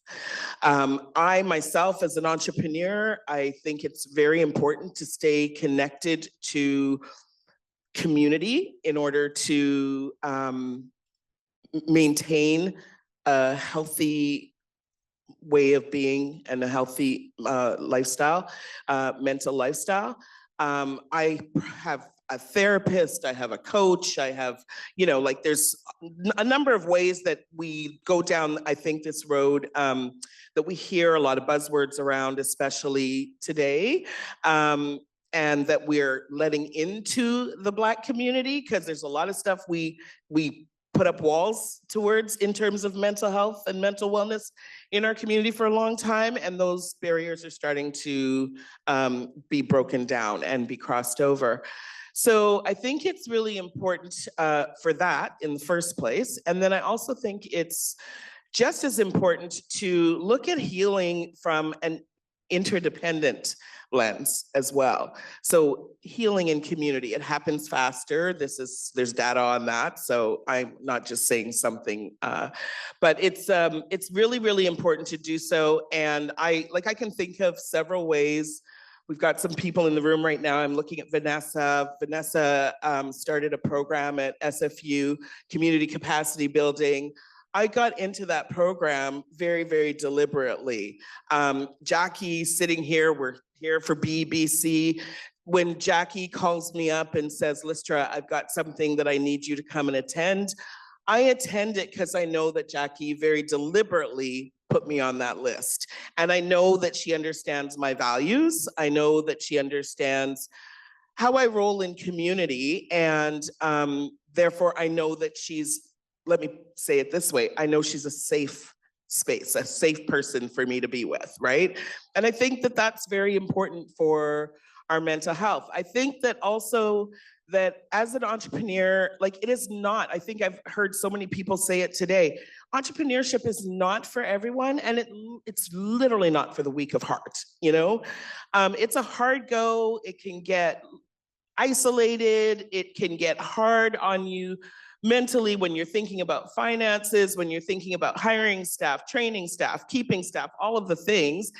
And so you do have to have outlets where you have, family support, you've got friend support, again, more community. And you have to, big thing here, I know, we get told all the time, I don't know, the first time I said to my dad I was tired, I think I was like 16 or 17, and he looked at me and he was like, tired? What are you talking about? You know what I mean? Yeah, the first time I felt tired, I was 55 years old, and I was like, oh shit, So, so I want to just say really plainly, the best thing that we can do is know when to tap out, know when to take a rest, know when to lay our heads on the pillow or go and commune with nature and be in that reciprocal relationship with nature to just get a break so our nervous systems can regulate for a minute, So, long answer.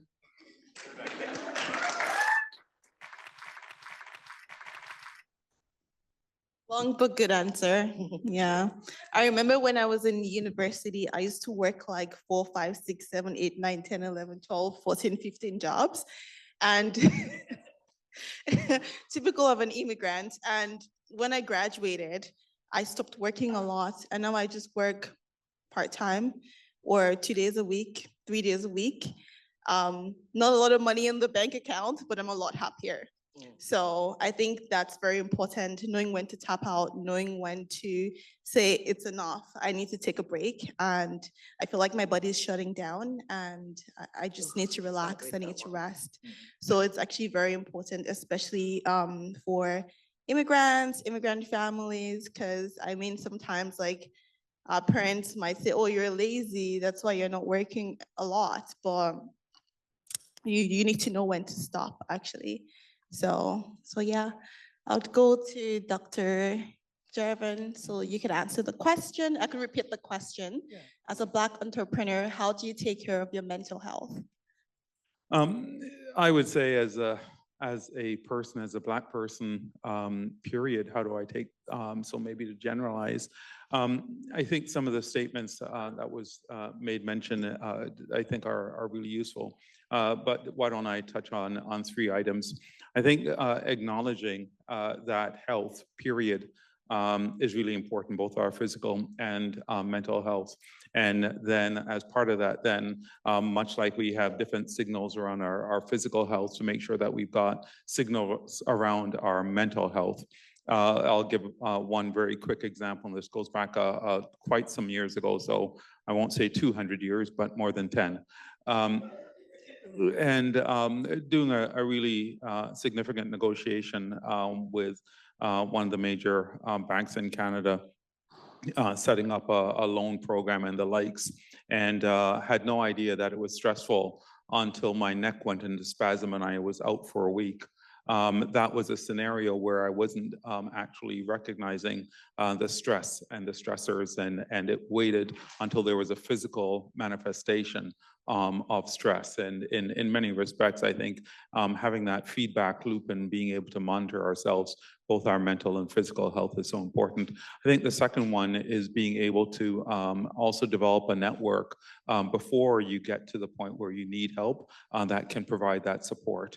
And that statement of safe, but that having that network, just like you think of your physical health, having that network that's available to be able to provide feedback as well as support on your mental health.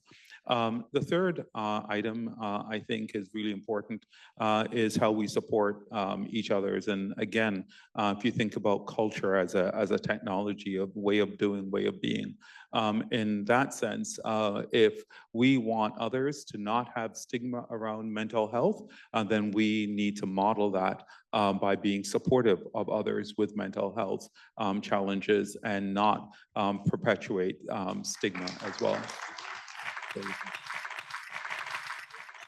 Follow-up question. Sure. So talking about support, right?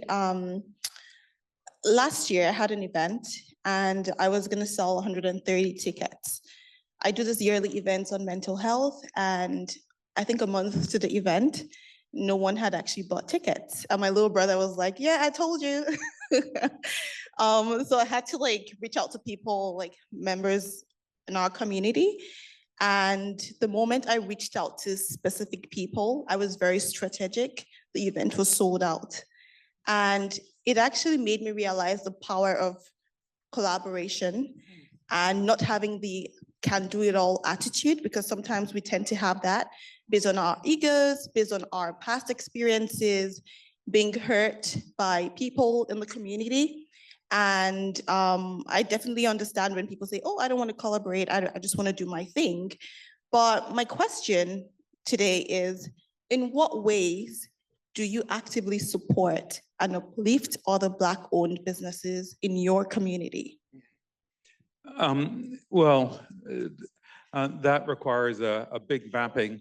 What I would quickly say by way of example is just take a look at whether you want to take a look at a time frame of a year, a week, a day, in terms of the goods and services that we consume. And then on that list of goods and services, so almost like time management, what if you did an inventory of how you spend your dollar, your time, and your contributions and your talent? And I think if you take a look at that, then we represent, as a population, 3.5% of the population, 2.1% of the businesses, 66,000 businesses.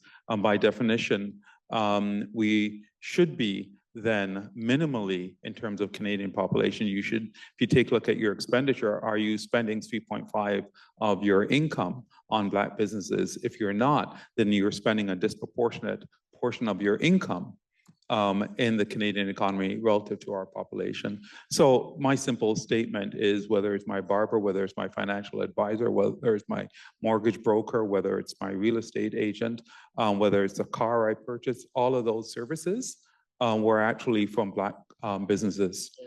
So my comment is, do the inventory for yourself and so forth. It doesn't mean it's 100%, but if it's 0, then ask yourself, why is it that distribution? Yeah, thank you.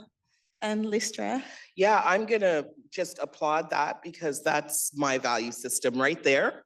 I actually have done the research from my business and my personal life. If I spend $100 a day, $75 of that goes to Black-owned businesses. Within my business, I actually have created something very specific that wherever we are, again, we travel the world with our clients, right? So wherever we are, we find us because we're everywhere in the world. And we find the Indigenous community, we find the Black Indigenous community when they are the same thing. And we make sure to create what we call a circular economy in that country, city, island, wherever we are with that community. And we make sure, we ensure that it is not, again, Black, not a monolith, right? So we make sure that we're looking at it from an intersectional lens where we are making sure that those contributions are going to female-owned businesses, queer community businesses, Black Indigenous businesses, as I said before, people with disabilities of and whatever kind we find. We make sure we have an intersectional lens because we have to, because we are all of that, right? And so within community itself, we have this, you started by saying that you didn't necessarily want to reach into someone else. You didn't want to collaborate. Perhaps you were hurt by someone in your community before.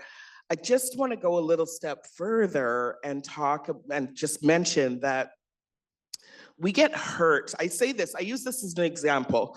We get hurt by other communities all the time. I go to Safeway, I buy something, it's spoiled, I gotta take it back. I don't say I'm never shopping at Safeway again. I go to the Bay, I do the same thing. I don't boycott the Bay. So why, when we go to a business that is Black owned and we get treated a certain way, or we don't get the product the exact way that we wanted it, are we now walking around within the Black community bad-mouthing that business? It's rude. I want to say a word that I can't say probably up here, but it's messed up, okay? Thank you. We have to learn to give each other grace. We have to. And I got really tired about 5 years ago about hearing people go, well, in our community, we do this, and in our community, we're like this. And I'm like, do you live in the world? Every community has these problems, you know what I mean? Like, so, let's just chill for a minute and learn that, like, I have yet to find, I've literally found one business, it happens to be here in Vancouver, unfortunately, that I have stepped away from supporting. It is a Black-owned business, and I have had to step away from supporting because it's very abusive. But anyways, there's probably 6, 7, 8 different things that I'm wearing today that are from Black-owned businesses, that are small businesses that I will support on a daily basis. Because I was talking to one young woman yesterday, and I was saying to her, there was a bag that she was carrying. It's the Telfar, like that bag that I'm carrying over there. And it's a Black-owned, queer-owned business. And I said to her, I started shopping for Telfar when I found myself at Nordstrom's about 6 years ago. I had to do a business trip, and I realized I needed a new business carrier. And I was in Prada looking for that carrier. And I was like, something just wouldn't sit right with me and let me spend the money to buy the bag. And I called my niece, and she said, it's because they're not Black. They're not Black owned, and that goes against your value system. She said, you need to go get yourself a Telfar, and I haven't stopped buying them since. So, so that's, we just support each other with grace. That's the thing.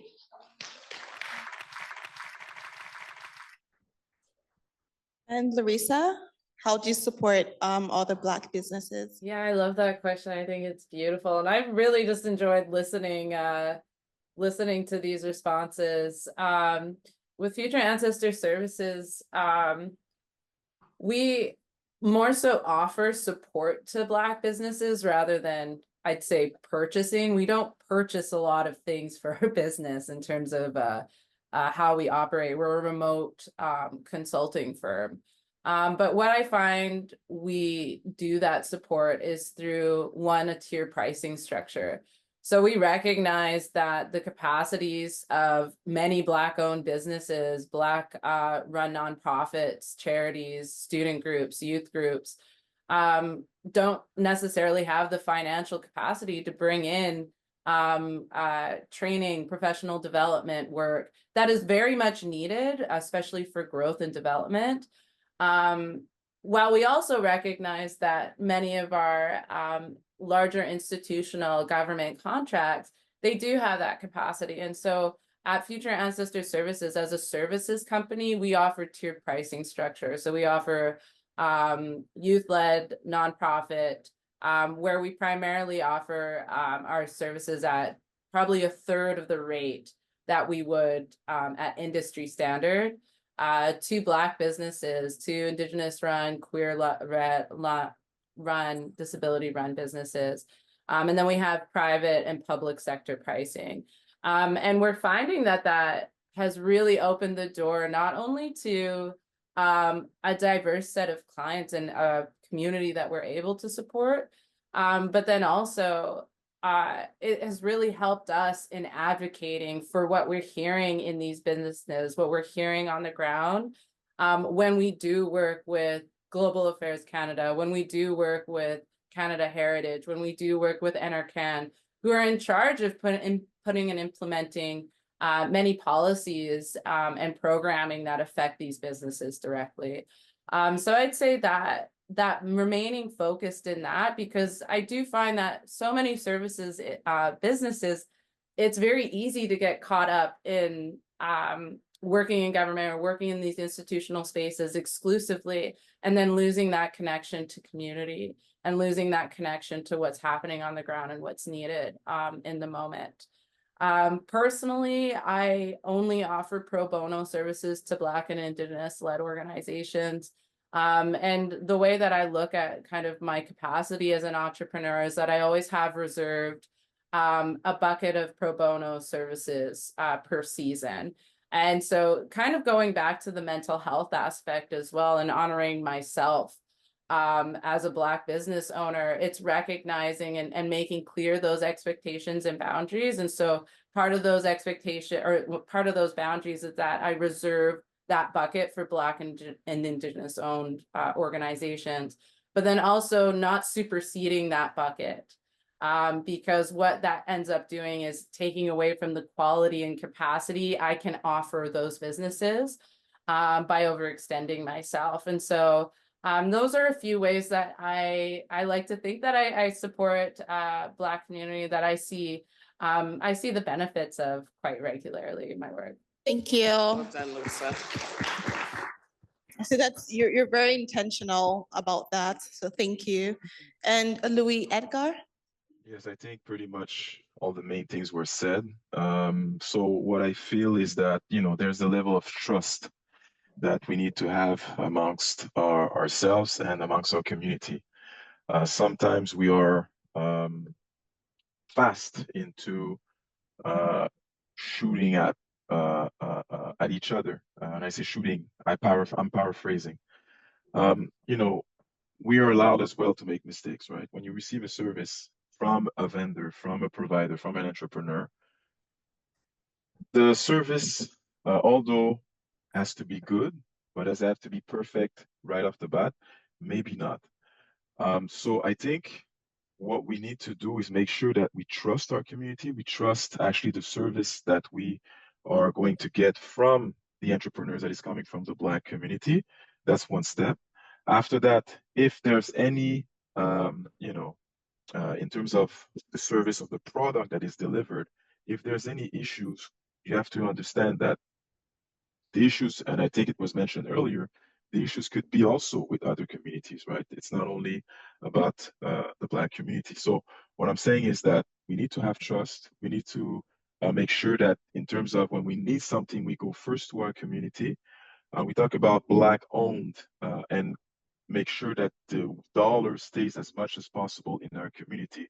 We have to make sure we understand that. But with the understanding comes what I said, like I said earlier, the element of trust. I think we have to trust There might be mistakes along the way, but we have to continue to trust. And we have to also consider, when we talk about providing support, when we talk about empowering actually entrepreneurs, there's the support, yes, but there's the training part as well. How can we make sure that the expertise and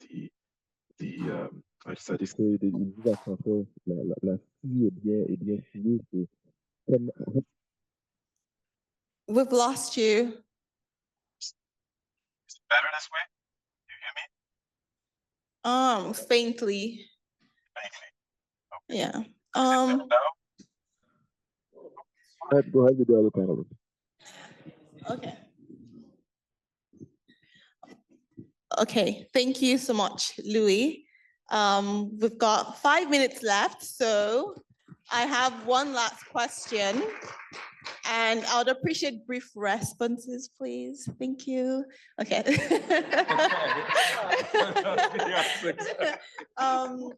I personally believe in mentorship, and mentorship is everything for me. It has shaped my life, improved my decision-making skills, increased my confidence, help identify gaps in my skills and knowledge. So my question is, what do you think, what is the importance of mentorship and support networks for Black entrepreneurs? How has that helped you, in your businesses? Start with you.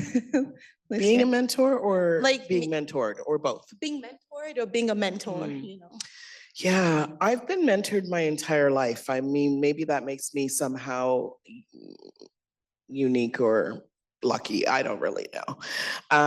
Probably since I'm in grade 3, I can remember my first mentor outside of my family was my grade 3 teacher, Miss Mitchell. She was Black.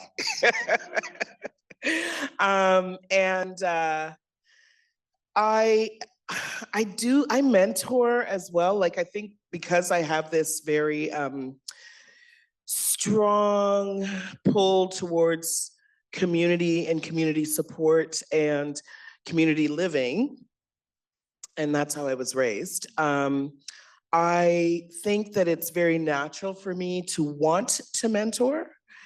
Although I have to say that in recent times, I've had to consider a little something else. Like, what is my expectation from mentoring? And not just the jump in and mentor away.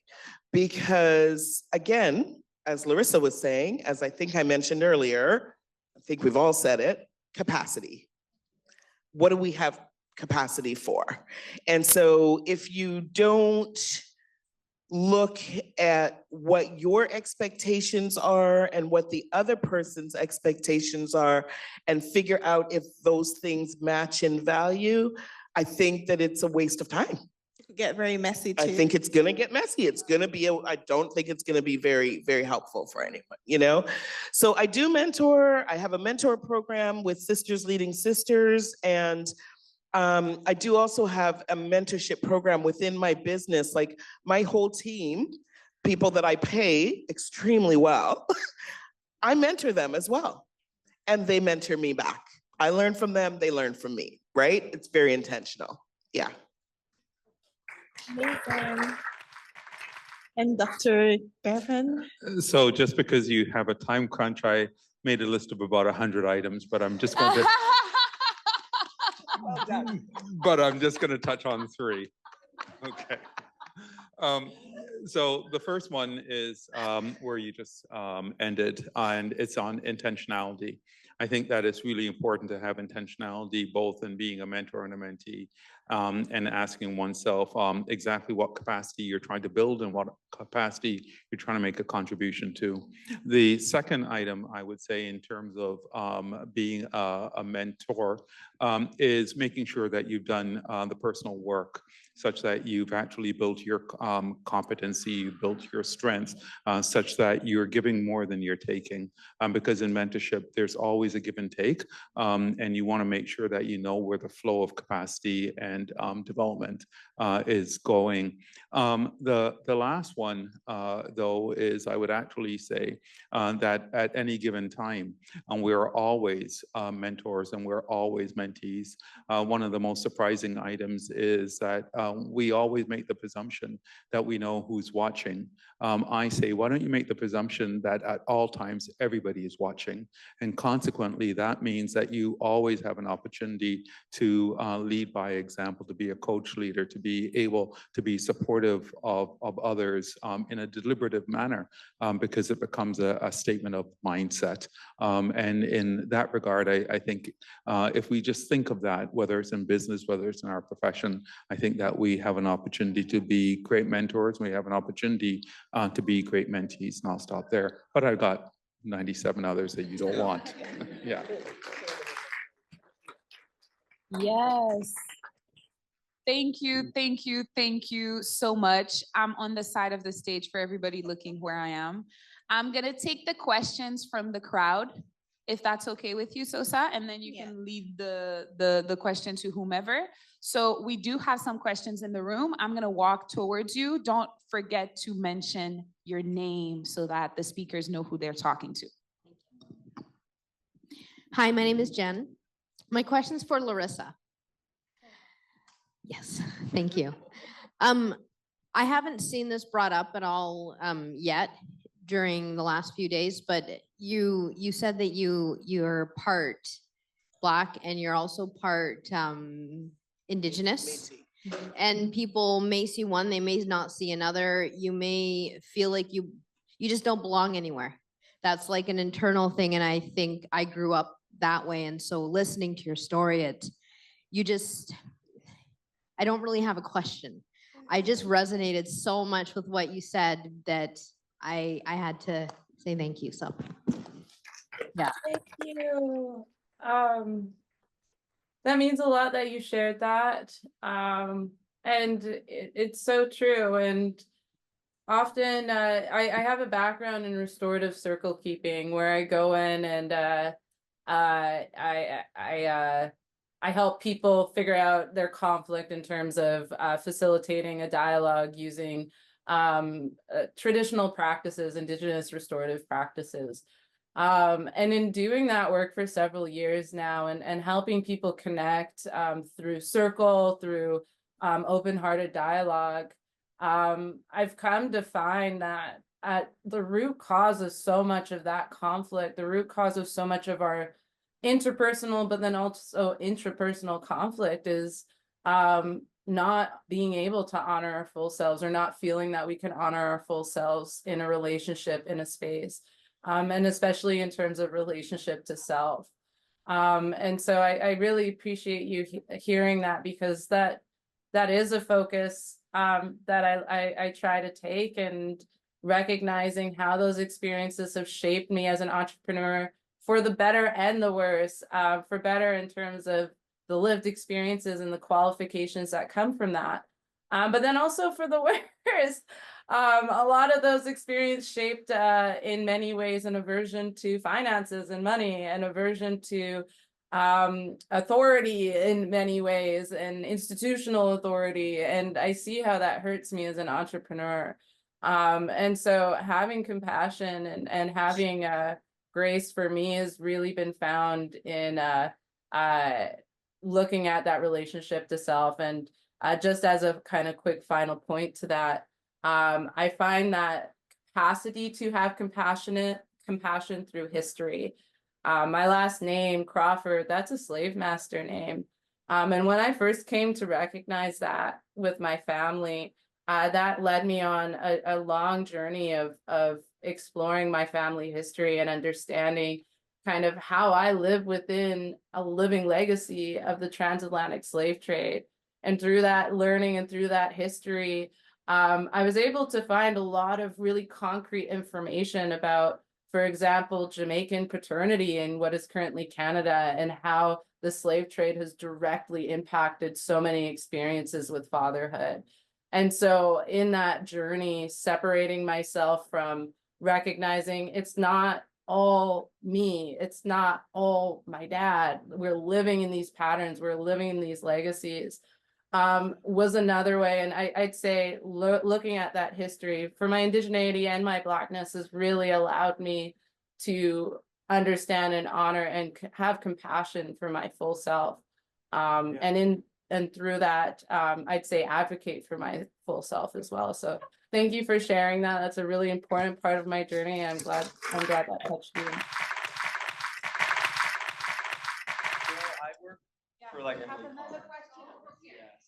Okay. Thank you, everyone, for your vulnerability in sharing with us your stories and your life, and that's really encouraging. So the question that I have has to do with mentorship. I think one of the things that I've heard a lot is the word mentorship. And on my vantage point, it was not a vocabulary we used when I was growing up, but it was embedded in our culture. It's embedded in the culture. So the question I have is, how do we balance that? Because we don't want to communicate to our children that therapy has to be paid for, mentorship has to be requested. And so I like the idea of what you said about, realizing that every day somebody's watching. The fact that the way that we mentor each other does not have to be work, because the people you do life with, that's part of mentorship. So how can we incorporate mentorship and therapy? How does your hairdresser become your therapist? How do your girlfriends give you that space that you're looking for? How does your family give you that space that you're looking for? So that's kind of a question that I wanted to, you just, if you could touch on it just a little bit. And then to that as well, when I was growing up, I read a book, and one of the things they said is that the African or the Black person is notoriously religious. What does that mean? We recognize that there's a higher power. So how do we bring that every day? Particularly when, like, as I said, when I was growing up, it was understood. I just knew that there's a higher power. I just get that. I don't need to question it. I just know it because it's in the stories that are told. It's just my grandmother told us stories of all this. So I just know it inside it. It's innate to me. But when we bring up our children here where there's confusion of who God is and all that, does he exist? So how do we incorporate that? Because I find that spirituality as well informs your need for mentorship, how you see yourself, how you see your role in the world. And then the last thing is how we call each other. So I refer to when my kids meet me, I want to say I am Mama Wema. And sometimes I tell you I'm Wambui, because I'm all these things. But then when you come into North America, sometimes they want you to tell them, my name is Alice Wamai. And I'm like, no, sometimes call me Banka, call me Mama Who, or sometimes call me, oh, so-and-so's friend. And I realize that those things affirm who we are on a daily basis. So there's no confusion of who are you, because you're not one thing, you're so many things. And then the last thing, you know what you mean to other people.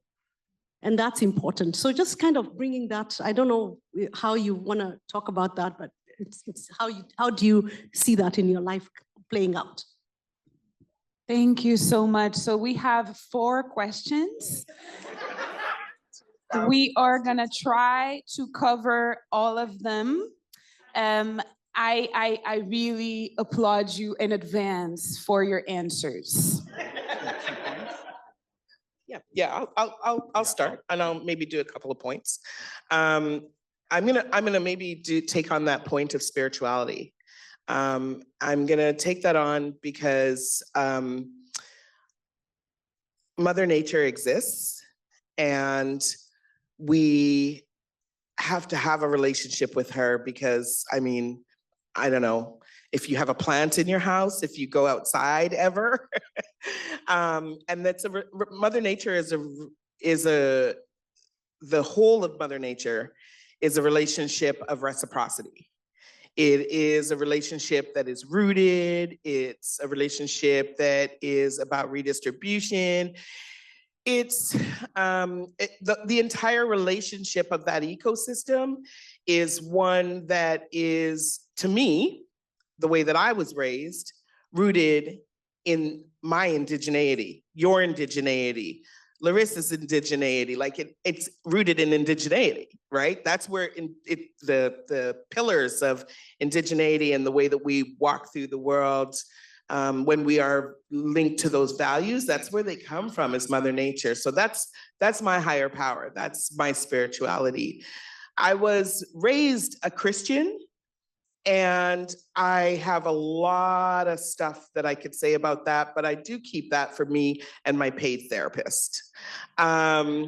So I do also want to say that I think that there's such a precious value that we have, like here in community. Again, I was raised in community. So when people say it takes a village, that's not a saying to me, that's for real. I raised all my nieces and nephews. I'm still raising them, you know? And so the healing that we get, and again, this is why I brought Mother Nature into it, because it's the exact same healing she gives us, okay? The healing that we get from sitting in this room with each other, we're all connected to each other's nervous systems right now. We are co-regulating right now. Mm-hmm. So if there's one person that walked into this room and they were super stressed out, they are probably no longer super stressed out. They're probably laughing and they're feeling connection and it's all good. Yesterday, I literally came here after finding out that somebody in my family passed away.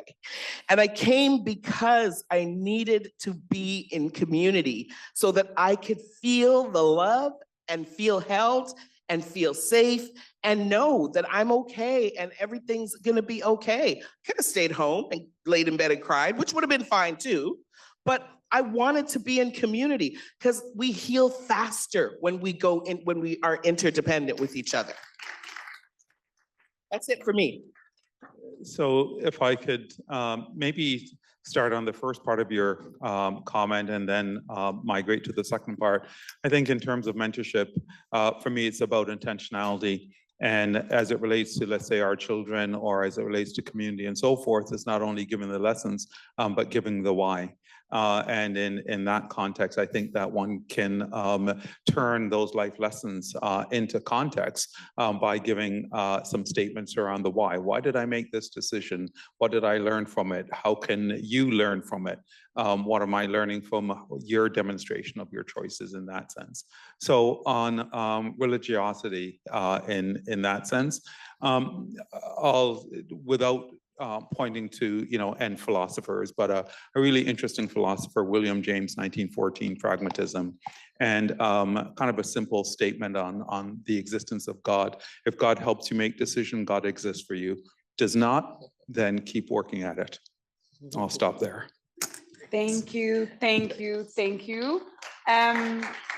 I unfortunately cannot give space for an additional question because we still have so much to happen. The Black Pitch Contest is right up next.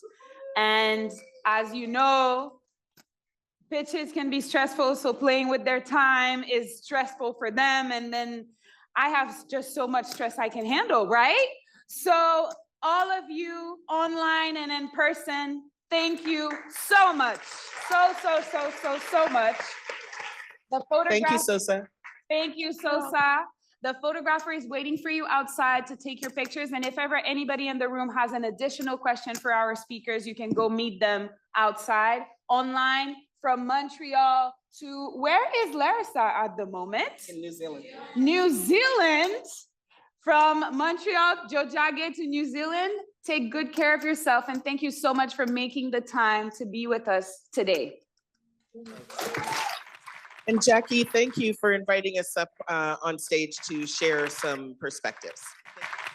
So, everybody, up next, as I said, is the Black Pitch Contest. We are in a room full of intelligent minds and intelligent hearts. And as you know, if a pitch is stressful for them, it means you need to co-regulate and give them some good energy. Invite the judges to come in the reserved seats in the middle of the room. Up next, live Black Pitch Contest online. Andrea, what are people saying online? Are they saying that they're ready for the pitch contest? You will be hearing from 5 different incredible business owners who are already doing great work in their city. Okay, so I'm gonna need everybody to focus with what's happening on stage. I would really hate for you not to have full attention on me because it means that the pitchers might not get your full attention. You will be hearing from 5 incredible business owners today. They are already doing great work in their city, and they are here to help us learn more about their businesses as they pitch for the winning prize. If you've been following so far, you know what the winning prize is. So please, how much is the winning prize? $25,000. I might actually shed a tear. This is so amazing. Thank you for following up. I love that. To guide us through this part of our programming, 2 amazing ladies working with BEBC are gonna join us on stage. Cheska Sia and Norin Abdallah, please join me on the stage now. Hello, everyone. First, Jessica, what is the pitch contest? Pitch contest. So the BBC pitch is something that we know the people want. And so we want to give our community exactly what it is that they want and need. And so the pitch contest really is all about creating platforms and avenues of possibility for people to get the proper funding or resources. Because pitching, people oftentimes think that pitching is just about the funding. Not necessarily. It could be about mentorship. It could be about having access to a marketing company or access to a copywriter or access to, all the things that people need to succeed beyond the funding. So we get to partner with a lot of community partners across Canada to provide this. So this is going to be another national offering that we have that's going to really make an impact.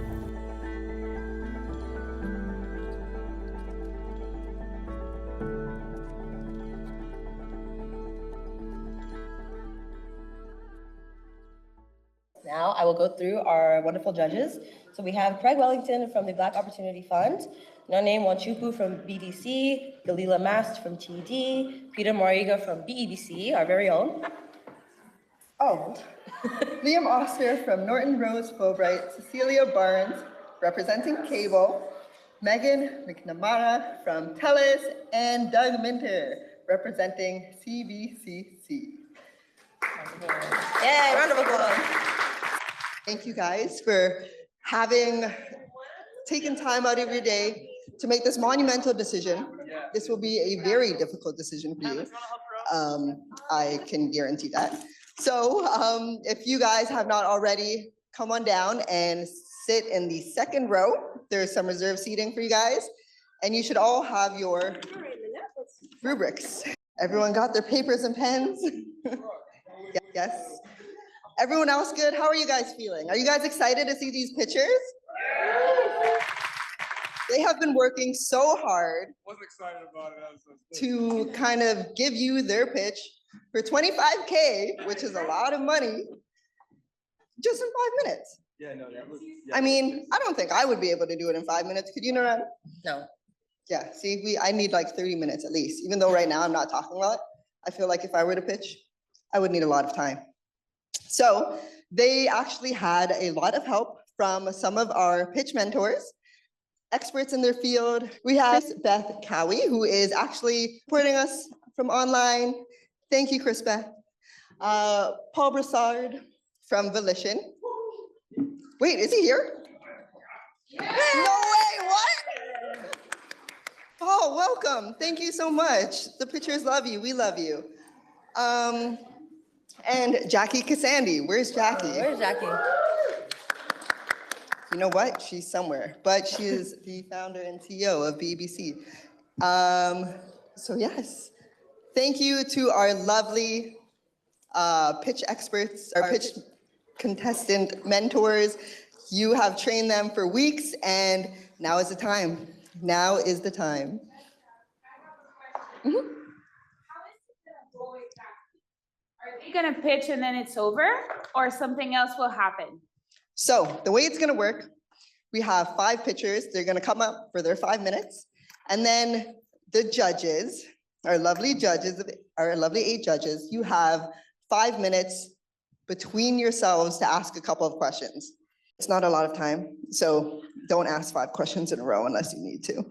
But after each contestant goes, you will still have time to deliberate in a room, in our green room. So don't worry, you can ask them any additional questions you need to later. But yes, there will not be any audience questions, unfortunately. But there will be a lot of audience support. So thank you all for being here. Without further ado, let us hear from our inaugural pitch winner, Mikaleen Khan of Althea Therapy. Hi, everyone. My name is Mikaleen Khan. I was the 2023 recipient of the BBC's Black Pitch Contest, and that experience was nothing short of a game changer for Althea Therapy. You know, aside from the crucial funding injection, what really set this experience apart was the invaluable one-on-one coaching and advice that we received throughout the journey. The BBC provided more than just financial support. They really provided that encouragement and cultivated this atmosphere of genuine support that you can't always find in other places. And so I just want to say good luck to all of the new applicants, and I wish you all the best. It's going to be an amazing experience for you.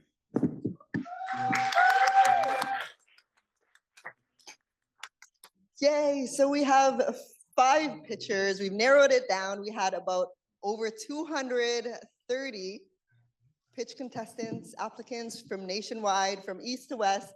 And yeah, now it is up to you 8 judges to kind of have the hardest decision of this whole process. So really, really good luck to you guys. Yay, so without further ado, let's give it up for our first contestant. She is the co-founder of Juno Technologies, Nanette Sene. Oh wait, Nanette, do you have any chocolate by any chance? No, I don't. Does anyone have any chocolate? No. Oh, well, does anyone here, females, have you ever had cramps during your, you know that time of the month? You see? Yeah.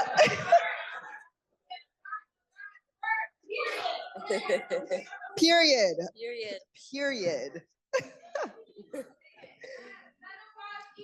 Yes. Well, for you men who don't understand, you definitely have a wife or a girlfriend or a mother or a sister that definitely experiences menstrual cramps during her period. Yeah.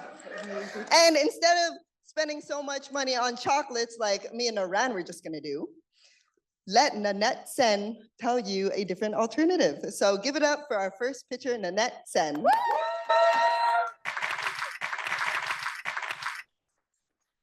So this time, Juno solves a problem that affects 80% of women. Menstrual pain. A pain so intense that for many, it results into fainting and vomiting every month. Yet the solutions on the market are quite limited. The main one, medication, has side effects. And in 25% of cases, medication does not bring any relief. The alternative is a heating bag. It's not portable and it has limited effectiveness. So for an active woman who wants to stop or reduce her use of medication, there is nothing. And that's where Juno comes in. What we've created is a wearable device that alleviates menstrual pain instantly. No medication, no side effect, and we reduce the pain by 79%. The device is placed directly on the skin under clothes and is used for up to 1 hour, and you feel the relief for the following hours. To do so, we combine multiple treatments into one connected device, and our Class 2 medical device works by inhibiting the feeling of pain. We already completed the first pilot study last fall, and based on that study, a patient who started at 7.13 after 1 hour of using our device reached 1.5 on average, which is the 79% reduction mentioned. Our next step is a clinical trial in the biggest hospital in Quebec next fall. It will help us further assess the device effectiveness, but it's not mandatory for FDA or Health Canada clearance. So our product targets women who have severe menstrual pain, including those with medical condition. For example, endometriosis, a medical condition that affects 15% of women and creates extreme pain. And there's no treatment for it. So we sell one device at $200. It lasts years, but we also create recurring revenue because the gel at the back of the device lasts up to 10 hours and it sticks on the skin. We also have Juno Plus, our companion app, that allows you to remotely control the device. It's very useful to change the settings in public. And eventually, Juno Plus will grow into a paid app offering advanced device setting, symptom tracking, and a supportive community. So we are in a $14.4 billion market that is dominated by medication, and our goal is to capture 5% of that market. When it comes to device for menstrual pain, only a few are a medical device. And what makes a medical device is that it's a treatment that needs to be proven as safe and effective to be used. In that space, we only have a few competitors, but we are unique and we are better because we have a combination of treatment that works better, more effective. Also, the design is wireless, it is app control. We are the only one pushing for clinical evidence that are transparent. We already filed 2 patents and 1 industrial design. So our goal is to position Juno as the first medical device that is supported by clinical data. By doing so, we are able to establish partnership in B2C with all of those distribution channels. We already have LOI or partnership established with all of them, except pharmacies at this stage. We also know the device needs to stay accessible, especially since we already have a waiting list with hundreds of people on it. So we will make it available on our website. Something else we're doing to make it accessible is working with insurance company to bring the cost of the device from $200 to $40. So the goal of the first year is to sell 10,000 units in the US and Canada. The second year, we get in pharmacy and retail store. And on the third year, we target more of the international market. So Juno was founded by my co-founder and I. We both have masters in engineering, but we also both women who understand and live with this problem. Now in the team, we have more engineers, we have software developers, we have OBGYN and many advisors.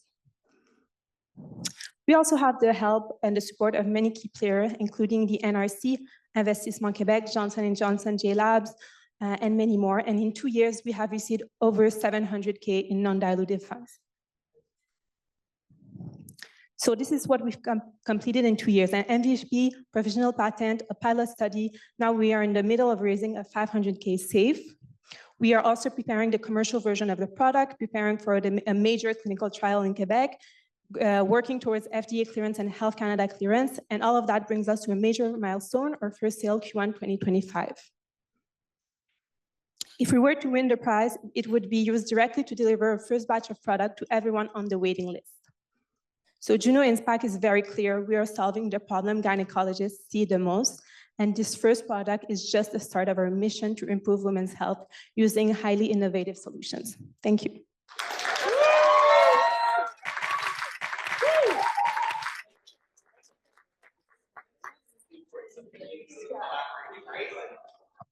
Okay, one more time. Give it up for the only girl in the top 5. What? Double E. Now I will throw it over to the judges. Do any of you have a question?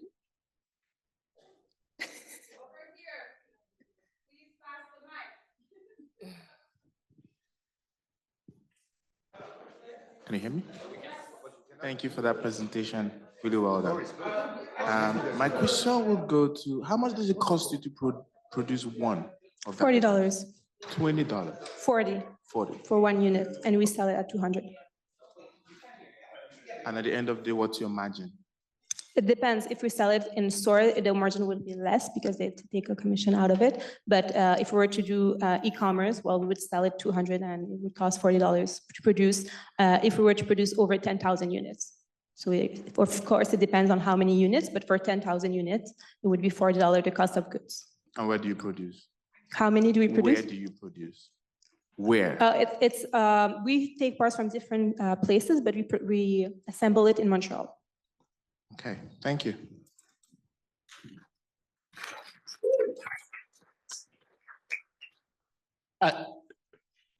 Is it okay? Fantastic. I love this. My wife actually has a Facebook group for women in menopause. I can't even say the name. It's Bitches with a Z, Aging Gracefully. So shameless plug. But I know this is a demand piece. You said you wanted to get 5% of the market, that's 140 million. How quickly can you get to that, and who's manufacturing at scale? Like, how are you manufacturing at scale? Yes, so I mentioned that it's a $14.4 billion market that is dominated by medication. And the reason why I said I want to capture 5% of that total addressable market is that I did a comparison with other products. Let's say the Diva Cup. I think we all know what the Diva Cup is. It was brought in 2008, something like that. And now they have captured 5% of the market. That is, so they brought a new product that's innovative in a space where it was mostly pads and tampons.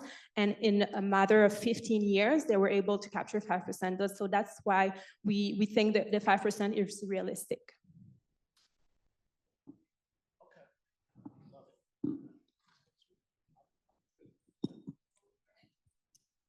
Hi. What is your expected timeline for acquiring the patent? And have you had any hurdles in the patent process so far? Yeah, so it takes about 1 year for the provisional patent. So this summer we'll have completed the first year for the provisional patent, and then we need to make a few changes based on the comments, and then it takes up to another year to have, or even 2 years to have the final patent. But the minute we deposit the patent, which was over a year ago, is the minute it starts protecting our rights. So our rights to the product are already protected, but we won't have the final claims until maybe 2 years from now. Thank you.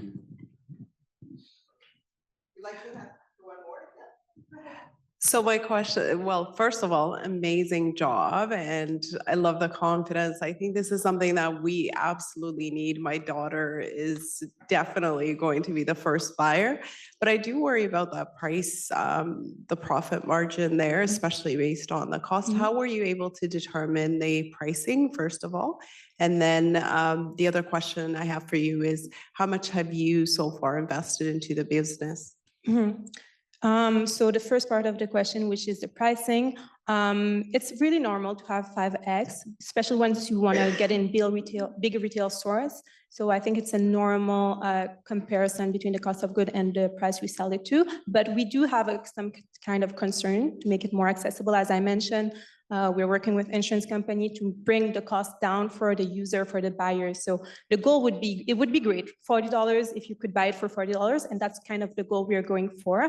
But it might not be the first units that will sell at this price. So it was a concern and we're working on it. That's the first thing. And the second thing you mentioned was? So I guess, how did you come up with that pricing strategy? Yes, a lot of things. Well, the cost of the different parts. So just the cost of the goods, also comparison with competitors, also how much are the patient willing to pay. So we did a lot of focus group interviews, calls, and that was a comfortable price for most people. I love that. And how much money have you invested so far? Well, we have invested 3 years of our lives, both. So it's really hard to put a numbers on how much we have invested. But yeah, I would say 3 years of our life, 2 of which were full-time in the business. So my co-founder and I. Yeah.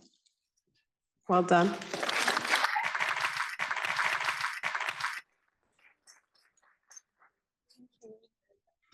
Thank you one more time for Juno Technologies, Nanette Sene.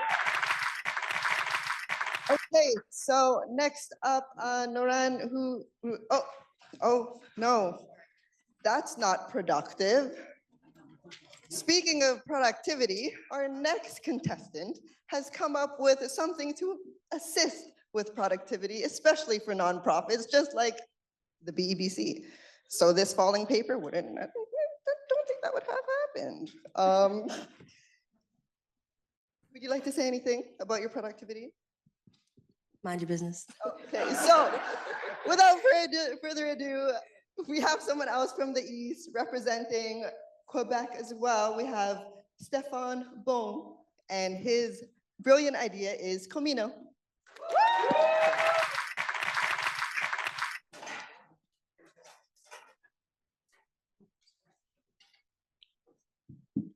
Powerlessness. A feeling that we all have felt at least one time in our lives, but a feeling that nonprofits feel constantly. Faced with the ever-increasing demand for their services, having to operate on limited resources, and faced with a persistent shortage of volunteers, too many end up being unsuccessful. The fact of the matter is, if you don't manage your nonprofit extremely well, you will either be unsuccessful or worse, will have to close down your organization. Hi, I'm Stéphane Beaulne, born in Ottawa, based in Montreal, proud Franco-Ontarian and Haitian. And, thank you. And I'm a French speaker, so pardon my French. All my life, I've done community initiative and I've tried to help the people around me, which is why I created Komino, a productivity platform that allows nonprofits to have the impact they desire by leveraging the resources that they already have. And to concretely showcase how our platform works, we're going to take the example of our first client, Nanette. Nanette is a Montreal-based nonprofit that helps youth, especially Black youth, struggling with mental health, and they got a big challenge.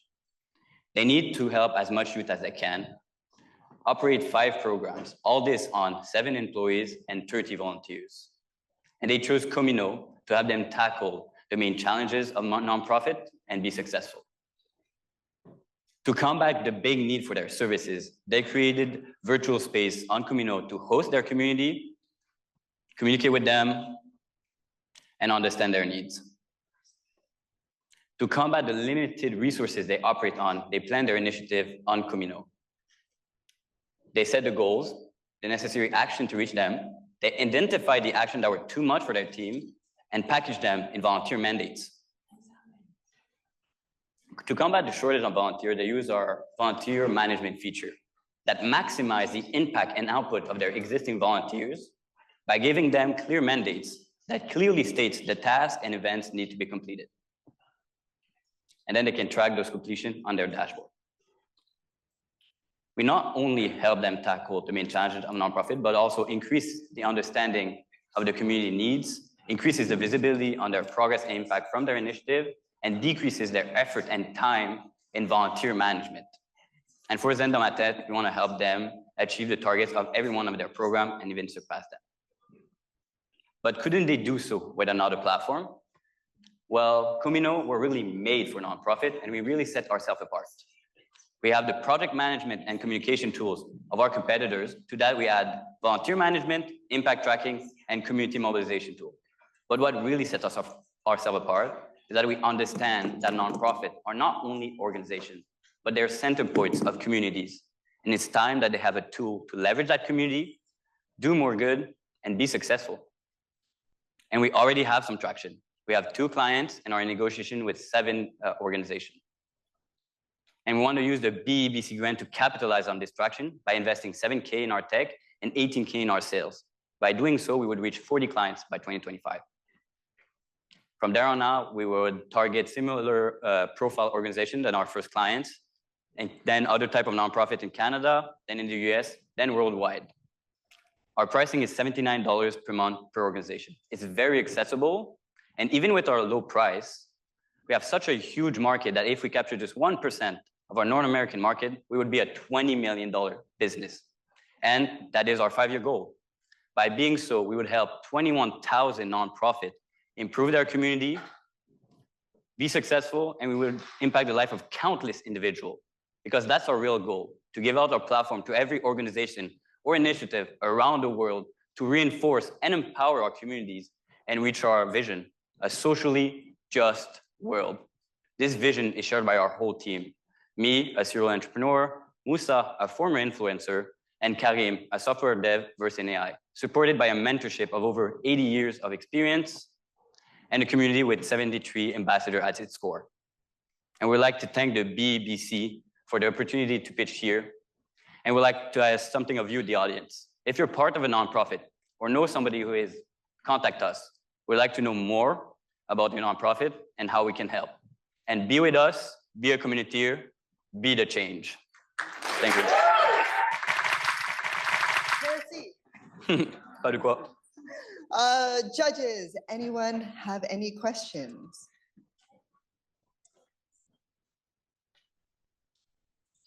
I don't know if it's a good sign, but They're writing. Yeah, real quick. Every nonprofit has a CRM. Does this have an API that can attach to HubSpot, all the classic CRMs? That was the first question I had. And then secondly, how does this builds community, so how does it work if you've already have communities built? You know what I mean? Like we have 1,300 people in our community. We already have communities built through our learning management system. So how can we leverage that without destroying what we already spent months putting together? And then I really want to know the API question, because I think that's cool, because we're having a problem with Slack, and I saw that up there. So yeah, go there. I understand that a lot of our clients or potential clients have problem with Slack. For now, yeah. I'll start with the community question actually, because it answers why Slack doesn't work. So even with us, we do community mobilization, which is for us one step after engagement. So the metaphor I like to take is that we turn communities from acquaintances to friends. You know what's the difference between both of them? Is that acquaintances, you discuss and catch up when you see each other, but friends, you organize things. So us, we saw that to mobilize really a community, we not only to communicate between themselves and all, but they need to do action. So we have features for that people can post their needs, people can answer those needs. We have the volunteer feature, and then we have the event feature that makes a community more apt to take action. And that's what makes a really mobilized community that you can rely on. And for the CRM, right now we're working first with all our nonprofit. We have an implementation service, so we don't have direct API integration for now. We're working on it, and the money could help doing that. Anyways, but right now we're doing soft integration when we look at the existing workflow of nonprofit, how they use our CRM and how we can complement them. Because we can either replace those CRM or complement those.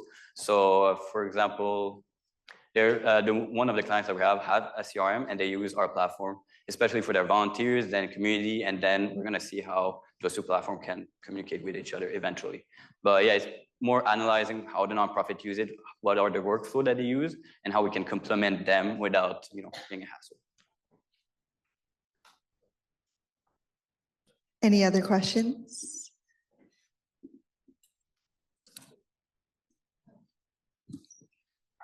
How different are the needs of different nonprofits that you're working with today? And do you have different solutions for the different problems they're facing? Or is it more like similar problems keep resurfacing?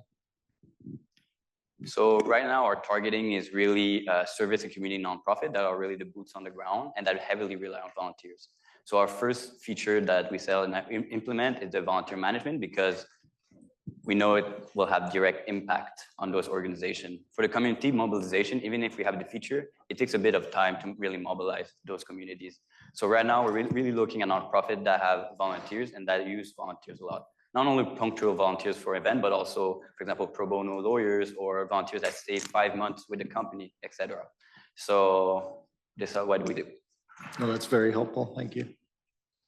Do we have time for one more question? Go ahead.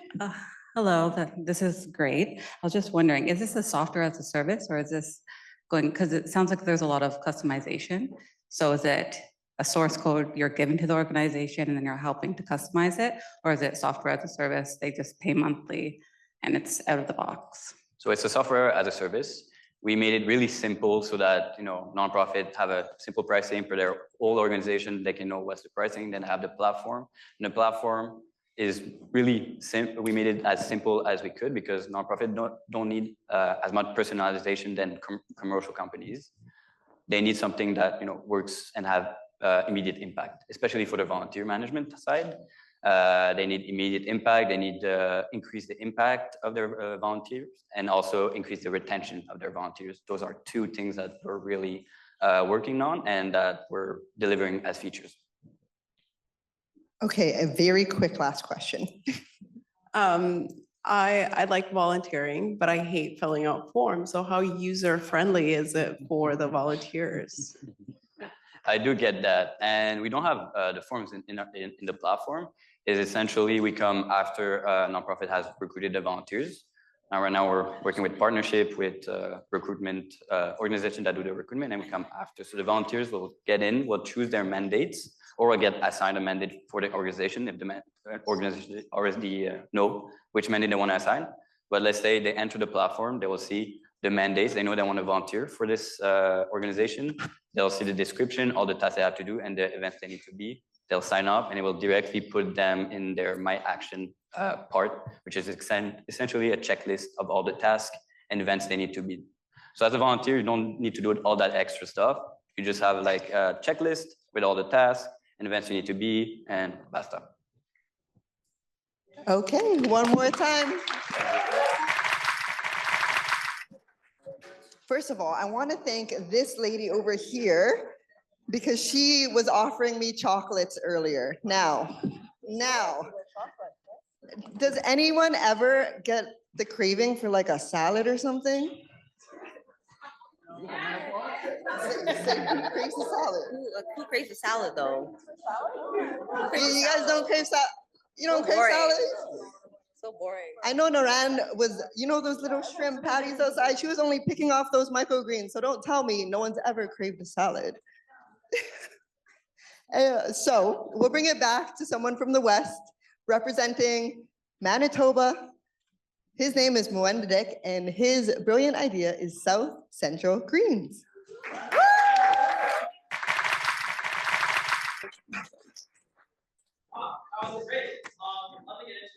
I'm all excited. My name is Mwenda, and I'm going.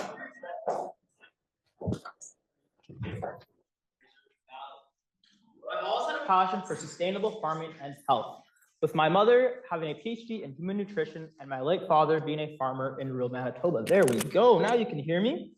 My love for agriculture and plant science led me to pursue a degree and career in one of the world's most important industries.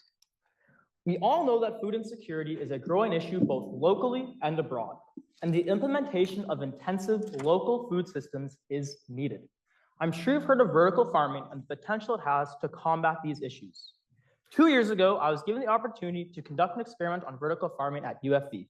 This experiment yielded great results, which led me to create South Central Greens, a vertical farming startup rooted in agricultural sustainability and food accessibility. Oh, that don't sound right. Anyways, my next slide was gonna show me what a vertical farm looks like, but I'll just keep speaking because my time's running. So anyways, when we hear the word vertical farm, we often think of a space station-like facility with plants growing many stories high, being run by robots and AI. While this sounds extremely cool and cutting edge, it also comes with a very steep price tag. For instance, a vertical setup like iFarm costs about $185 per square foot and requires a custom-built facility to produce crops. There was no way a student like me would be able to generate the millions needed to invest in a vertical venture like that. This led me to explore creating a vertical system that didn't require loads of capital or custom-built infrastructure to produce a bountiful harvest. The model I have here at South Central Greens costs $39 per square foot. You're probably wondering how I got that number, so let me explain. My goals in developing the system were adaptability, accessibility, and scalability. My model consists of a wire rack, which is equipped with lights and fans that can be easily sourced. These racks cost less than $700 once outfitted and can produce up to 12 kilograms of produce per month. Each rack takes up 18 square feet and can be adapted to work with infrastructure such as offices, buildings, basements, garden sheds, really any unused space that can be used to produce food. This system is also modular in design, as each rack is self-contained in terms of lighting and environmental controls, making it easy to scale from 1 rack to 20 racks or more.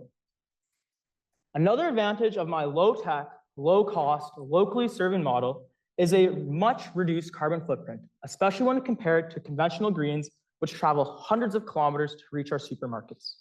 My new location is on ALR land, right in between Abbotsford and Chilliwack, giving me direct access to highway number 1. Building a resilient food system requires local producers to work with their surrounding community, something that is very important to me.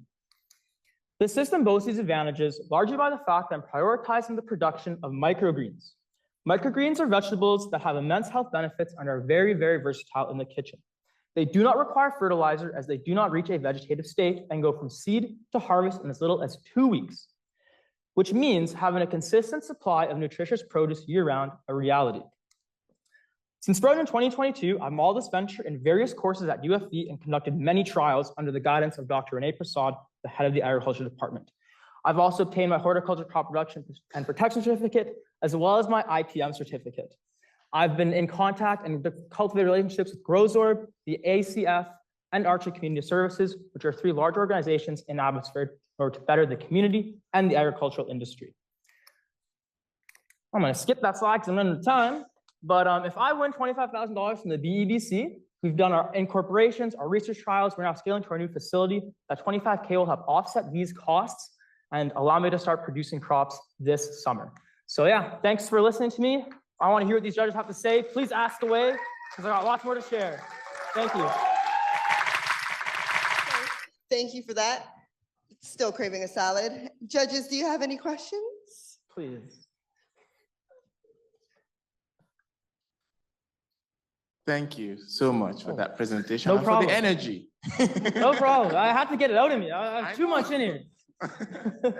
I think everyone enjoyed it. My question would be, since you're focusing on Abbotsford and Chilliwack and that area, there are lots of greenhouses there. Have you been able to sell this idea to any of them?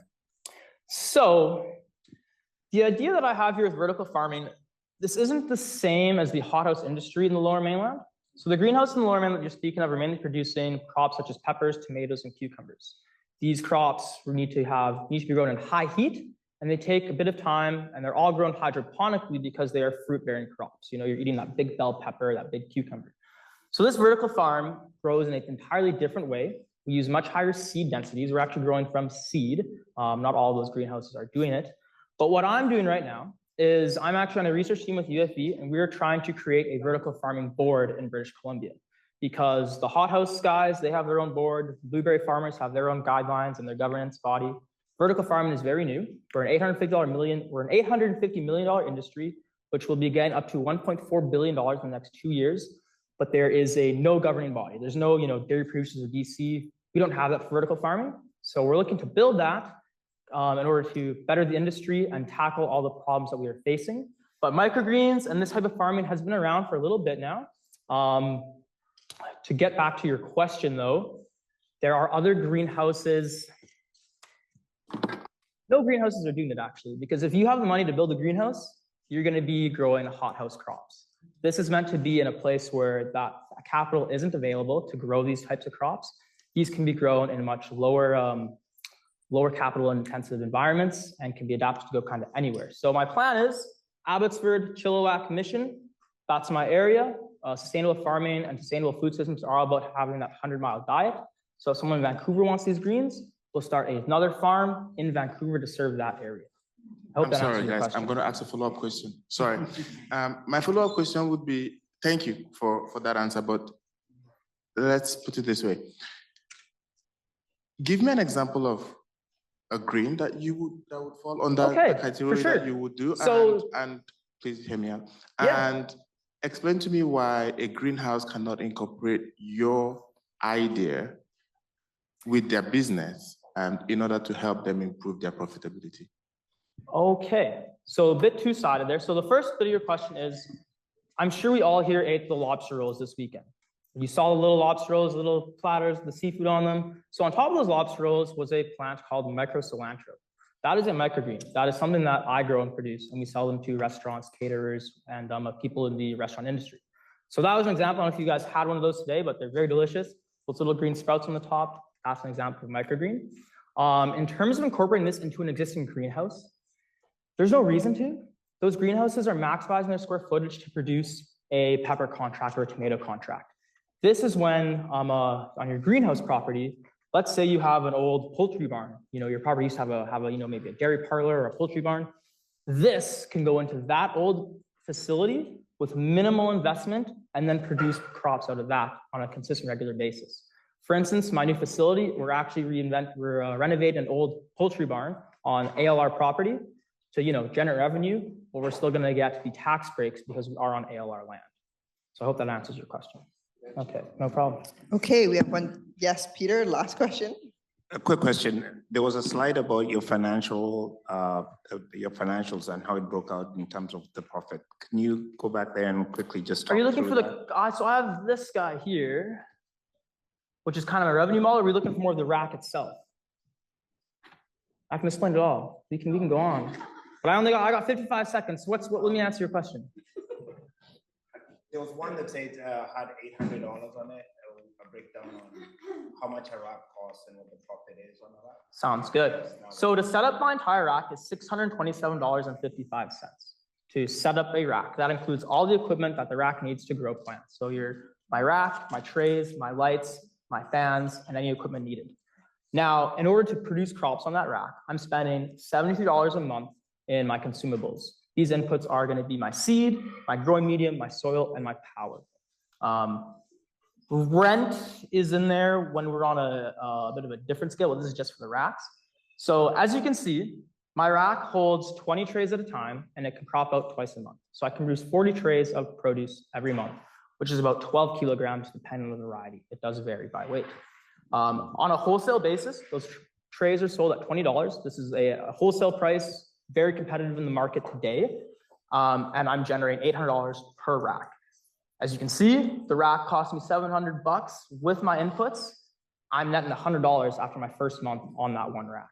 So in a facility that has 20 or 30 racks, it can be very quick to turn a profit. Okay, thank you very much, Mwenda. Thank you very much, guys. Naran, what are you doing over there? Chilling? Since when have the words work and chill been put in the same sentence? Yeah, Jackie? See that? You know what? Let's working. Right. Let's throw it back to Evans, who is representing Toronto, Ontario. Shout out to the 6, all you guys online. Shout out to the online supporters. He is going to actually explain what an actual work and chill means, because that's not acceptable, right, Jackie? Yeah. Exactly. See? It's Evans, Eugene, Osei. I'm co-founder and CEO at Work and Chill. At Work and Chill, we strengthen employee relationships through gamification. And in less than 18 months since we've launched, we're working with Google, Salesforce, Uber, Snapchat, TripAdvisor, and more, helping these companies with their employee relationships in the workplace. Post-pandemic, 2/3 of employees are disengaged in the workplace. Employee well-being is a critical concern in the workplace, so much so that the US Surgeon General has deemed it a health crisis. We've talked to HR leaders across North America, and they're looking for innovative ways to solve disengagement in the workplace because there's repercussions. Employees are quitting jobs at a faster rate. Employee turnover is really high. Productivity is actually lowered. Customer satisfaction is also lowered. It makes it hard for companies to be able to attract top talent when you have disengaged employees, and it just goes on and on. It's a big issue. So here's one of our customers. Danielle is an emerging talent manager at Dropbox. So Danielle, she's tasked with creating employee engagement events. And what's great here about Danielle is that she's in charge of, creating that camaraderie, the connection, the vibe within her workplace. But the only problem is that Danielle is trained in HR, not in employee engagement experiences. And so often corporations, they task team leaders and HR staff with the responsibility of figuring out how do you create a vibe within the workplace? How do you create a happier workplace? And they don't have the event planning experience. So the question becomes, what does Danielle do? She works at Chill, of course. So Danielle on this platform in just minutes, she's able to actually browse and book engaging experiences in just minutes, saving her and her HR team 15 hours in event planning. She's able to browse different experiences like online team parties, game nights, and more on our platform. And Danielle has the option of being able to actually subscribe for our paid plans. But she first wants to test out the Work and Chill platform. So she does the paid trial. And as she signs up for the paid trial, she's thinking about subscribing to our paid plans because it allows for her to book events for her employees for the quarter and for the year. Right now, she's going to try the paid trial. So here's an example of our awesome platform. So Danielle and her team, they pull up with about 30 of their coworkers to Work and Chill with our virtual game night experience. Our platform has a virtual live moderator that allows for Dropbox employees to be able to connect, vibe, and better build relationships. This session was so amazing for Danielle and her colleagues that we scored a 93 NPS score, as well as a 5-star rating in this actual experience. So we use music, games, competition to kind of create a vibe within the workplace to create more connection.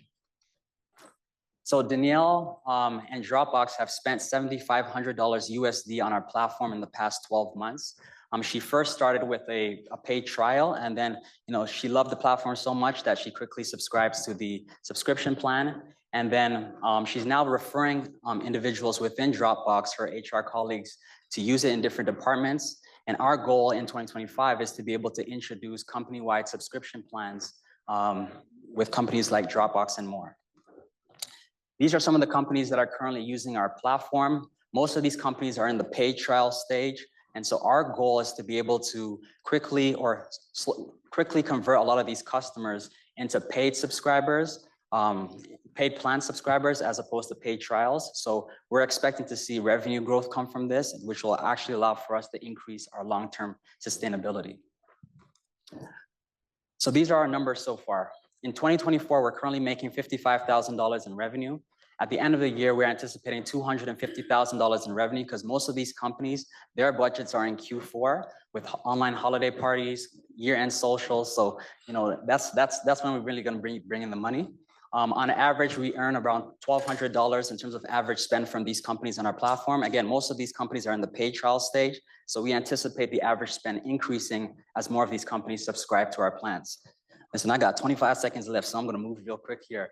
These are our competitors currently. There aren't any major dominated players in the industry.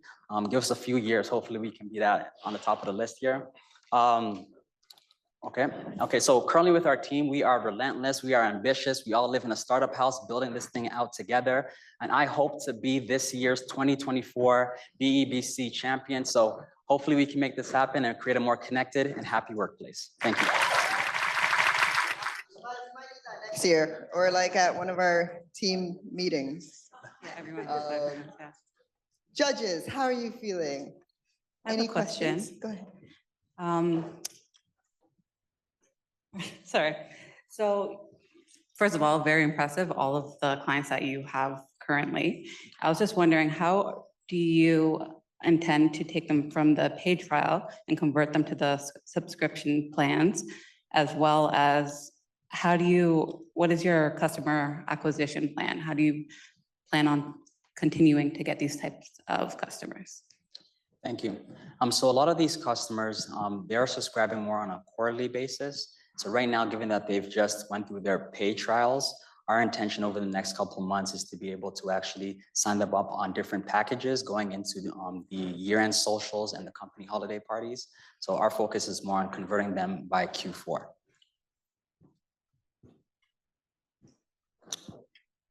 Yeah, great presentation. What was your process in acquiring the customers that you have now? How did you get those on board? Yeah, and thank you for that question. There's 2 sales channels that we focus on: LinkedIn, which have driven a lot of our customer acquisition, as well as technology conferences. So we're big at the Afrotech Technology Conference. There's a lot of HR and DI leaders there, and that's where we bring in a lot of these big companies. Yeah, they just real quick. Great presentation. I love this. I've actually used other platforms for trivia. So kind of a two-part question. One, what's the revenue model for scaling? And I'm talking 3 years in the future. So you've gotten the Googles, you've gotten everybody, they're all cool. What happens next? Because I'm thinking about the gamification piece, like to produce additional games, additional kind of events. That's interesting to me. And I wanted to get your thoughts on where are you going with the gamification part of it? Because that's the hook, right? It's not the platform. The use of the platform, the UX design is all cool. That's great, but it's the games that you have and culturally specific games where we can play Black trivia, where we can play Asian trivia, right? Like that's, to me, that's got some stickiness to it that I've not seen. So I wanted you to. Yeah, and thank you for that question. So as a game designer, prior to this actual venture, I developed card games that I sold on Amazon, the Combo and Chill card games. We sold over 30,000 card games globally on Amazon. And so games is what I do. And so one of our competitors, Confetti, they're one of the top 6 competitors in our industry. The global director of DEI was using Confetti. And when they had a sample of our demo, she quickly switched over to Work and Chill. And basically what she was saying is that we got the seasoning, we got the sauce. So, you know, a lot of these companies, their experiences, unfortunately, it would be equivalent to eating jerk chicken without the jerk seasoning, if you know what I mean. So we got the seasoning, we got the sauce, we know how to do fun, and that's why we're dominating the industry. And sorry, the second part to your question here is in terms of the growth strategy going forward, we're looking to introduce company-wide plans that allow for us to be able to enable companies like Dropbox and their entire global workforce to be able to utilize our platform. We're still figuring out how that would actually look like on an enterprise level. And I think one of the great things about these kind of events and conferences like BBCs, we're able to get access to mentors and different professionals who can help us figure out how to scale on a global level.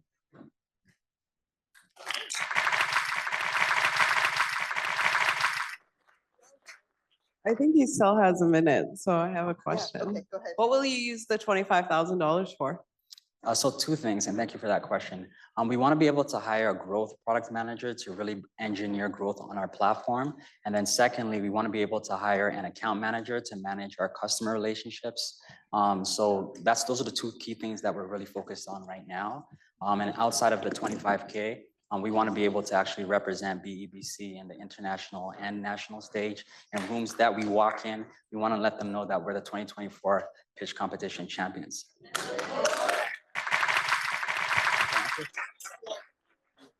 I feel like I'm on Dragon's Den or Shark Tank, or we just watched like a pageant speech. Like, what is this? Very well done. One more time. Okay, has anyone seen Noran? Noran? No, don't trip now. Oh, don't trip. Unless you're going to the grocery store to get me some salad and chocolates. Can you hold on to this for a second? No more chilling. Go back.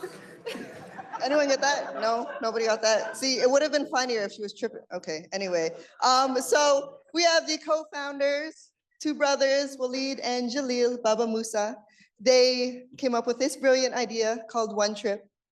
And yeah, I'm just glad Naran didn't trip. Hope they don't either. Come on up, boys. First came to Canada. One of my most memorable experience was grocery shopping in winter in Montreal. As a tropical bird, I'll let you imagine how fun it was for me. Yes, could have shopped online in one of the big chains and get it delivered. But if you're looking for specialty product, whether it's product coming from Africa, Asia, Latin America, and the Caribbean, you'll have no other choice but to go physically to an independent grocer. Why? well, 70% of them don't sell online in Canada. Let's look at the case of one of our customers, Clara. She's a second-generation immigrant, the owner of Another Choice, a 15-year-old family business store located in Montreal, in Westmount. Her store has been part of the Westmount community for so long that she knows her customer lives very well. We all know Clara. She sells $500,000 per year, has less than 10 employees, and 5,000 products in store. If Clara wants to sell online, she'll have to digitize her product, create her online store, set up the delivery logistics, and the digital marketing. Regarding the digitization, it means that for each product, she'll have to take the pictures, write down the description, fill an Excel document with the features, name, brand, format, to be able to upload them online. There are thousands of products to be digitized. Imagine the time required for that when you have limited resources and you're very busy running your store. Here comes OneTrip, the one-stop e-commerce platform for independent grocers. Using our AI technology, Clara can quickly digitize her product and create her online store. The platform connects with logistics companies so that she can outsource her deliveries and offers digital marketing tools to increase her sales. Now, before OneTrip, it would have taken Clara up to 3 months to digitize her product. With our solution, it takes just a few days. Using her smartphone, Clara will take a picture of the product, and our AI will analyze the image to identify and extract the features and add the product online instantly. The product is also added to our proprietary database. Regarding the competitors, we see them as allies. They are very strong in their position. And our position is in their domain. And our position is to leverage their solutions to become the one-stop shop for grocers. Using OneTrip, Clara earns more, $2,000 per month, and has access to customer data analytics. It cost us $600 to acquire her, and her lifetime value is $10,000. Regarding the business model, Clara pays us a subscription that goes between $200 per month and $2,500 per month, depending on the features that she needs. I'm Walid, the CEO. Djalil, my brother, is the CTO. We are both engineers with a combined experience of 8 years in grocery e-commerce. We are supported by organizations and mentors that have expertise in business development, AI, technology, and also finance. Since the launch of OneTrip last year, in April, within 6 months, we got 30 customers. And thanks to a subsidy from the Minister of Innovation and Economy of Quebec, we've been able to develop an MVP of our AI technology with an accuracy of 85%. Last week, we pitched in the Dragon's Den in Quebec, where we got 3 offers of investment from the Dragons. And we are on track. We are on track this year to onboard 100 grocery stores. This represents $250,000 in revenue. The $25,000 prize will be used to finalize the development of our AI technology so that we can onboard those grocers and prepare to scale up. In fact, there are millions of Claras around the world waiting to be digitized. In conclusion, independent grocers like Clara, Phil, Malika, and Claude, they have a big socio-economic impact on their communities. They offer unique and affordable products. And in a world where groceries are getting more expensive because of the monopoly of big chains, OneTrip empowers them to be able to thrive and compete against the big players. Choosing OneTrip is choosing to support them and the communities that they serve and our community. Thank you.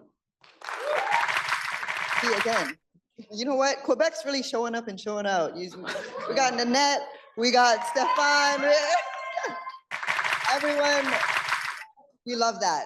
Shout out to Quebec. I know you did in most of contests, not this one though. Judges, Craig? Yep.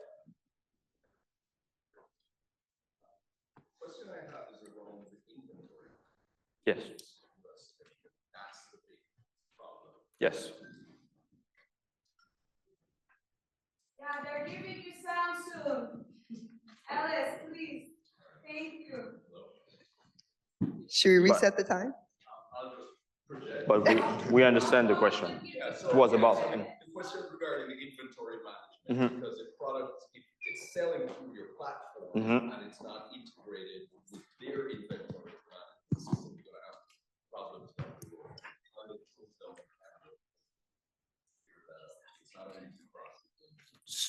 So basically, we have an API that connects to the inventory management of the grocery stores. So it's both ways. We are able to read the inventory and to push the inventory from the online store. So we do the sync.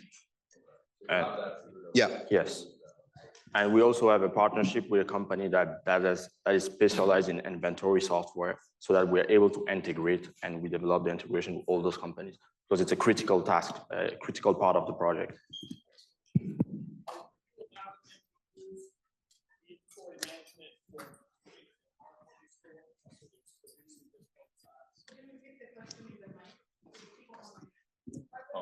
Yeah, so so what if a store is like on the borderline of your kind of eligibility, right? But you really like them and they want to pay, right? They want the product, but they have some issues with their inventory management software, which is probably every independent grocer. Just like Craig said, I loved his question. So I understand you have the system built for what's online, but what if I need it for in-store? Can I leverage that? Yeah, because we are able to connect to the existing inventory management system. Wow. Yeah. Yep, go ahead. You had said that you currently have, by the way, great presentation, amazing, bright young people here. You had said you have 2 clients, and then by the end of the year, you are looking at acquiring about 100 grocery stores. What is your plan and how are you doing that? That we don't have 2 clients, we have 30 clients. 30, okay. Yes.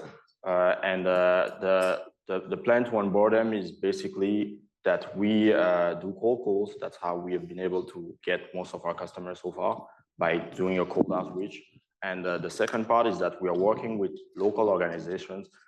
In Montreal, there is an organization called PME-MTL. Those organizations, they are responsible to provide grants and subsidies to the local businesses to help them digitize. So by building the relationships with those organizations, we're able to get direct referrals and follow the wave of digitization of the merchants. Thank you, very smart. Okay, we have time for one more question. Go ahead. Hi, thanks. Great presentation. The digitizing piece is very exciting to me.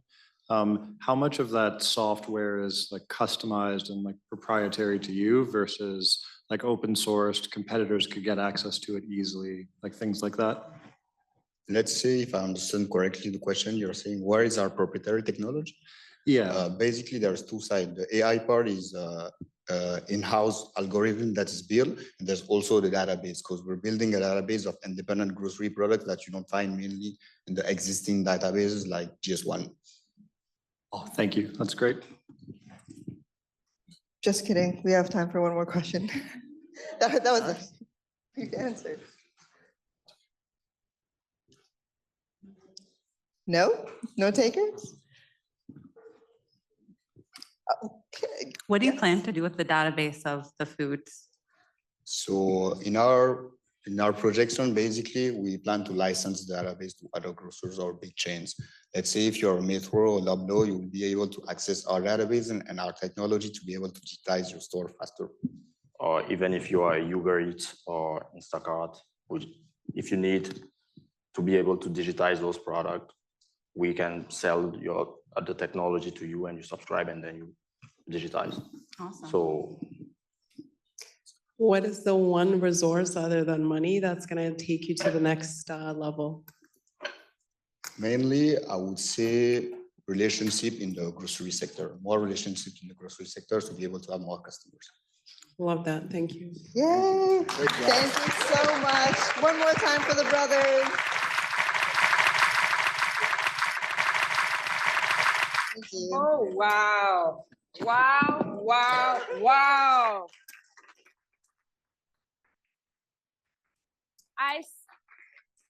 I sincerely don't know how the judges are gonna do.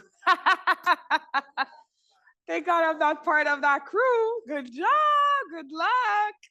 So thank you very much to each for joining us and for being so courageous, because that was something else, okay? They are so determined, they are so perseverant, and all of the Quebec crew came with me in the same plane, so they got some of my swag, so they, like, really? Congratulations, guys. Seriously. I would love, are they leaving? I would love for all of them to come back on stage, just so you see them one last time. This is huge. This is huge. This is huge. Huge. Yes. Yes. Yes. Yes.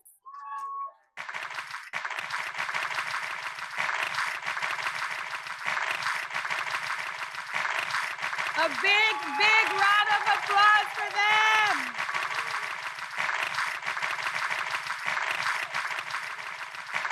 So, Evan, Mwenda, Walid, Stéphane, Djalil, and Nanette. Thank you. Thank you. Thank you. Really appreciate it.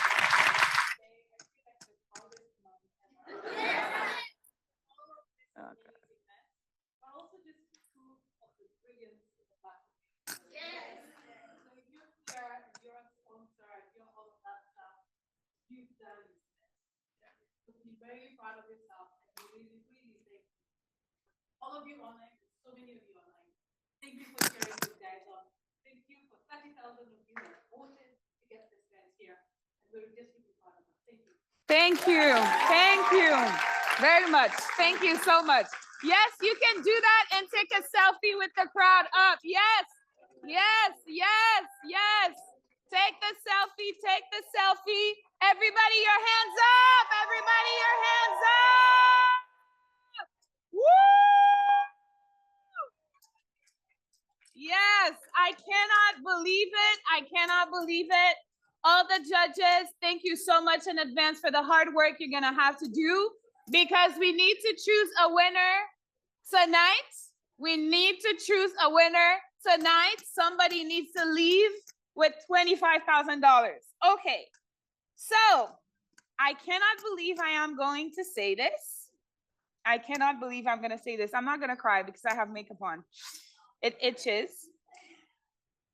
It is actually the end of the conference portion of BBC's 3rd annual Black Business Summit, the first one ever in person.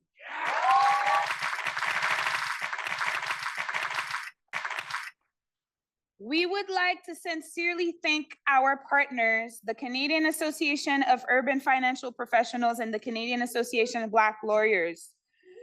This year's Black Business Summit is sponsored by many partners we would sincerely like to thank for their support. The Black Opportunity Fund, Pacific Economic Development Canada, BDC, TD, RBC, NRF, CABL, TELUS, SFU, Vancouver Foundation, InBC, and Innovate BC. As we jump into the networking part of our event today, I would like to invite you all again to help us get to know you a little more. So please pull out your phone, online and in person. Scan this beautiful code.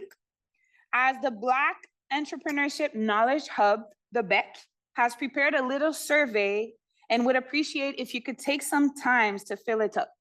Simply scan the code, everybody. Scan the code with your phone. And for people online, Andrea will post the link in the chat to ensure that you can click only if ever you don't have your phone.